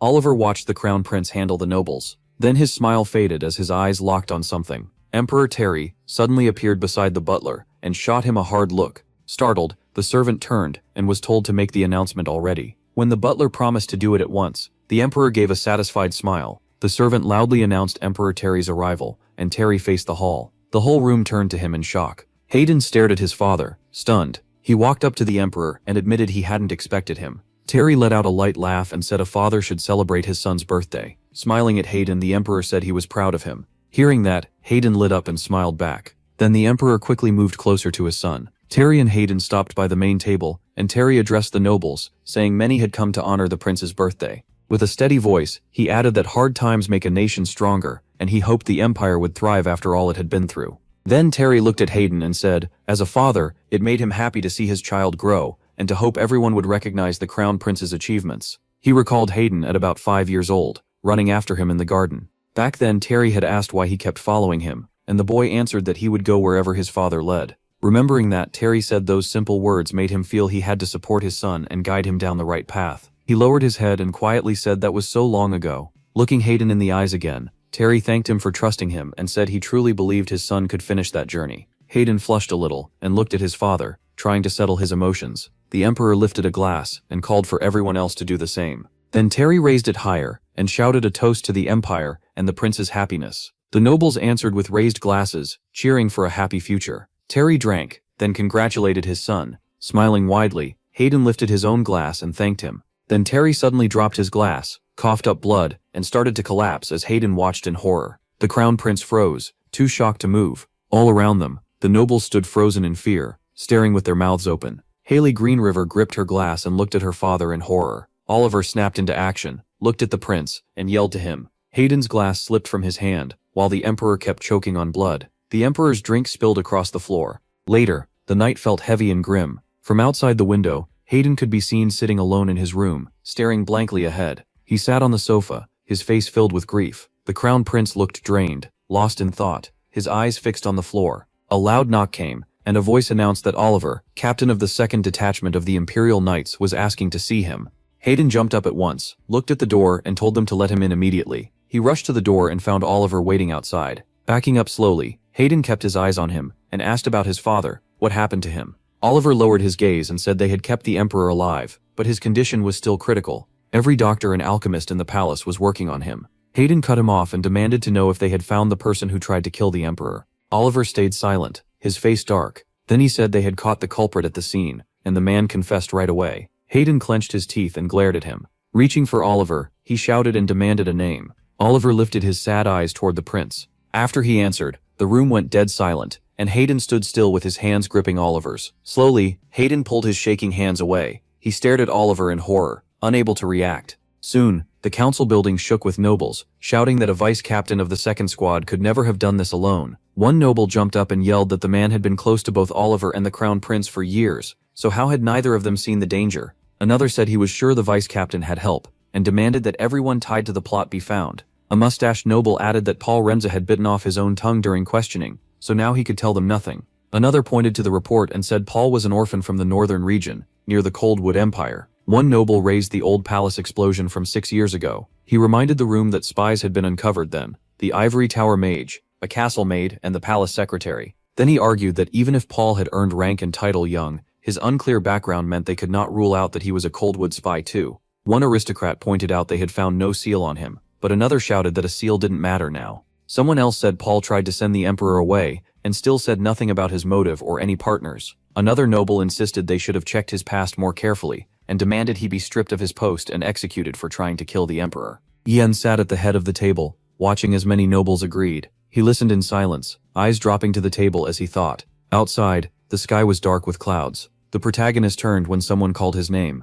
A man in a raincoat stepped out from the bushes, and Ian looked at him closely. Oliver pulled back his hood, came nearer, and asked about the vice captain. MC lowered his head, and said everyone had decided Paul was a Coldwood spy. Oliver's eyes flew open, and he snapped that it was nonsense. Paul was no spy. He looked off into the brush and said he thought the same. The vice captain had been ready to die for the crown prince. He remembered Paul Rennis as cheerful, skilled, and loyal despite his background. With a grim look, Ian said that was the man he knew. Then he warned Oliver that a verdict had already been passed, and even he couldn't clear Paul after what happened. Oliver stared at him in shock. The protagonist looked into the thicket, and said Paul still refused to speak, so they had no idea why he did it, or whether he had help. Lowering his head, MC admitted he truly wanted to know why this happened. An awkward silence followed as Ian stood firm. Then he looked at Oliver and asked about Hayden. Oliver said the prince had locked himself in his room, wouldn't eat or drink, and kept blaming himself. He glanced aside and said he understood. Oliver looked down at the grass and added that the protagonist probably already knew the Knights of the Second Detachment had been banned from leaving the capital, and interrogations would begin soon. Oliver clenched his fist, shaking with emotion, and said that as the captain, he couldn't act on his own feelings. He gritted his teeth, shut his eyes, and sweat ran down his face. Keeping his head lowered, Oliver admitted that right now, Ian was the only one he could ask for help. Then he bowed deeply and begged him to uncover the truth. MC looked at him with pity. He said they found no lies in Paul's words and no sign that anyone had tampered with him from the outside. That shocked Oliver. Then the protagonist told him Paul would be locked up tonight, and he planned to visit him there. After that, he said he would come to Oliver's house. Oliver straightened and listened closely. A little tense now, Oliver answered that he understood. Soon, storm clouds rolled in, and the wind picked up. Rain came down hard, hiding the imperial prison behind the downpour. Near the cells, a guard had fallen asleep. Ian slipped past him without waking him. He stopped in front of one cell and stared ahead. For a moment, MC stood there in silence. Then the metal door opened. Inside, he found the vice captain worn out and badly beaten. Paul slowly lifted his head and looked at him. Ian stepped closer and asked if he still recognized him. Paul only looked down and stayed silent. With a heavy look, he said he never thought Paul would choose to attack the emperor. He studied him for a moment, then said he already knew Paul wasn't a spy. Paul had sworn to protect the crown prince until the end, so Ian couldn't understand why he did this. The protagonist raised a blue glowing hand to Paul's head and said he was going into his memories. A blue rune appeared before his face, and MC quietly asked for permission. At once, he saw a soldier giving Paul urgent news. Then Paul went to a captain named Damphil, and a draconian stepped out from behind him. Next came the moment Avantis wrapped Paul in black magic. Damphil just watched, glaring as Paul suffered. Paul reached toward the two of them and curled his fingers. Ian's eyes widened. Paul hadn't been acting on his own. Someone had forced him with dark magic. Then Paul's spirit appeared before him, and the protagonist realized he had been too trusting. Paul looked at him sadly, and warned him to be careful. The worst enemies are the ones closest to you. Ian stared at him in shock, his jaw tightening. Paul smiled with his eyes closed and said he had been waiting for MC, holding on just for this meeting. He spun toward him and shouted for him to wait. He would break the spell now, but Paul suddenly grabbed his hand to stop him. Surprised, the protagonist looked back, and Paul quietly asked how the prince was doing. MC pulled his hand away and said that with these memories, he could clear Paul's name. If they caught the one behind it, he could be proven innocent. Paul lowered his head and answered through clenched teeth that it was impossible. Yan snapped toward him. Paul bowed even lower and said that even then, he still poisoned the emperor's wine. Furious, he shouted that he couldn't give up now, otherwise everyone would remember him as the emperor's would-be killer. Paul shook his head hard and said he didn't care. He had sworn to protect the imperial family, so he couldn't just ignore what he had done. The protagonist looked at him sadly, as Paul added that anyone who harms the emperor also stands against the crown prince. Raising his eyes, Paul said this was only the beginning, and probably not the end. He didn't want to remain a threat to the crown.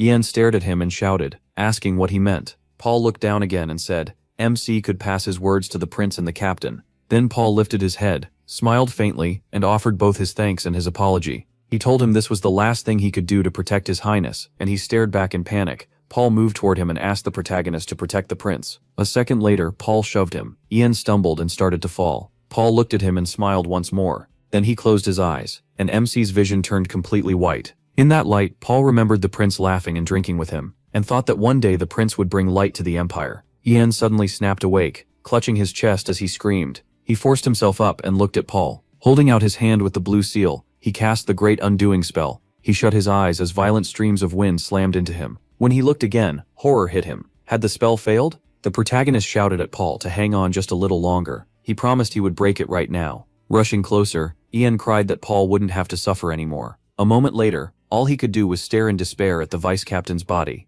Paul Renz hung limp in his chains, and MC kept looking at him. There was no sign of life left. Ian stood there in silence, trying to steady his breathing. A moment later, he lowered his head and froze, lost in what had just happened. Outside, the storm kept raging. Rain hammered against the windows of Oliver's house. Oliver sat by the fireplace, staring at a candle beside him, hands folded. He stayed there in deep thought. Then a sharp sound made him grab his sword and look over. Cold sweat covered him, until Ian said it was him. Oliver rushed to the door and stared at him. The man stood there soaked through, wearing a sad expression. Once inside, Oliver stepped back and asked if the protagonist had seen Paul and learned anything. The water dripped from Ian's hair as he lowered his head. Then he grimly said that Sir Paul Renz had died in his cell today. Oliver stared at him in horror. For a moment, he said nothing. Fear and hopelessness filled his eyes. Oliver nearly gave way and moved weakly toward the table. He caught himself with one hand on it, then leaned over and held his head while Ian stayed still. A sad silence filled the room. Rubbing his nose, Oliver said they first met in the north, at an orphanage run by the Raywood family. The memory hit him, he and Paul playing together as kids. Paul had always been kind and looked after the others, and Oliver's father quickly noticed his talent with a sword. Since then, the two of them trained together all the time, smiling with swords in hand. Holding his head, Oliver said Paul was his best friend, the one who always supported him and kept moving forward. He didn't deserve to die like that. Ian lowered his gaze and quietly said he had seen Paul's memories before he died. Oliver turned to him at once, clearly shocked. He asked if MC recognized anything, and MC said that a few days ago, Paul had met the captain of the 1st Knightly Detachment, Sir Domful. He recalled Paul reaching toward the knight and the Draconian, then said someone beside Domful had used black magic on him. Tense, Oliver asked who that other person was. Ian looked down and said he didn't know. A pale man with long hair. Avantis flashed through his mind with black magic in his hand, and the protagonist realized he hadn't seen him even in his past life. Looking thoughtful, MC said one thing was certain. Damn Phil was tied to this, along with some high-level magician. Oliver anxiously asked how strong he was. He lowered his head and said he had tried cleansing magic on Paul, but it failed. Looking toward the fire, he added that this meant the magician ranked above him. Then he told Oliver he had a guess, but no proof yet.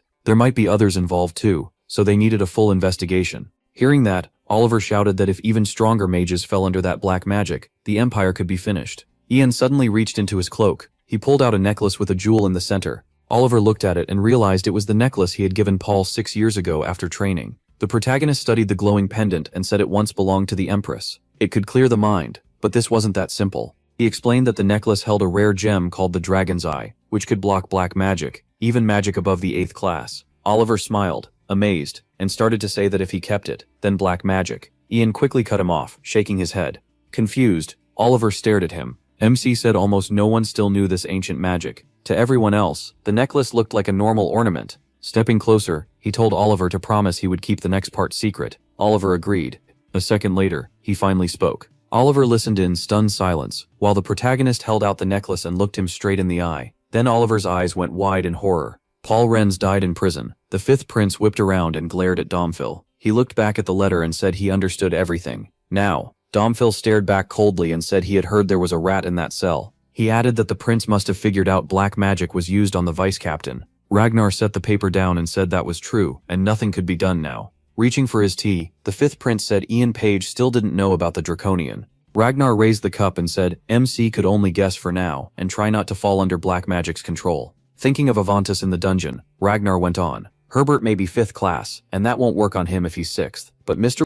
Avantis is far above that, an 8th class mage by human standards. He calmly took a sip and said Avantis still hadn't fully recovered. Even so, he was stronger than the protagonist. The protagonist had probably already realized someone more powerful was involved. Domfil lowered his gaze and asked if the 5th prince was worried Ian would run away. Ragnar gave a short laugh and said MC wasn't that kind of man. He'd come too far to back down. Then the prince said he still couldn't tell what he was really thinking. The protagonist's face came to mind, and Ragnar said that when the protagonist first came to the palace 6 years ago, he stood with the crown prince, but never truly served him. Looking at his reflection, Ragnar said MC was hiding a lot, and likely knew far more about him than anyone guessed. As he pictured him in front of him, Ragnar said it felt like they had known each other for a very long time. Ragnar set the teacup down. Leaning back with a hand at his chin, he said they would just keep watching Ian for now. Morning came at the protagonist's mansion. Omphil handed the butler a letter and told him to send it to Lord Callian Pyrrhic in the east as fast as possible, along with the one for Lord Mogrian. The butler bowed and said a report should arrive soon. He had already sent a messenger he trusted.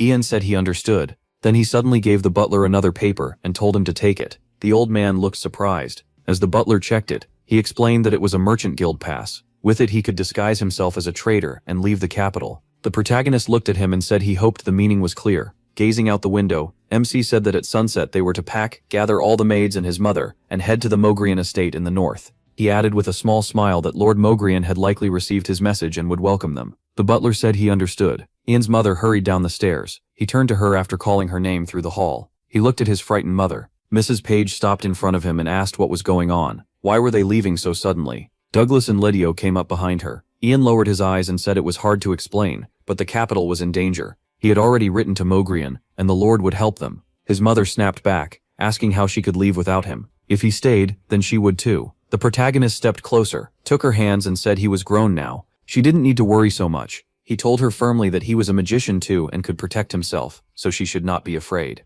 Mrs. Page cried out that he was only 18, and her only son. She moved closer and shouted through her grief, asking why he always did reckless things. She could not stand by and watch him throw himself into danger again. A moment later, Ian lowered his head and called out to her sharply. Mrs. Page froze, trembling as she looked at him. With guilt in his eyes, MC asked her to trust him. Holding her shaking hands, he said that if anything went wrong she could be hurt. Tears began running down her face. Slowly Ian let go of her hands. Then he turned to Lydio and said he was trusting him with her safety. He added that even if he later begged to know where his mother was, Liu must not tell him. When the time came, the protagonist said he would send the letter to Lord Mogrian himself. Liu answered that he would do exactly that. Douglas stepped forward, placed a hand on his chest, and said he would stay with MC. MC turned to listen. Douglas smiled and said he didn't know the full story, but Ian would need his right-hand man. He smiled back and thanked him, but warned that this was more dangerous than he thought. It was better for him to leave. Inwardly, the protagonist remembered the alchemist's son from his past life, and thought he could not let him fall into their hands. MC walked to the middle of the room.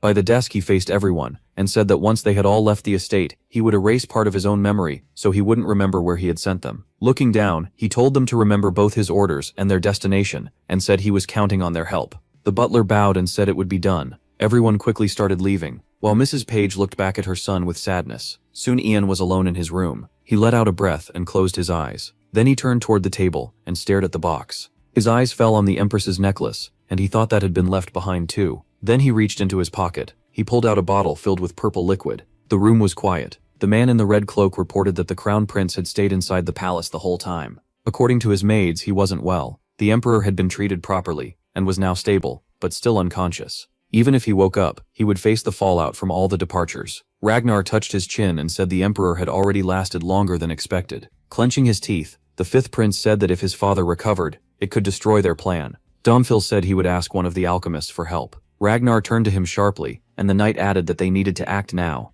Domfil went on to say that many nobles doubted the crown prince. They believed that in a crisis like this he could not rule properly. He added that the second knightly detachment was being questioned, with Oliver personally overseeing it. Avantis gave a faint smile and said things were moving smoothly overall. They only had to wait for the throne to pass to Ragnar. But Ragnar, still thinking, said it was strange that Ian Page wasn't doing anything. he would never just sit and wait. They had likely already made a move. Then everyone turned toward the door as a servant rushed in and called for the prince. Domphil snapped at him for interrupting, then quickly apologized to the cloaked guests. The servant blurted out that he was on his way to the imperial palace. The room fell silent as everyone stared at the servant in shock, and Ragnar's expression turned thoughtful. He closed his eyes for a second, then said they would end the talk there for today. The fifth prince told the Draconian to wipe away any sign he had been there and leave. Avantis glanced at the prince and agreed. Ian strode down the hall with confidence. He headed straight for the fifth prince's chambers. A servant faced the door and announced that the protagonist Page had arrived. Ragnar turned to the door and coldly allowed him in. Ian stepped inside at once. The fifth prince looked him over and said it had been a long time. MC, the master of the ivory tower. He glared at the fifth prince and kept walking forward. Ragnar slowly turned toward him and said, this was their first meeting since the old tower master was executed. Turning fully to the protagonist, the fifth prince added that he had heard many awful things happened after that. Ragnar shut his eyes and clenched his teeth, saying he still couldn't believe his father had suffered like this. It made him furious that the poisoner was found so late. Then he opened his eyes and stared at Ian, wondering why he had come at such a hard time. The fifth prince stepped closer, fists tight, and asked what MC wanted. Meeting his gaze, he said he wanted to know what Ragnar was planning. Ragnar watched him and claimed he had no idea what the protagonist meant. Ian moved closer and said Paul Rennis had fallen under dark magic after meeting the captain of the 1st Royal Knight Squad. And at that time, Ragnar had been right there. MC also said he knew the leader of the Order of Dragons was tied to it. That made Ragnar twitch with nerves, especially when he said Ragnar himself had been with them the whole time. Standing right in front of him, the protagonist said it was obvious Ragnar was planning something terrible. Ragnar spread his arms and shook his head, calling it nonsense. MC had no proof. With a faint grin, Ragnar said that if Paul Rennes was under black magic, then he should be looking for the caster. He reached a hand toward Ian, and added that this was the first time he had ever heard of that Order of Dragons. Looking away, the fifth prince said the tower watched all his movements. With his father's condition, he had not even left the castle. The protagonist watched his hand, and could tell Ragnar was thinking that, as Tower Master, the protagonist should know that better than anyone. MC looked up and said he could use magic to detect lies. As he walked closer, he said Ragnar's words were already clearly false. He knew about the Order of Dragons, and even knew a mage who used dark magic. Ian stopped right in front of him, and said Ragnar was the Order's leader. Ragnar met his eyes and asked what conclusion he had reached. The protagonist only stared back in angry silence. Ragnar lowered his head a little, and gave a quiet chuckle. Then he looked up with a cruel stare, crossed his arms, and said MC was even dumber than he thought. Leaning in, Ragnar asked what Ian planned to do. Did he think that would scare him into running? The fifth prince eased back a step, and asked again if he had any evidence. His gaze dropped as he said the one who poisoned his father was dead. Paul Rennis had already paid for his sins. The protagonist clenched his jaw and said nothing. With a slight grin, Ragnar said it was amazing that MC still came to accuse him after that. He moved in close and told Ian he had lost, but he still had one choice left. Then the fifth prince called for the Draconian. Ravantis appeared from a dark cloud behind him, and leaned against a column. The protagonist whipped his head around and stared at him. He saw a smiling white-haired man in a red suit, and something in his memory clicked. Ravantis tilted his head and grinned, saying Ian Page was interesting. Coming here had made their job 100 times easier. A moment later, black magic started curling around MC. Avantis dropped the disguise and returned to his normal form, saying he had worn that cape long enough. He walked up to him, took hold of the cape, smiled, and said he never thought he would see this unforgettable thing again. The protagonist tried to pull the black magic from his throat, and realized in horror that this man was the dragon's heir, a Draconian. Avantis then turned to the fifth prince, and reminded him he wanted to make the protagonist his pawn. Ragnar replied that Ian would be useful to them. Avantis snapped his fingers and said he understood. Then Avantis snapped again. The black magic wrapped around MC even tighter. Soon his pupils turned red, and his eyes grew darker. His hands started to twitch. Then the black magic pulled away, leaving Ian standing there with his head lowered. Ragnar looked confused,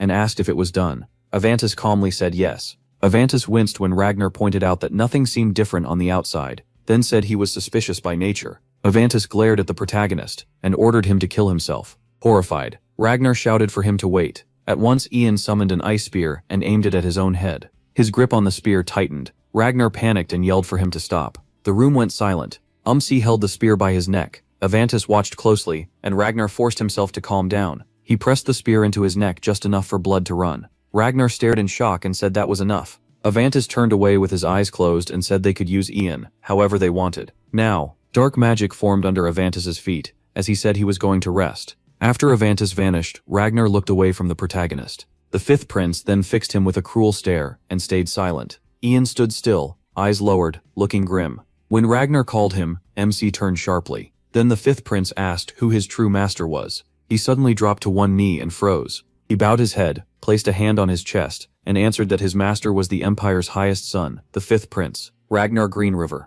The prince stared at him in shock. Then Ragnar broke into a twisted smile. A butler knocked softly on the door. He entered the crown prince's room, bowed, and said it was time to get ready for today's meeting. Sitting on the sofa in bad shape, the crown prince said the time had already come. After all, this was the ceremony for Ian's appointment as master of the tower. He covered his face, sighed, and said he should not appear before the protagonist looking like this.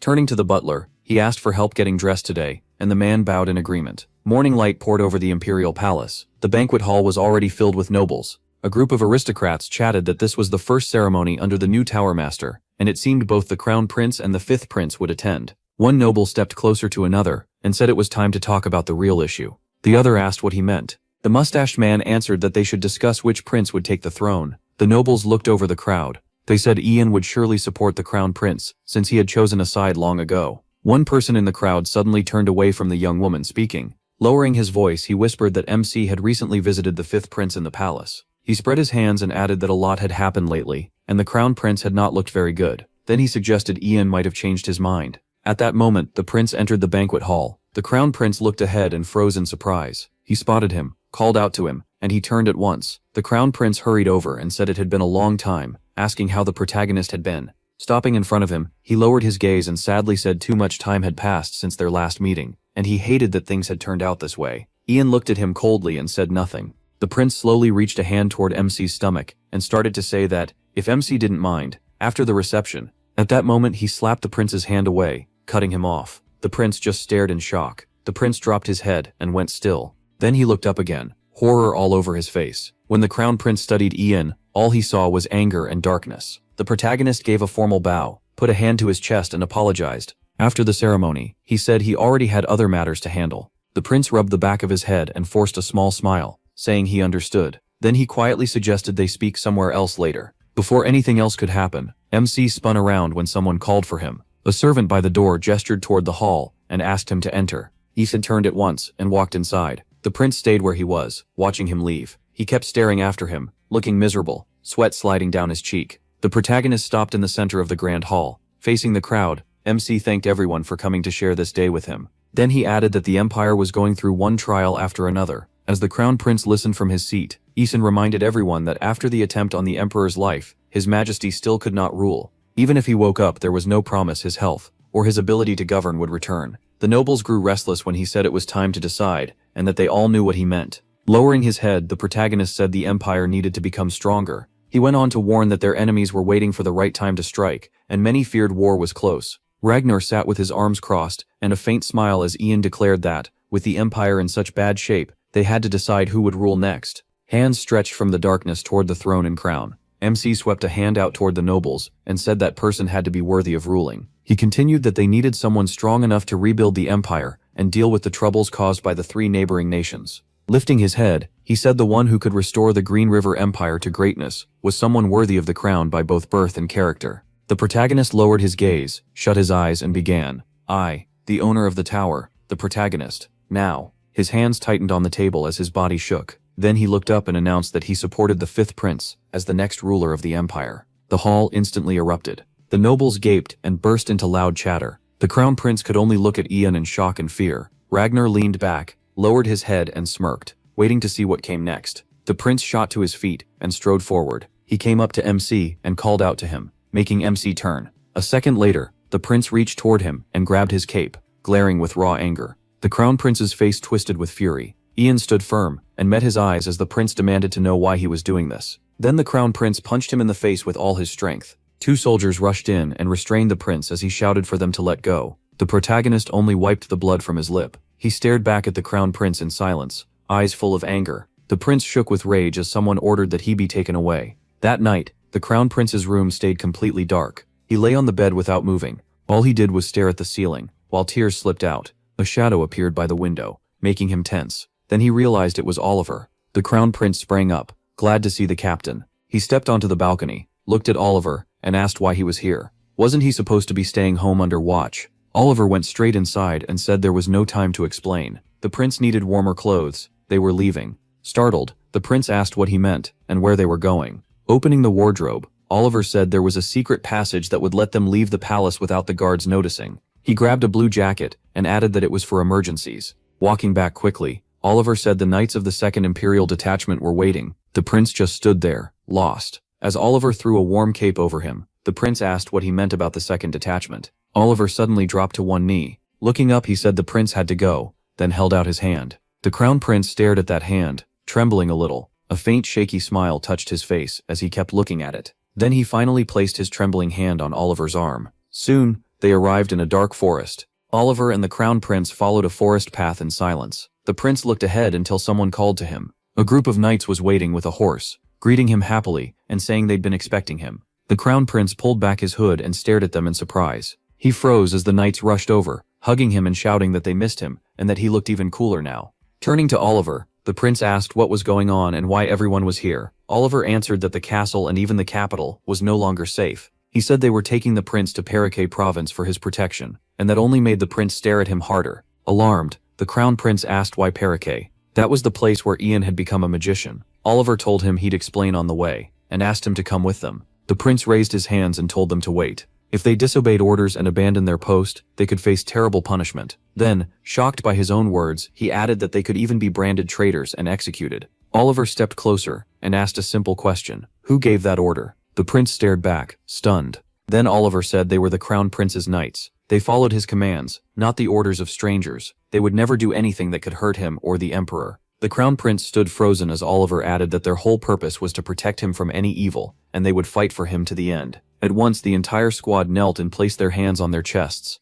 The prince watched in open shock while Oliver asked him to let them prove their loyalty. He tried to answer, but tears filled his eyes first. Covering his face with one hand, the prince finally agreed. When he lowered his hand, his eyes were wet. He told Oliver they had better explain everything clearly. Oliver placed a hand over his heart and smiled. Later, the 5th prince's mansion sat under the afternoon sun. Damphil paced the room quickly. He hurried to the table where Ragnar sat, with Ian beside him, and said they had a problem. Ragnar set down his papers and asked what happened. Damphil reported that the crown prince vanished at dawn, and the 2nd Imperial Detachment disappeared with him. Ragnar's gaze dropped as he asked whether they knew where the group had gone. Damphil straightened up and said they were heading east. If Ragnar wanted, they could send men after them. Ragnar turned away and said that wouldn't be necessary. They were going to Paraque province. A map of the area formed in Ragnar's mind, and he noted that the road there was dangerous and packed with monsters. With Oliver and the 2nd Detachment, they could get through it. Replacing fighters like that, though, would not be easy. Damphil looked at Ragnar in shock and started to speak. Ragnar cut him off, arms folded, and said to leave them alone for now. It would be better to find Vanessa Page first. Then he looked sharply at Ian and said that Sly Magician had known they might use black magic on him, so he must have hidden her somewhere. Ragnar just hadn't found out where yet. MC stood there as if frozen, staring at the table. Ragnar remembered him kneeling before him, and realized Draconian's magic must have worked. He had likely erased his memories ahead of time. Damphil asked why Ragnar even cared about the tower owner's mother when she was only an ordinary woman. Ragnar narrowed his eyes and said she was the protagonist's weak spot. What bothered him was that the protagonist knew black magic would be used on him, and still came anyway. Ragnar looked MC over and said he'd clearly set up another move against them. That was why he needed to find his mother. Damphil placed a hand on his chest, gave a small bow, and said he understood. Then the soldier left, and the room went quiet. Ragnar glanced at him and let out a faint chuckle. He studied him, still uneasy. Everything was going too well. What was the protagonist planning? By evening, they had reached the province of Paraque near the hill. Oliver walked up to the crown prince on the balcony, and quietly said they had arrived. Paraque came over and asked if everything was all right. The crown prince gave a small smile, and said he was fine. He apologized for coming so suddenly, and said he wouldn't forget this kindness. Lord Paraque smiled back and said the honor was his. Then his face turned serious. He admitted he was shocked when he got Ian's letter. Looking at the prince, he said what happened to the emperor was horrible, and hoped he would recover soon. The crown prince lowered his head without a word. Lord Paraque and his servant bowed and said that at MC's request, they would help them now, and the prince's safety would be their top priority. With that, the lord left, while the crown prince and Oliver watched him go. The prince smiled faintly and said Paraque seemed like a truly good man, loyal and kind. Then he asked if Oliver was related to him. Oliver smiled and said he was a distant uncle who taught him swordsmanship when he was young. The crown prince lowered his head and realized Ian had planned every last detail. A moment later, his face darkened. He called Oliver over and asked if black magic had really been used on him. Caught off guard, Oliver asked him to repeat that. The prince smirked and looked away, saying there was only one other option, that the protagonist had truly gone over to the fifth prince's side. Ragnar's smiling face came to mind, and the prince admitted to himself that Ragnar had always been better than him at everything. Had Ian seen that and chosen him instead? Oliver lowered his gaze, gave a slight smile, and said that was impossible. The crown prince turned sharply toward him, upset. Meeting his eyes, Oliver said that 6 years ago during training, MC had told him something important. He remembered a younger him saying he would never join the fifth prince. Oliver smiled and told the prince to trust him. He was sure this was all part of the protagonist plan. Rain pounded outside the window. Oliver stared at Ian in shock and asked him to say that again. MC looked at the wall and said that when he met the fifth prince, Ragnar would cast black magic on him. The crown prince would try to stop him, so Oliver must not tell him. Oliver tensed up and shouted that it was too dangerous. He might never get back out. He dropped his gaze and said Ragnar wouldn't kill him right away. Alive, he was far more useful. He placed a hand on his chest and explained that as a sixth circle magician and master of the tower, he had power in politics and diplomacy. Ragnar would definitely want to use that. Yeon looked down sadly and said he never wanted to fall under Ragnar's control again, but this was the only way to learn his plan and stop him. Oliver caught that word again. Standing across from the captain, the protagonist added that if he ended up betraying the crown prince, Oliver had to send him to the lord in Kallian Pirik. He would warn the lord ahead of time by letter. Oliver touched his chin and said they'd need a magician strong enough to cast a spell on MC, but there was no one in the capital at that level, or no one they could trust. He gave a slight smile and said there was one person Ragnar would never suspect, a magician, both powerful and deeply loyal. The princess sat quietly, looking off to the side. Emperor Terry lay weak and thin in bed. Sitting beside him, she said Ian had gone over to the fifth prince, so her brother had to leave the palace.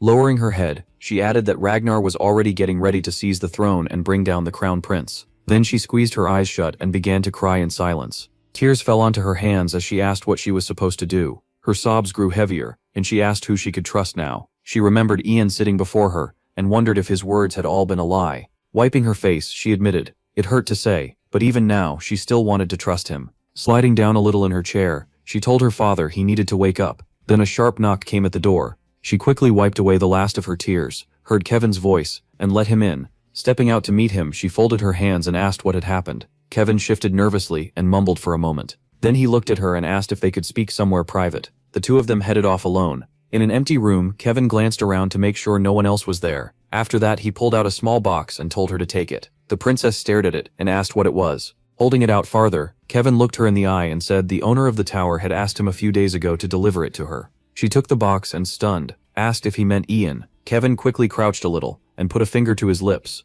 Looking around, he warned her to keep it secret. Then Kevin bowed slightly, hand to chest, and said he would leave. He hurried down the corridor, and the princess watched him go with the box in her hands. Left alone, she stood still in the hallway, gripping the box. Looking down at it, she noticed gold particles coming from inside. She sat at a table and carefully began to open it. Inside were a vial of purple liquid, a necklace from the imperial family, and a letter. She slowly opened the letter and started to read. At the top she saw it was written for her. In his office, Ian had written that he knew this would shock her. If she was reading it now, black magic had already been cast on him. He went on to say he was writing because he needed her help. Remembering Emperor Terry coughing blood, the protagonist explained that Paul Renz, captain of the 2nd Knightly Detachment, had also been controlled by black magic when he attacked the Emperor. He wrote that the people behind this called themselves the Dragon Association, led by an extremely powerful magician. Thinking of Ragnar, Ian added that the 5th prince had joined them to steal the throne. They had to prove both Ragnar and the sect were guilty, or he would become their puppet.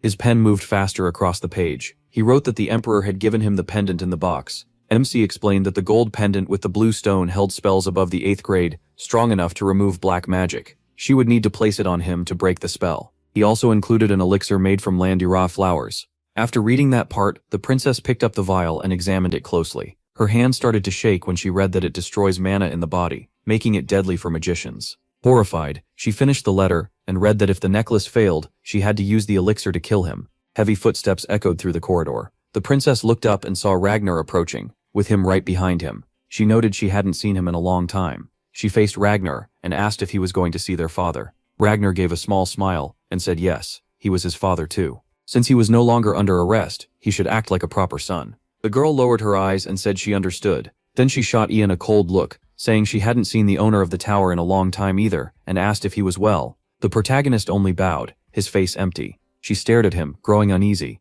Then the princess turned to Ragnar and asked if she could speak with MC for a moment. Ragnar didn't seem suspicious and gave permission. He called to him and said that once he was done here, he should return to the palace where he'd be waiting. Then Ragnar walked off, leaving the two of them behind. The princess looked at Ian and told him to follow her. They entered a large room. The protagonist stopped in the center, and the princess shut and locked the doors. She stood across from MC, and an awkward silence filled the room. Then the princess lowered her head and quietly admitted she had missed him, even if she knew he hadn't missed her. She asked if he remembered his request. Ian stayed silent. She stepped closer and said she had come to give something back. Then she asked him to lean down. He did. The princess gently placed the necklace around his neck. As it settled on him, the protagonist took a deep breath. She stared at him, confused. The necklace suddenly flashed blue. Black magic poured out of Ian, and his eyes turned red. She jumped back in terror, as MC collapsed. He grabbed his throat and started coughing hard. Blood covered his hand, and more spilled from his mouth. The princess clamped her hands over her mouth, screamed, and cried out his name.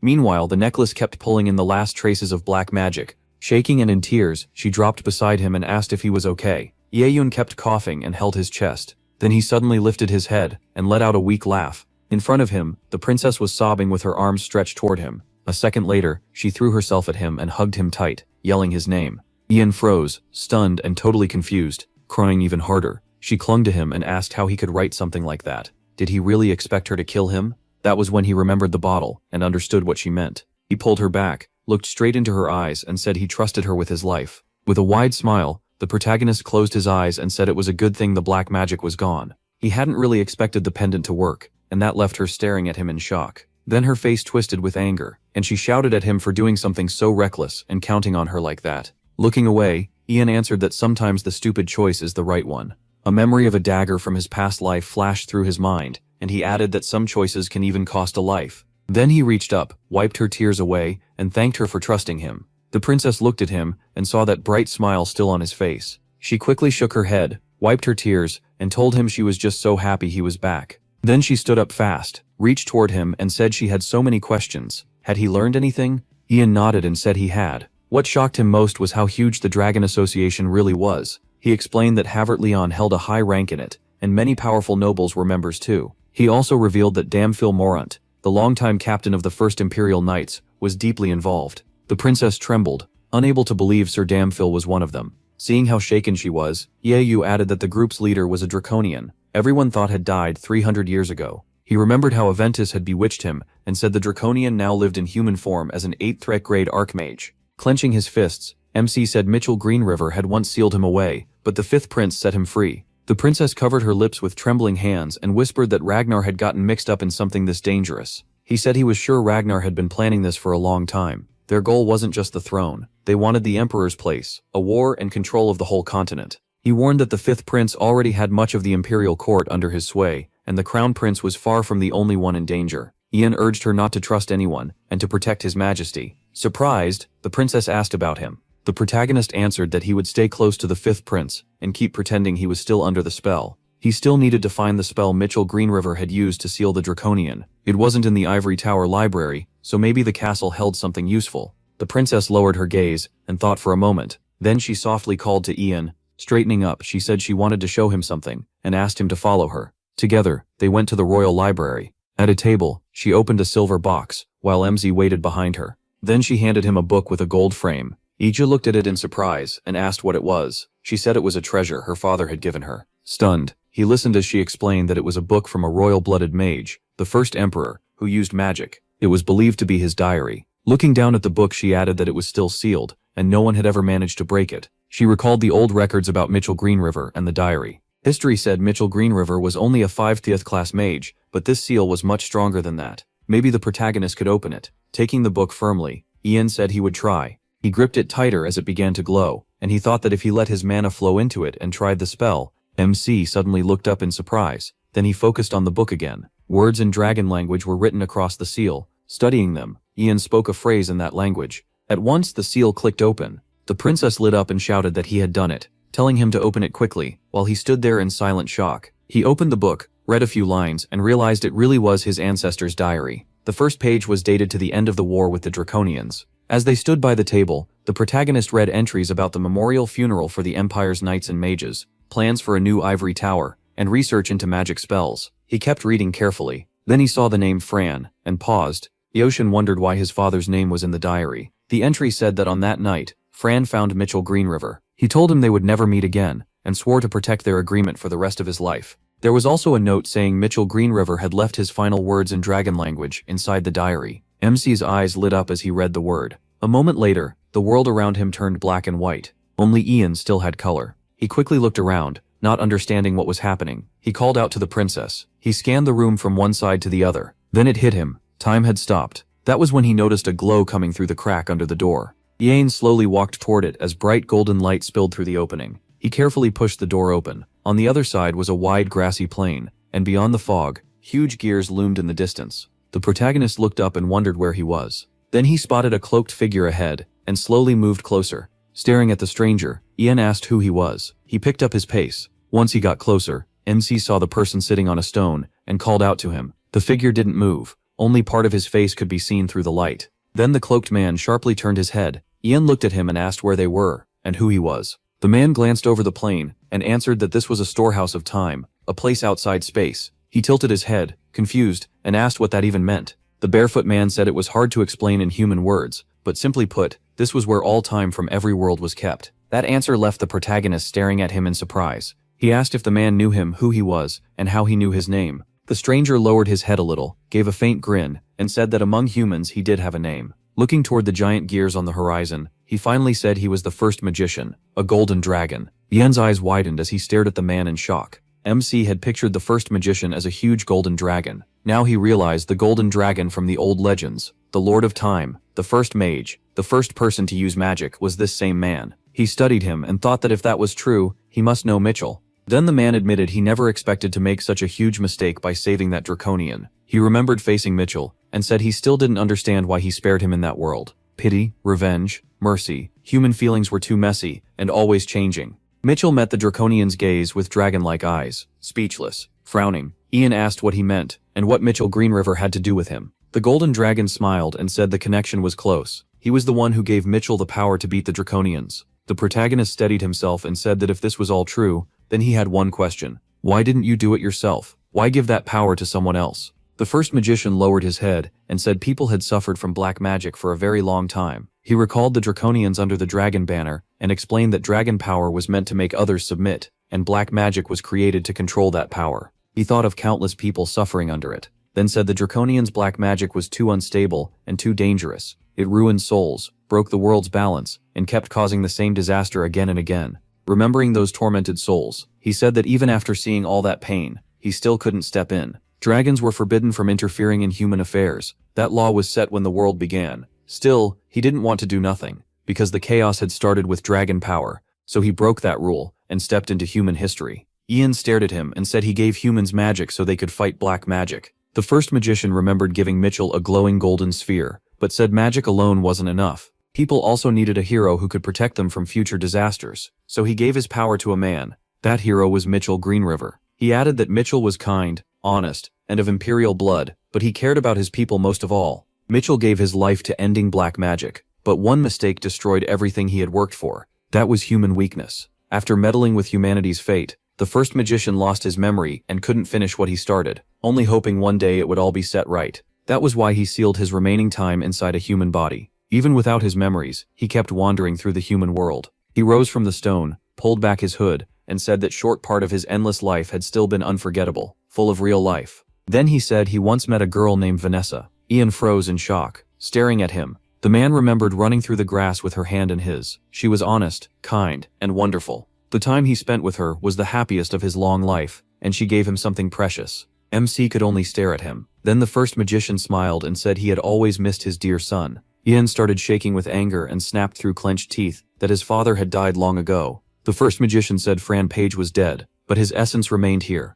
After losing his body, he had waited all this time to meet him. The protagonist clenched his fist and shouted that he should have stayed gone. Then he yelled at his father, asking why he left. Because of him. Their mother Fran answered calmly that some goals are greater than life itself. As his memories slowly returned, he came to understand what he had to do. With a sad look, he said he had to destroy black magic in this world. He wanted to protect the place where Ian and his mother lived, but he was given too little time, so he had to leave his family. Then he turned and walked toward MC. Looking into his son's eyes, he said this life had been hard too, and he hoped he could at least find true happiness now. The protagonist looked down and said that wasn't why he came here, but his father cut him off. Ian had come seeking power to destroy the Draconian. The first magician said that power was already inside him. Before leaving, he had placed all of it in MC.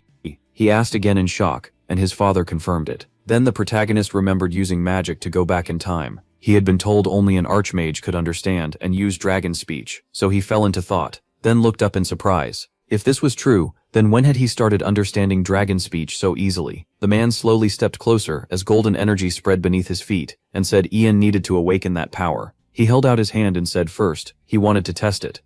A bright golden light flared behind MC, and he looked at his father in shock. The first magician said he wanted to show him the life he truly wanted, even if he didn't know it yet. Ian suddenly woke beside a tree, resting on a pillow under a blanket. He looked around at the tree, confused. Then he slowly sat up, wondering where he was. Just a second ago, he had been talking to his father. When he looked ahead, he saw the princess in the clearing, with a little girl beside her. Haley Greenriver turned to him in surprise. She walked over and asked if he was finally awake.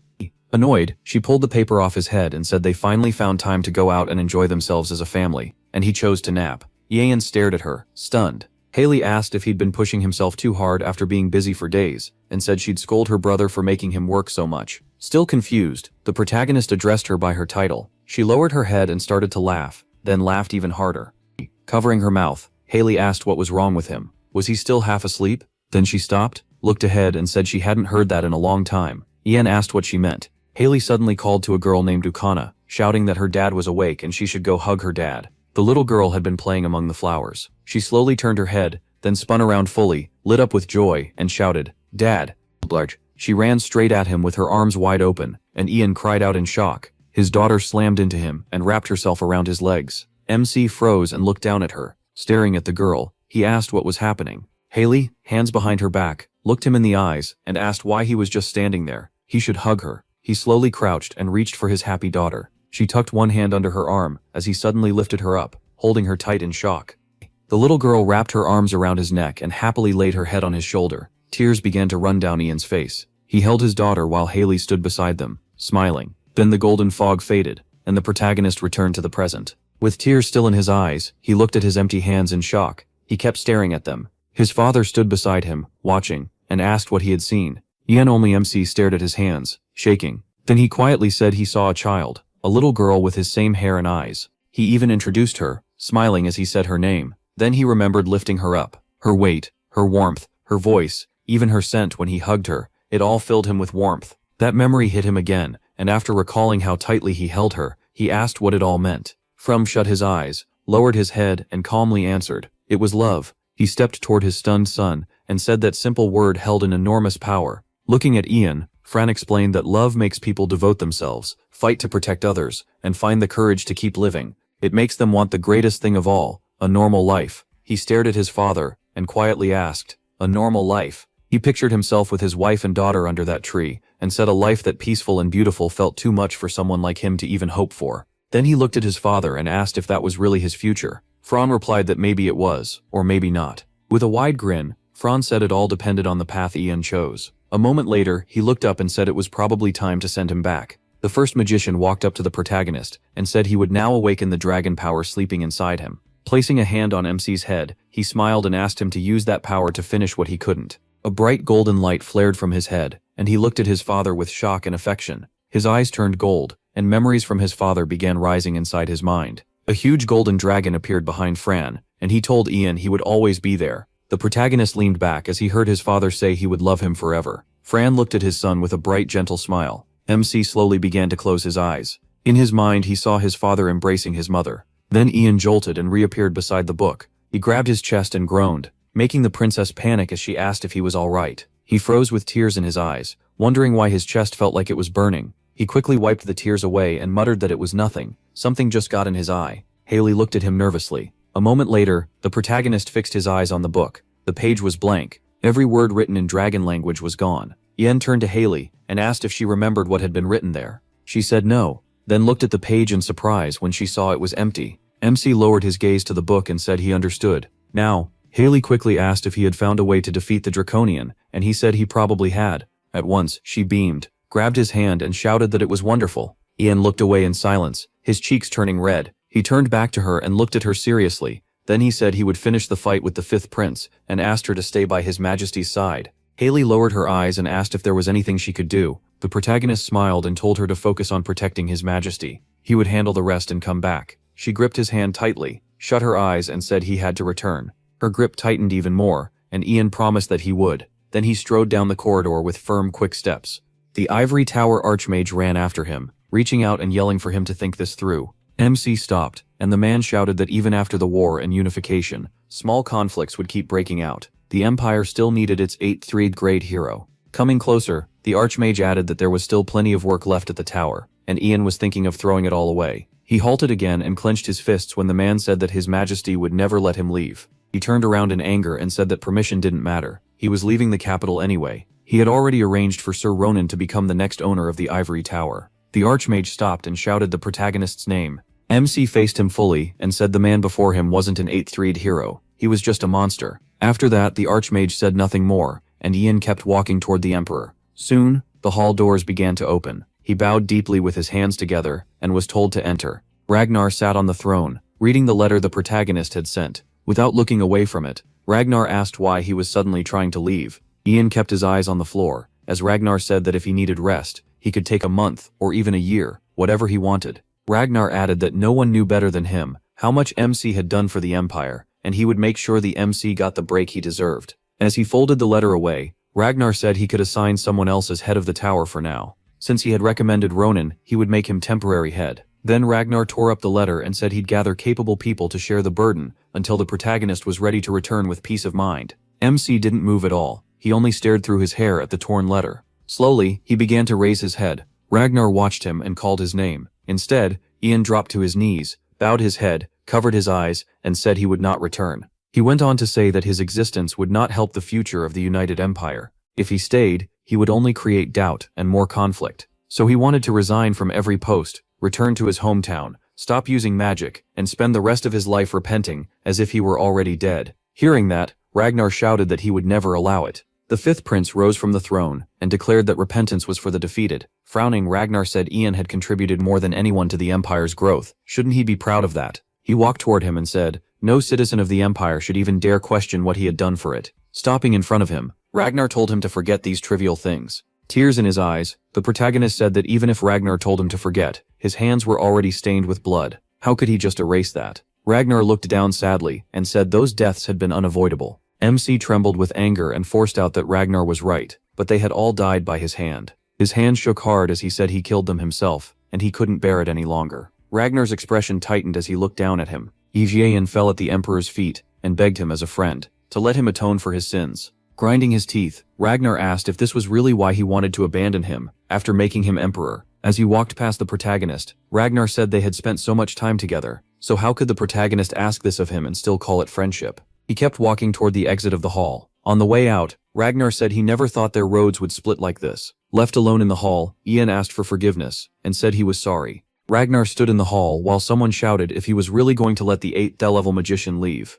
Another voice angrily warned that the remains in Coldwood and rebels from the Alliance nations were still active at the borders. If people learned MC had left during such unstable times, the Empire's power would surely look weaker. Then another noble shouted that they also had to consider the chance that he might join the rebels. If he changed sides, it would only be a matter of time before he moved for the throne. With his back still to the crowd, Ragnar heard someone yell that some commoners already worshipped the protagonist as a war hero. If he was that dangerous, then he should be put on the throne. Ragnar stood frozen as angry voices shouted that if Ian wouldn't stand with them, he should die. He jolted awake and grabbed his chest. Then he leaned back, breathing hard. The fifth prince slowly fixed his hair. He turned and asked if someone was outside. A butler appeared at the door and said yes. Ragnar ordered him to bring the imperial alchemist, Douglas Hammond. Douglas glanced at the candles by the bed and asked about the medicine Ragnar was taking. He then asked if the emperor still couldn't sleep. Holding a mug in bed, Ragnar said nothing had changed. If anything, it was worse. He wanted something stronger. Douglas looked at him with concern and warned that the medicine was made from herbs that could become addictive.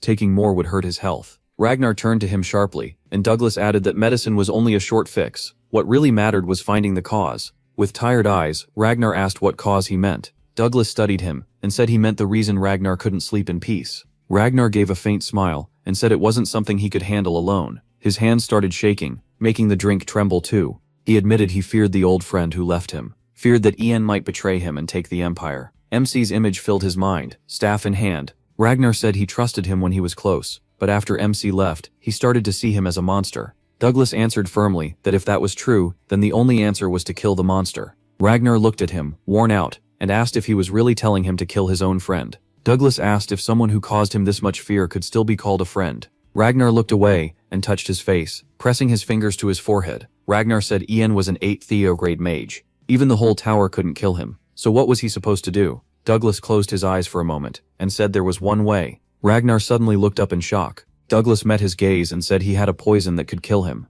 The protagonist's house sat quiet in the snowy night. A fire crackled in the hearth. Ian rested in a chair by the fire, reading. Then a knock came at the door, and he looked up. He took off his glasses and wondered who would come so late. MC stepped outside, with his eyes half closed, and asked who it was, not noticing at first that Ragnar was there. A second later, he opened his eyes wide and stared. Ragnar was smiling at him. He said it had been a long time and asked if he could come in. Ian looked at him carefully and asked why he was here. Ragnar lowered his head with a small smirk and said that even if he had resigned and left, they could still meet sometimes. Then he pulled out a bottle and reminded the protagonist that they were friends. MC smiled, welcomed him inside, and said he was always welcome here. A candle and a stack of books rested by the fireplace. Once Ragnar sat down, Ian looked at the drink in his hand and pointed out that he didn't even like alcohol, so why bring it? Ragnar poured the wine and said a drink now and then wasn't so bad. He just wanted to see how his retired friend was doing. He held out a glass filled with red liquid and told him to take it. He looked surprised and unsure. Still, the protagonist took the glass and thanked him. Sitting across from him,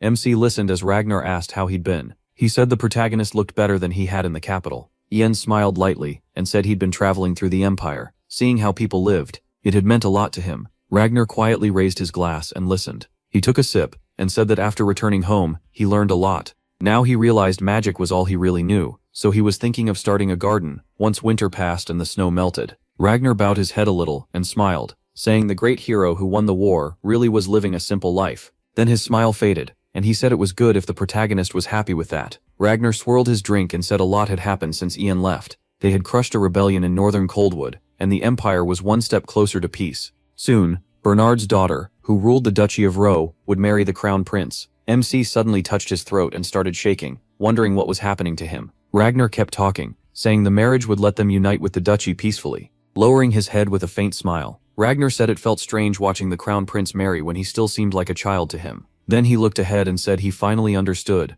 a little, how his father must have felt. He trembled as he tried to stand. Ragnar kept speaking, saying things at Ivory Tower weren't as good as when he led it, but now they were trying to steady it with help from the imperial family, and repairs from the war were moving ahead too. Ian collapsed to the floor, clutching his side, and tried to call out to his majesty. Still smiling, Ragnar said that once everything was settled peacefully, the united empire would reach its full strength. Then he set his glass down. A moment later, Ragnar turned his wild eyes on the protagonist and said it was almost as if he could just vanish. MC coughed up blood and covered his mouth as Ragnar explained that the poison would shut down the mana flowing through his blood vessels. He added that it only took a few minutes at most to work. Ragnar rose and told him he had mixed in several other poisons too, just to make sure. He stared at Ian without emotion and heard the question, why? Ragnar stepped toward his glass and asked if he really didn't understand. The protagonist looked up in horror as Ragnar said his power no longer helped the empire's future. Leaning over him, Ragnar said that if a war were still happening, things would be different. But now MC's strength was only a threat.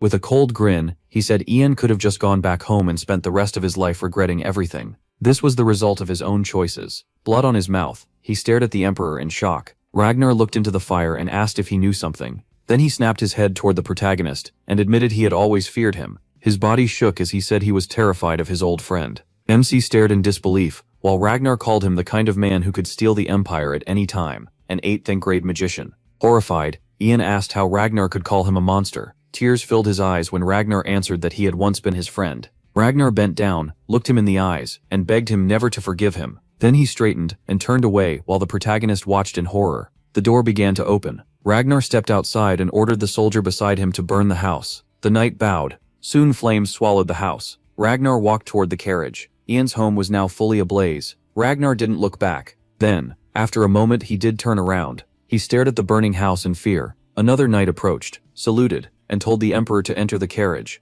They would handle the rest. When the knight looked up, he froze in horror. Ragnar had suddenly started sobbing as he stared at the house. He watched the roof catch fire. As he looked over the burning home, He thought that it had to end this way. It was a dull ending. Then Ragnar smiled and kept watching. At last he turned and headed for the carriage. Knights ringed the house with torches while Ragnar quickly climbed inside. By morning the fifth prince's house was bright with sunlight. Ian walked down the hall with confidence. Ragnar sat at a table going over documents, and when MC entered, he looked glad to see him. Without looking up from the papers, the fifth prince asked what he had been talking about with the princess. The protagonist kept his eyes on the floor, and quietly said the princess asked why he betrayed the crown prince. Ragnar looked up sharply, anger in his eyes, and demanded to know what he told her. Staring at the desk, Ian said he saw no reason to answer. Ragnar burst out laughing, arms crossed. Ragnar lowered his head and said his poor sister had gotten too involved with him. He added that their father kept pushing her to choose a husband, but she had turned down every single match. Looking at MC, Ragnar called that foolish. For people like them, marriage was only a tool to build power, and MC listened without a word.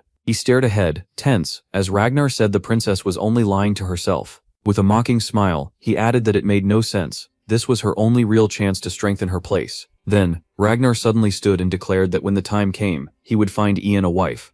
Pacing the room, he said that very soon he would become a far better emperor than his father, the first one to unite all three countries. He went on, saying he would turn Green River into the perfect place to live, while the protagonist stood still and silent. Ragnar stepped closer, looked him in the eye, and said it would happen for sure. He placed both hands on MC's shoulders, and said MC would help him do it. Smiling, Ragnar told him that he belonged to him now, and would never regret it. He said nothing. Then the protagonist finally spoke, and Ragnar's eyes widened. As he slowly took Ragnar's hands off him, MC said he had already seen the greatness of a united Green River Empire. He remembered Ragnar greeting a huge crowd from a balcony, and added that under the rule of the great emperor, Ragnar raised a brow, then stared at him in shock and asked how he knew that. Lowering his head and covering his eyes, Ian said his life's purpose was to make it all come true for Ragnar and the Empire. He smiled at the prince, and said he had found his purpose in this life. But before he could finish, Ragnar stepped back in alarm, and asked if the spell had really broken. The protagonist turned aside and eyes half closed, said he was sorry, but in the past, present, and future, Ragnar was shaking with excitement, as Ian knelt and said the person he hated most and respected most was Ragnar, his dear friend and his master. Golden strands of magic started swirling around MC, and Ragnar backed away. The fifth prince could only stare in disbelief. He looked at him gently and told him to come find him. He would be waiting in the old tower. A golden pillar flashed up and Ragnar stumbled back again. Ragnar began to tremble. Then anger took over and he clenched his fists. A second later, he gritted his teeth, stared ahead and grinned just as the doors burst open. The butler rushed in, terrified, and asked what had happened. Raging, Ragnar shouted for him to summon Sir Damphil at once, gather a squad, and find a man named. The old temple ruins lay under fresh snow. Ian sat on the main steps, staring ahead. Then he suddenly lifted his head and looked at the sky, thinking that in his past life, ending up here had not been an accident. A faint smile crossed his face, as he said someone had always been watching over him. He remembered wandering through a world full of death, with no goal left, then coming to these ruins for the first time. That was when he realized he had been given a second chance to live differently.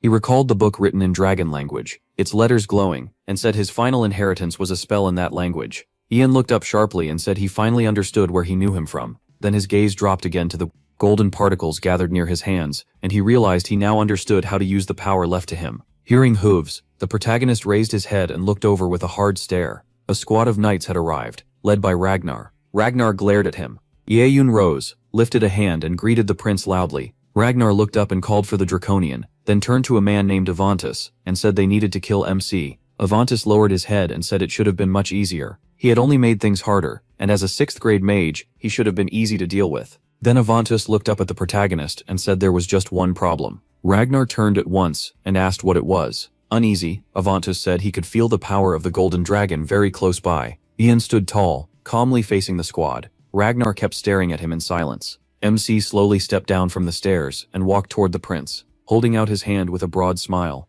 Ian called Ragnar over. Ragnar narrowed his eyes and sneered, saying he didn't remember giving him permission to use his name. Then, furious, he said he had already lost. Did he really think the crown prince could unite the empire? Watching the protagonist come closer, Ragnar shouted that the empire needed a strong prince who could make hard choices, and the crown prince had no brains at all. His jaw tightened as he said MC should have understood that by now, but the crown prince kept clinging to the throne because of their father's love. He only sighed while Ragnar insisted that for the good of the empire, they had to remove the crown prince. Burning with rage, Ragnar yelled that he would never accept him. He was the one who deserved to be the next emperor, not Hayden. Ian lowered his head and said dark magic had taken hold of everyone. Ragnar had lost all common sense, and was chasing only his own desire. Then the protagonist looked up at him and said there was no turning back now. Ragnar answered with a cold smile, telling him to say whatever he wanted. Today was his last chance. He then called to Avantis as dark magic began swirling around the Draconian Master. Avantis fired a massive blast of black magic straight at Ian.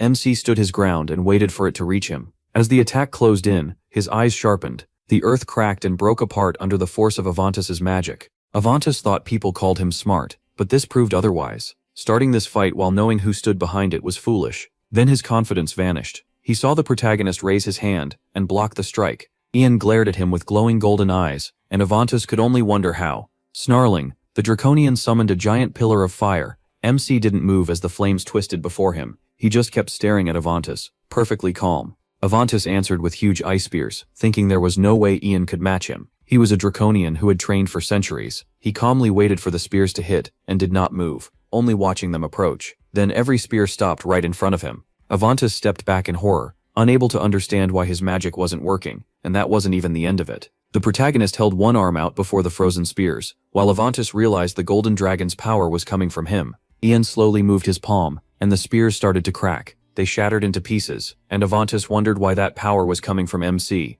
Trying to stay calm, the Draconian asked who he really was. The protagonist said he pitied him. He had wiped out the dragons to steal their power, and in the end, he lost both that power and his family. Ian remembered Mitchell Greenriver standing before the dungeon circle, where the last Draconian had been trapped, and said Mitchell Greenriver had chosen the perfect punishment for him. Looking straight at Avantis, MC called it emptiness. He pictured the Draconian sitting alone in that dungeon and named it clearly hatred, anger, sadness, and helplessness, with no way out. With a slight smile, he said it was impressive that he had survived like that. Avantis snapped and shouted at him to shut up, clenching his fists as dark magic gathered again. Spreading his wings, the Draconian roared that he would make Ian suffer even more. Golden energy began to shine from the protagonist's body. Golden light burst from MC's body. He told Avantis that, before the end, he'd show him the power he wanted so badly. Avantis stared at him in pure fear. Then he finally understood what that power was. Ian raised one finger as golden dust swirled around him, then coldly ordered the last Draconian to kill himself.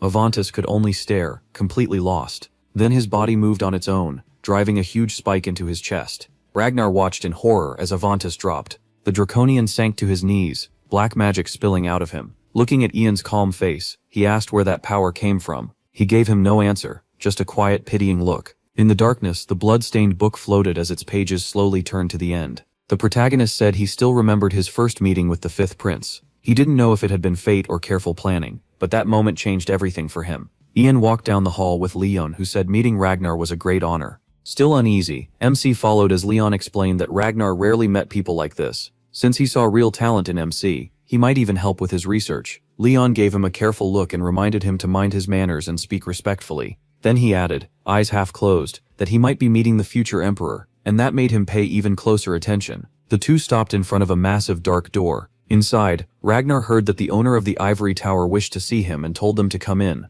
The doors swung open. Ian and Leon entered the hall and moved toward the fifth prince. Ragnar greeted them warmly, welcoming both the tower's master and its magician. The protagonist looked up in surprise and froze. With a faint grin, Ragnar said he'd already heard about him, that MC had amazed everyone at the academy. Ian quickly bowed and thanked him for the praise. The fifth prince smiled, clearly pleased. Then Ragnar spoke more softly. He had heard his mother died of illness a few days earlier, and since he had lost his own mother too, he understood that pain. Hearing that, the protagonist lowered his head and stared at the floor. Ragnar admitted his words couldn't ease that loss, but he wanted MC to know he was truly sorry. Then he stepped closer. Standing right in front of him, Ragnar told Ian to lift his head. Startled, he straightened up and heard that Ragnar wanted this meeting to be between people, not prince and subject. He said it with a small, bright smile. Ragnar leaned in a little and kept talking. With open trust in his voice, he said he hoped they could become friends. The memory shifted to a ruined temple in a raging snowstorm.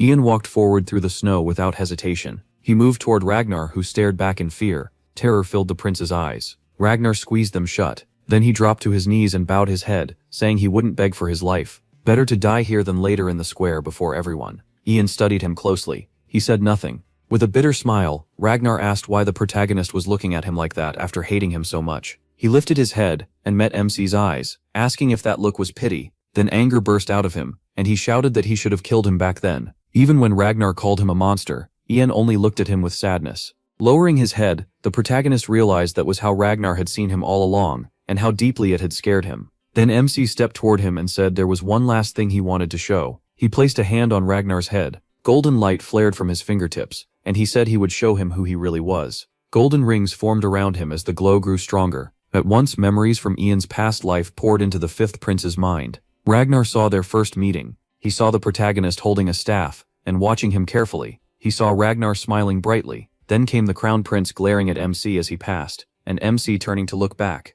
He also saw him looking toward the palace. Next was a battlefield covered in bodies, with crows flying overhead. The protagonist stood there alone, staff in hand. Then Ragnar appeared wearing a grand crown, standing on a balcony, and waving to the crowd below. After that came the moment MC told him he was leaving forever for his village, and Ragnar's fury. He showed Ragnar abandoning him at the very moment he needed him most. Last came Ian's home in the snow-filled dark, and Ragnar standing over the poisoned him with an angry stare. In that memory, Ragnar glared at him. Then he leaned down and told the protagonist never to forgive him. That final image lingered. When it ended, Ragnar looked up in shock, mouth hanging open as he stared at Ian. MC pulled his hand away, and the fifth prince dropped to the ground, stunned. He sat frozen, lost in thought, eyes fixed ahead. After a while, Ragnar looked up with a faint grin and began to speak, but he answered by summoning an ice spear, glaring at him. Then came the sound of killing. Ragnar collapsed unconscious into his own blood at Ian's feet. The protagonist stood over the dead fifth prince for a moment, looking relieved. Then he raised his head and looked into the sky. Thinking back on the palace, MC said that after the Draconian and the fifth prince died, the Empire began investigating the dragon cult, and everyone tied to it. First, Ser Damphil, captain of the First Imperial Knights, was executed. After him came the fifth prince's allies who had tried to start a coup. Ian said that thanks to the princess's care, Emperor Terry Greenriver slowly recovered, while she sat by him and shared the latest news. Soon, the emperor broke down in tears. The princess and even the maid cried with him, and he noted that Ragnar's death had shaken him badly. He also said Knight Paul Rennis was cleared of trying to kill the emperor, then buried with honor beside the other imperial knights. Another thought crossed the protagonist's mind, Ragnar standing over blood, with Avantis below him. He explained that using black magic to prepare a rebellion was something new for the empire. In the end, they chose to hide the truth about the Draconian. As time passed, people stopped talking about the fifth prince's death. The glowing book returned, and Ian said that was how his revenge, and the crushing of a rebellion that once seemed impossible, was finally carried out. The memory shifted back to the imperial palace.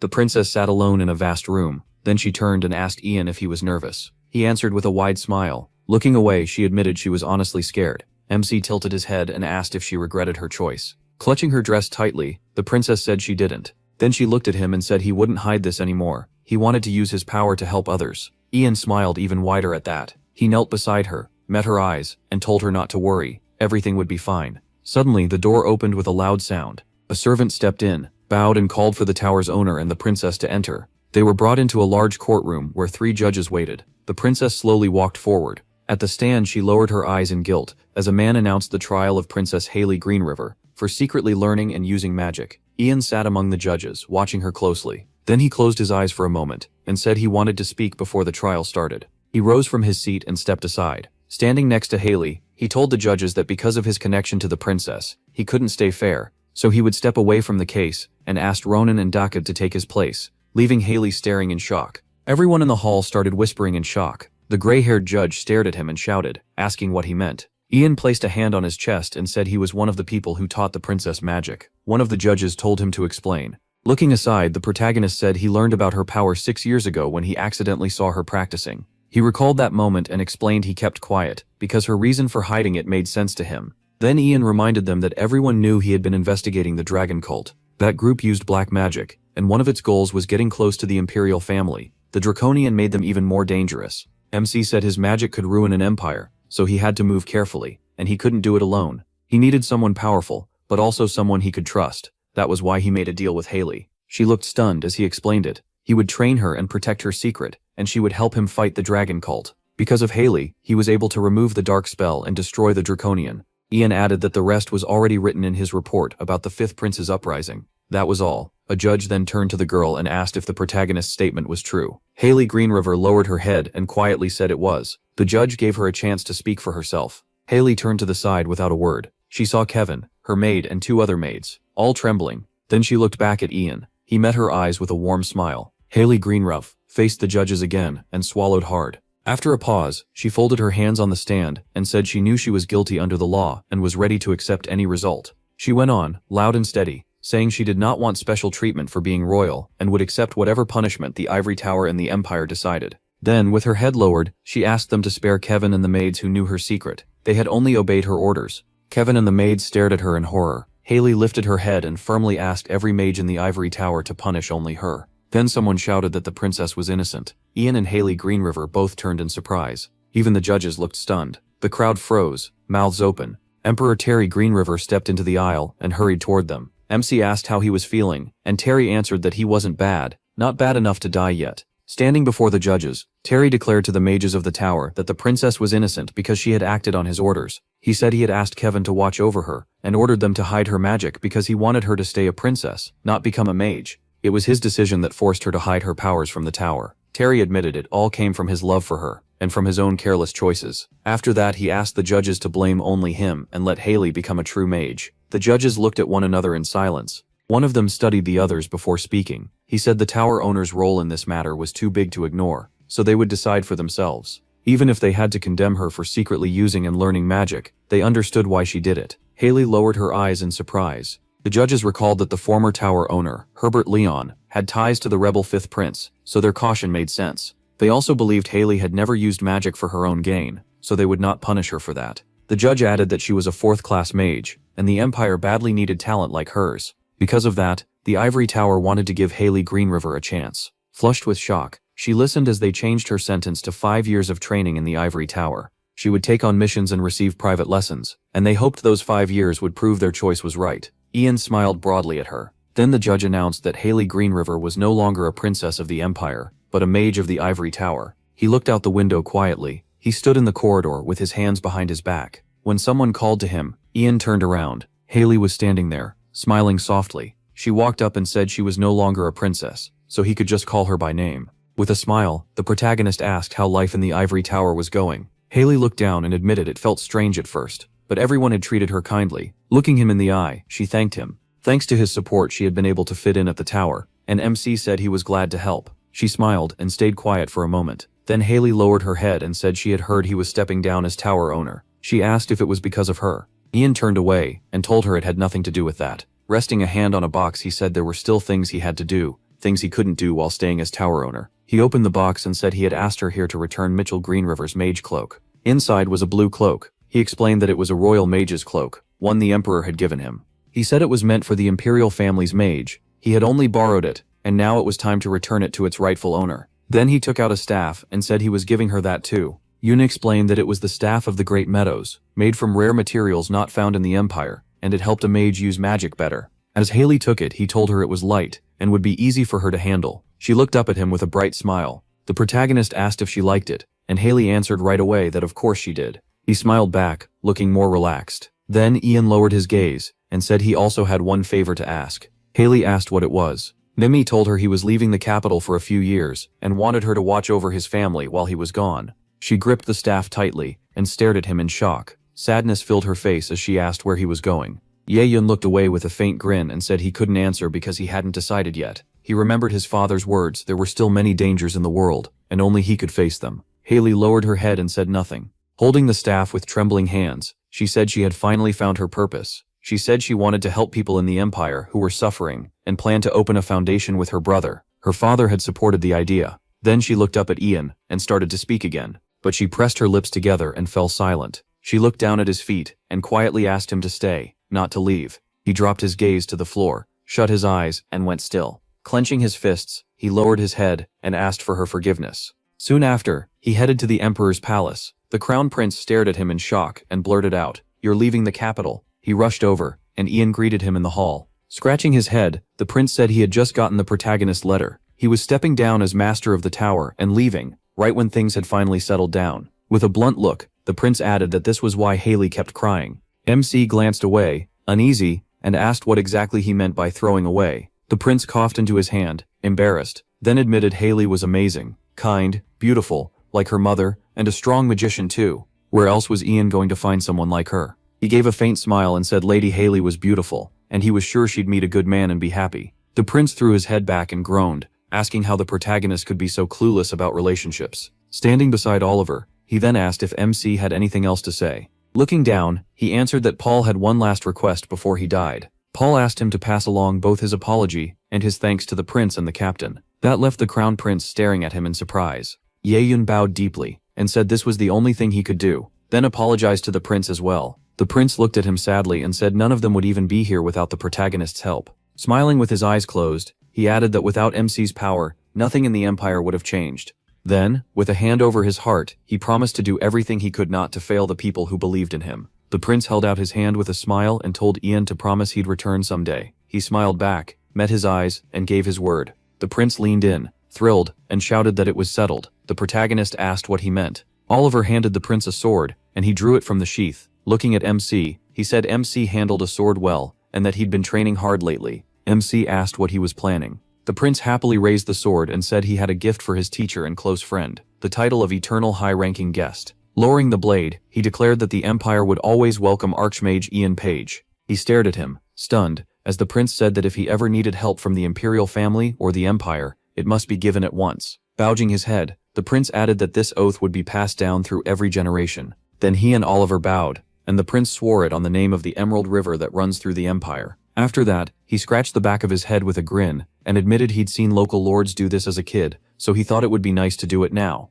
Ian lowered his head as tears slipped down. Hearing them tell him to come back, they would wait. The prince stepped forward and hugged him, and the protagonist wiped his tears away and thanked him. Later, back at MC's mansion, he sat in his office sorting papers when he heard a knock. Mrs. Page asked from outside if she could come in. Surprised, Ian turned to the door and told her of course. He quickly went to her and asked why she was up. She should be resting more. Something about her made him pause. Taking her hand, he asked if she was really all right. She looked pale, and her hands were ice cold. Mrs. Page lowered her eyes and said nothing. Trembling a little, she closed her eyes and insisted she was fine. Then she collapsed into his arms, shaking, and Ian panicked, shouting that he'd call Letio and the doctor right away, but she grabbed him with a trembling hand and said she was all right. Stepping back, still unable to meet his eyes, she said she only came to wish him a safe trip, but the moment she saw him, she couldn't do it. He looked at her sadly, barely holding back his own tears. With tears in her eyes, she looked down and asked if he really had to go. She said that after returning to the capital, she heard everything he had gone through, and she nearly fainted. Covering her mouth, Mrs. Page broke down crying. Letio tried to comfort her as she asked why her son had to suffer so much, how he could survive in such a cruel world, and whether all of it happened because of her. Ian bowed his head and tried to calm her, but she went on, saying that back in Mogrian province she was terrified they might never see each other again. Looking at him in horror, she said that if anything happened to him, she wouldn't be able to go on living. She couldn't bear to lose any more family. The protagonist lowered his head sadly, and thought for a moment, before gently taking her hand. Looking into her eyes, he said something that sounded hard to believe. He had met his father. Mrs. Page stared at him in shock, and asked him to repeat that. I remembered meeting his father in the Green Meadow, and said it was hard to explain, but even if he couldn't be seen, he had always been by his side. Closing his eyes with a small smile, MC said he used to hate him, but later he realized so much of what he had was his father's love. Holding his mother's hand more firmly, he said he wanted to follow his father's path. He told her he wanted to understand what it truly meant to protect others. Then he asked for her permission to carry out his father's first and last request. Iron looked at his mother carefully, still smiling. She stared back at him, and tears streamed down her face as she sobbed that he had grown so much, but to her, he would always be her little boy. He held his shaking mother close and told her not to worry, she would not be alone. Smiling warmly, he said they had a big family to lean on now. He mentioned that Letio was a truly good man, and because of him, Ian learned what it felt like to have a father. Then he brought up Douglas too, someone who could always lift everyone's spirits, a kind and smart guy. With his hands on her shoulders,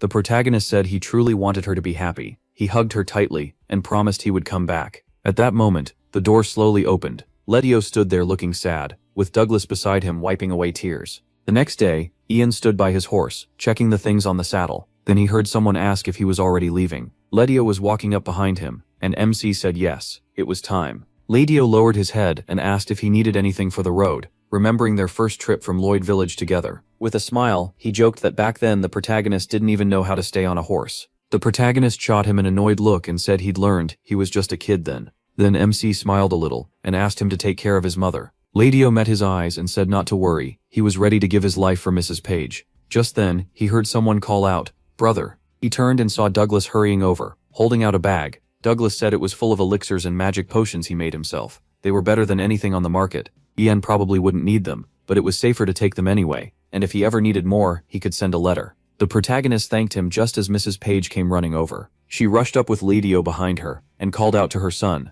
Then she pulled out a large bundle and said it was food for later. Mrs. Page gave him a small smile and told him to stay healthy and write often. Ian smiled back and promised he would, then told her to take care of herself too. He took the reins, glanced at everyone gathered to see him off, and said it was time to leave. The horse started forward at a slow pace. Missy moved on with steady steps beside it, but after a few steps he slowed. Then he suddenly looked back. His eyes rested on the mansion, and he thought of it as the home he could always come back to. He kept looking over his shoulder, smiling as he saw the alchemist Douglas, his mother and the servants. His family was there waiting for him. Ian's smile grew wider. Then he turned away and kept going. Douglas wrote his letter and asked how the captain was doing. He went on to say 8 years had passed since he left. In that time, a lot had changed. Douglas graduated top of his class from the Imperial Academy of Alchemy and finally created the medicine he had worked on since childhood. In the letter he added that he'd been recognized for it and now worked as a court alchemist. His father got the same offer but turned it down. Douglas joked that Letio claimed it was too much pressure, though he was sure the real reason was that he didn't want to leave Ian's mother.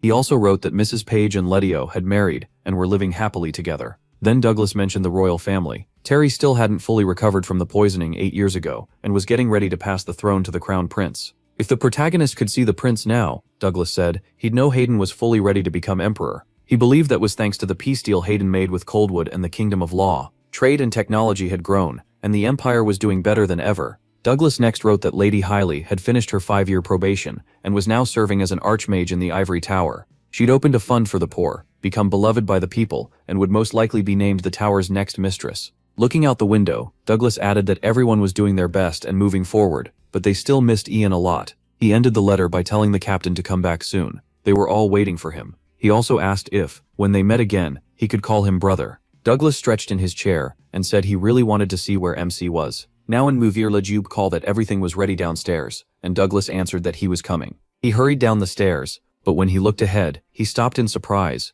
Seeing Mrs. Page all dressed up, he said she looked amazing today. She smiled and thanked him. Then looking at the scroll, she asked if she could really go. Lejube gave a sly smile and reminded her that the new emperor had personally invited her. Douglas added that they had even prepared a fine carriage. Mrs. Page laughed softly and agreed. They really had. At that same time, Ian's grand mansion stood waiting for him. Everything seemed calm and bright. Elsewhere, Oliver sat by Paul's grave with his head lowered and eyes shut. A knight behind him quietly said it was time, and Oliver agreed. He rose to his feet and started walking, then turned back once more. Oliver looked over his shoulder at the grave of the knight named Paul. With a faint smile, he said they'd shared good times together and promised he'd return. Until then, Paul should rest in peace. Meanwhile, the ivory tower stood shining in the afternoon light. A girl with glasses opened the door and asked if Lady Hailey was ready. Hailey smiled brightly and said she was on her way. Hailey glanced at the staff on the wall and reached for it. Then she grabbed it, hurried to the door, and said they could finally go to her brother's coronation.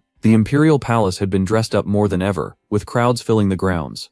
Everyone was talking and celebrating. Then the curtains were drawn back, flooding the hall with sunlight. Terry stepped down the stairs, stood tall, and addressed his people. Mrs. Page, Letio, and Douglas listened, as he said that today he wished to pass on both a great honor and a great burden to his son, Crown Prince Hayden Greenriver. Terry admitted he was meant to rule until death, but for the good of the country, he believed power should now pass to the younger generation. Standing before the throne, he declared that if the empire was going to face the future with confidence, it needed a new emperor with fresh eyes. Then the great white doors swung open. Terry called on the people of the Green River Empire to behold their new emperor as Prince Hayden entered in full ceremonial dress. He looked down, tears in his eyes, then gathered himself and moved forward. Reaching Terry, he looked up at him, then dropped to one knee and bowed. Terry looked at his son and said he was proud of him. Smiling through it, Hayden vowed he wouldn't let him down and would give him even more to be proud of. Terry nodded with a gentle smile and closed his eyes as he took the crown in his hands. Carefully, he set it on the new emperor's head. Hayden then lifted his face to the crowd, spread his arms and spoke. Turning to the audience with a broad smile, he declared that from this moment on, the Green River Empire had a new emperor. The hall erupted in cheers and applause, and later Hayden stood on the balcony before the celebrating crowd. He raised his hands and used magic to send flower petals drifting over everyone below. Then Hayden looked up and noticed someone across from him on another balcony. His eyes widened when he realized who it was. Nearby, Haley caught one of the petals, felt the magic in it, and quickly looked up in surprise. Leon gave a small smile and called out his congratulations to the new emperor. Hayden stared at him in shock, then broke into a huge smile. With shining eyes, the new emperor happily greeted Ian. A little later, in the ballroom, Hayden threw his arms wide and shouted through tears that he was really here. He grabbed and shook him, saying how badly he'd missed him and how much he'd wanted to see him again. The protagonist looked at his friend and joked that he hadn't changed a bit. Then he placed a hand on his chest, bowed and congratulated him on the coronation. Mrs. Page cried out in shock when she saw Ian, while Lydio and Douglas were left speechless. She rushed over and hugged him, asking why he hadn't told her he was coming back, and how he'd been. Douglas wrapped his arms around him from behind and yelled that he missed his brother. MC looked at his mother and admitted he'd missed them too. Then, seeing them all together, he said he'd missed his brother and stepfather as well. His mother looked at him closely and asked if he had done everything he wanted. Ian shut his eyes with a happy smile and said he'd found his answer. A sharp cough from Hayden called to him. He turned, and Hayden pointed off to the side. There stood the princess, and the protagonist froze in surprise. Then his face lit up, and he happily greeted her. She smiled warmly back, hands folded together. Ian quickly walked over and asked how she had been. They hadn't seen each other in so long. Haley lowered her head and quietly answered that she was fine, then asked how he was. MC smiled and said a wanderer's life was always full of adventure. He'd heard her name even in the farthest parts of the empire. Leaning in a little, he told her people spoke of a beautiful lady, the future mistress of the tower, who cared for the poor and for orphans. Embarrassed, Haley looked down and insisted she wasn't as great as people said. Then silence fell between them. A moment later, blushing hard, she bowed and said she should go, wishing him a good evening. Ian could only stand there, confused. Haley hurried away, leaving him staring after her. He watched her go in quiet sadness. Hayden then leaned in with a teasing look and asked why he seemed so down. The protagonist forced a smile and said it was nothing like that. Then Hayden pointed out that Haley Greenriver still wasn't engaged. Hayden rolled his eyes and said plenty of people had tried to win her over, but she always said she was waiting for someone. Ian lowered his head when Hayden asked who she could have been waiting on for 8 years. Hayden stepped closer and told him it wasn't just his sister waiting for him anymore. They also had a lot to do. Then he grinned and asked if MC would stay by his side. He placed a hand on his chest, smiled at Hayden and said of course. Later the afternoon sun lit up the ivory tower. Haley Greenriver quietly picked flowers in the garden, regretting that she hadn't talked to him longer. She remembered the way he left and thought he probably didn't remember anymore. Then she recalled how he had apologized to her. Still holding the flowers, she kept staring down, her cheeks turning pink. A quick shake of her head snapped her out of it. She told herself not to expect anything. He had only just come back and was already buried in work, so why would he spend time with her? Then Ian suddenly spoke from behind, saying there she was. Startled, Haley jerked back and he gave her a small smile, telling her he hadn't meant to frighten her. Haley slowly stood, blushing, and asked why he was here. The protagonist said he had met the Ivory Tower mages, and they told him she was in the garden. A little embarrassed, she looked at him and asked if that was the only reason. Ian glanced around and said the garden was beautiful, nothing like it had been in his time. Haley looked down and explained that after becoming mistress of the tower, she wanted the mages to have a place where they could relax, so they finally started taking care of it. MC smiled and said that was a great idea. Then he asked if she would mind showing him around, and her face lit up as she happily agreed. The two walked side by side through the garden, talking comfortably. He mentioned that the Randiora flower was rare in the Empire, so he was shocked to see it treated like a weed in Coldwood. He even shared that one family had gotten into serious trouble because of it, while Haley listened closely. A little later, Ian told her about the Luo Kingdom, where he had gone to see a golden lake. At first it looked ordinary, but at sunset the whole thing turned to his gold. He remembered standing there, knowing he would never forget that moment. Haley looked down and quietly said his journey sounded really interesting. Then she smiled and said she couldn't even imagine how amazing that lake must be. She hoped she could see it herself one day, and the protagonist watched her closely. His expression slowly turned sad as he looked at her. Ye Yun faced forward and parted his lips, ready to speak. Then he turned to her, held out his hand, and said he'd take her anywhere, if she would take his hand. Haley stared at his outstretched hand. In MC's mind flashed all the places he had been, the Golden Lake, the Spirit Forest, the blazing desert, the endless sea, and then he pictured Haley in every one of them. No matter where he went, she was always on his mind. Lowering his gaze, he admitted he kept wondering how she would react if she saw those places too. The feeling in him only kept growing stronger. He shut his eyes, and finally understood what that feeling was. Haley stared in shock as he told her that once his work was done, the first thing he wanted was to come back to her. Then he dropped to one knee. Ian reached out his hand, looked up at her, and asked her to become his wife. With love in his eyes, he asked her to let him spend the rest of his life with her. Haley froze, too stunned to speak. Her whole face went red as she looked down at his hand. When she asked if he was going to leave again, Ian answered that he would always be there. After hearing that, her face turned completely red. A second later, tears poured down as she looked at him. He opened his arms, suddenly worried, and called out to her. Looking at her gently, he heard her say she had missed him so much. She had waited for him for a very long time. Then, through a bright smile, she agreed to be his wife. She placed her hand in his and asked him to stay with her forever, while Ian softly held it and looked at her with love. And that's where this story ends. If you made it this far, please subscribe and leave a comment.